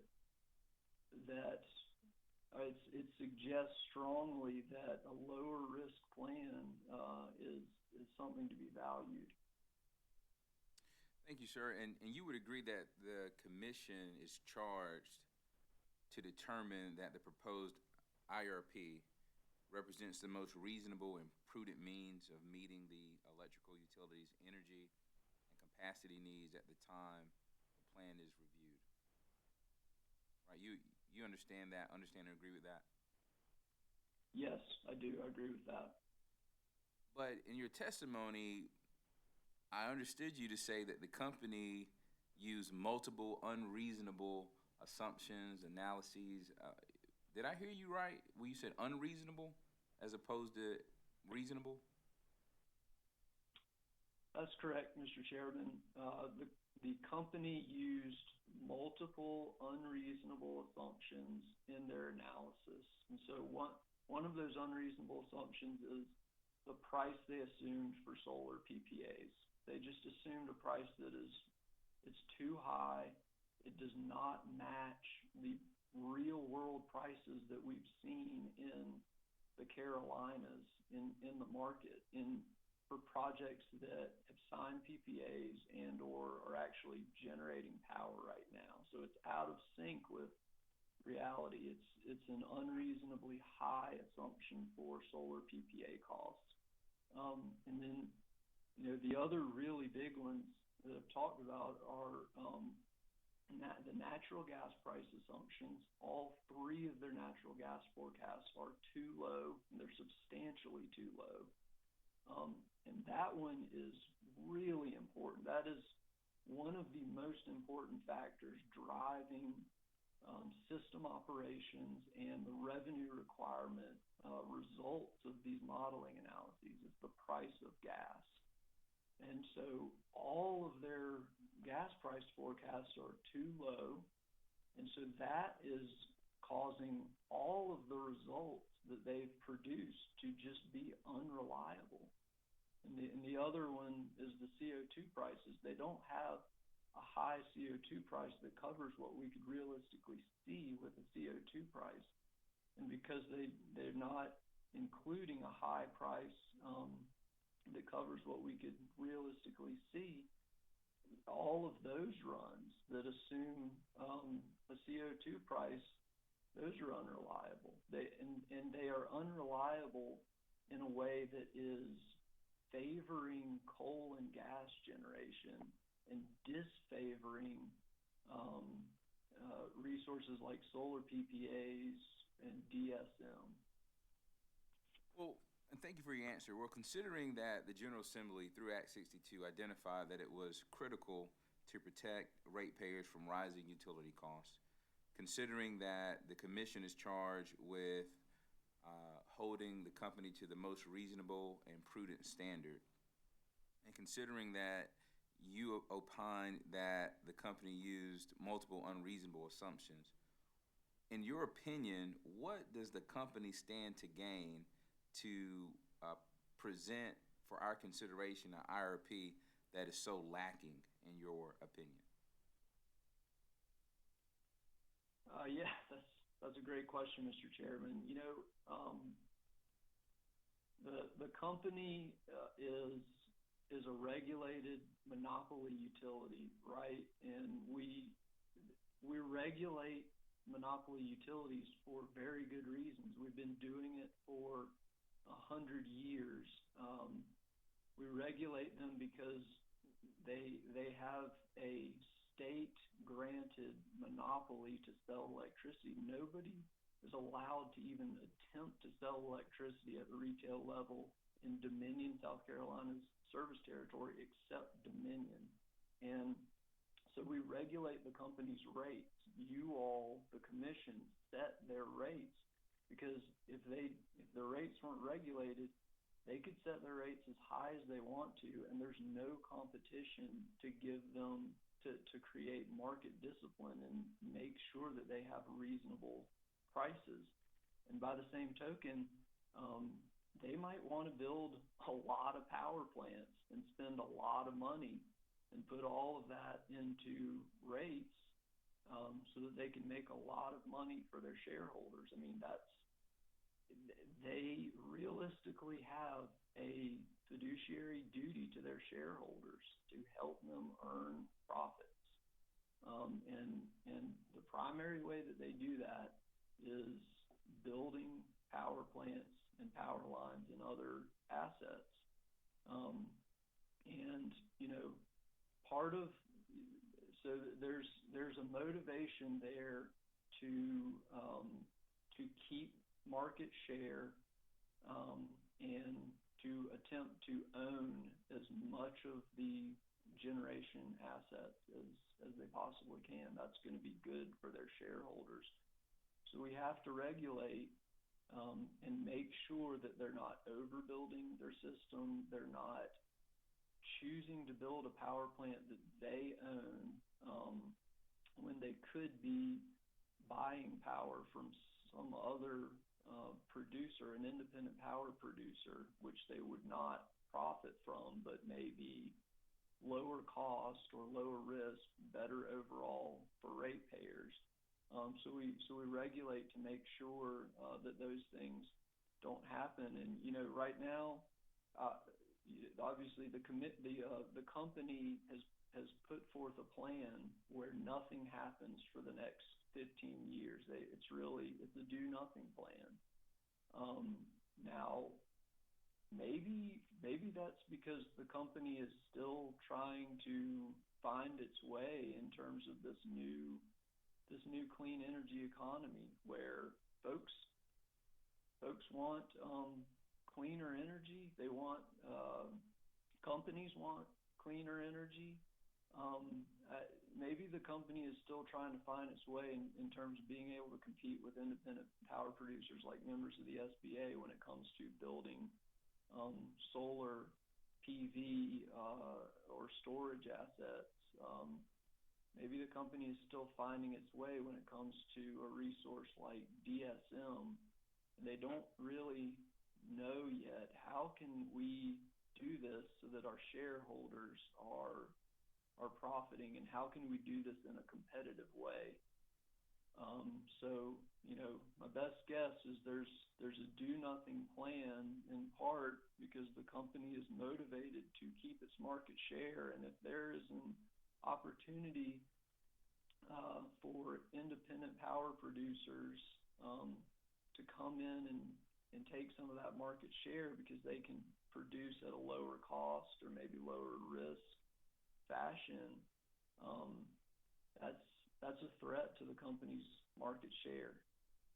So, sir, is it your testimony that the IRP as presented and supplemented is motivated by profit more than anything else? I don't know that it's motivated by profit more than anything else, but without a doubt, the company's motivations include profit and include shareholder earnings. That is part of what drives the company's actions and goals.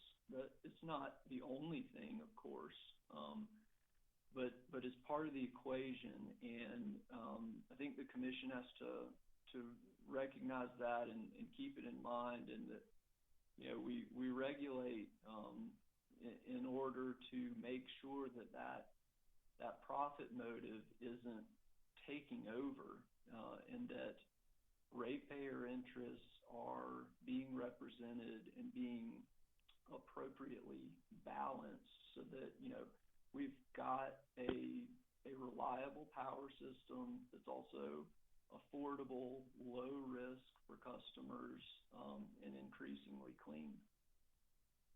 All right, thank you, sir. I have no further questions for you. Any other questions by commissioners for this witness? Just want to make sure, Matt, Oh, Commissioner Caston. just want to make sure, you're not opposed to Dominion Energy making a profit, though, correct? No, I'm not. I'm not opposed to that. That's part of how the system works. They are a for-profit company.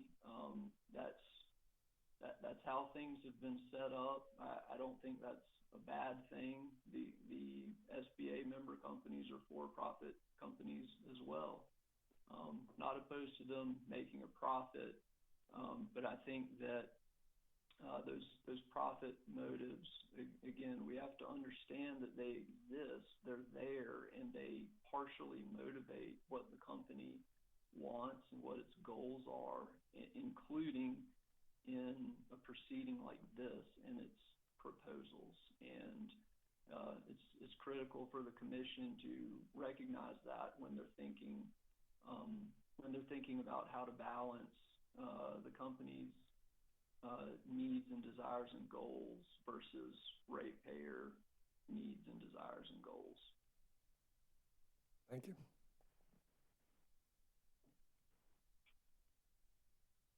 All right, anything else for this witness?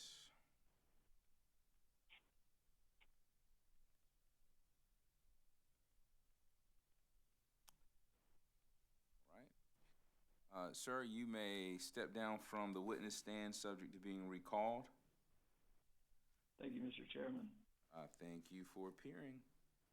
And based on what I see here, the next witness should be David Hill. Will Mr. Hill be available after we take a lunch break? Yes, he will. Okay. And so we'll start with David Hill after the break. Before we break, there's some housekeeping matters that I need to take up. Commissioner Irvin requested that Mr. Searcy submit a late filed exhibit within 30 days.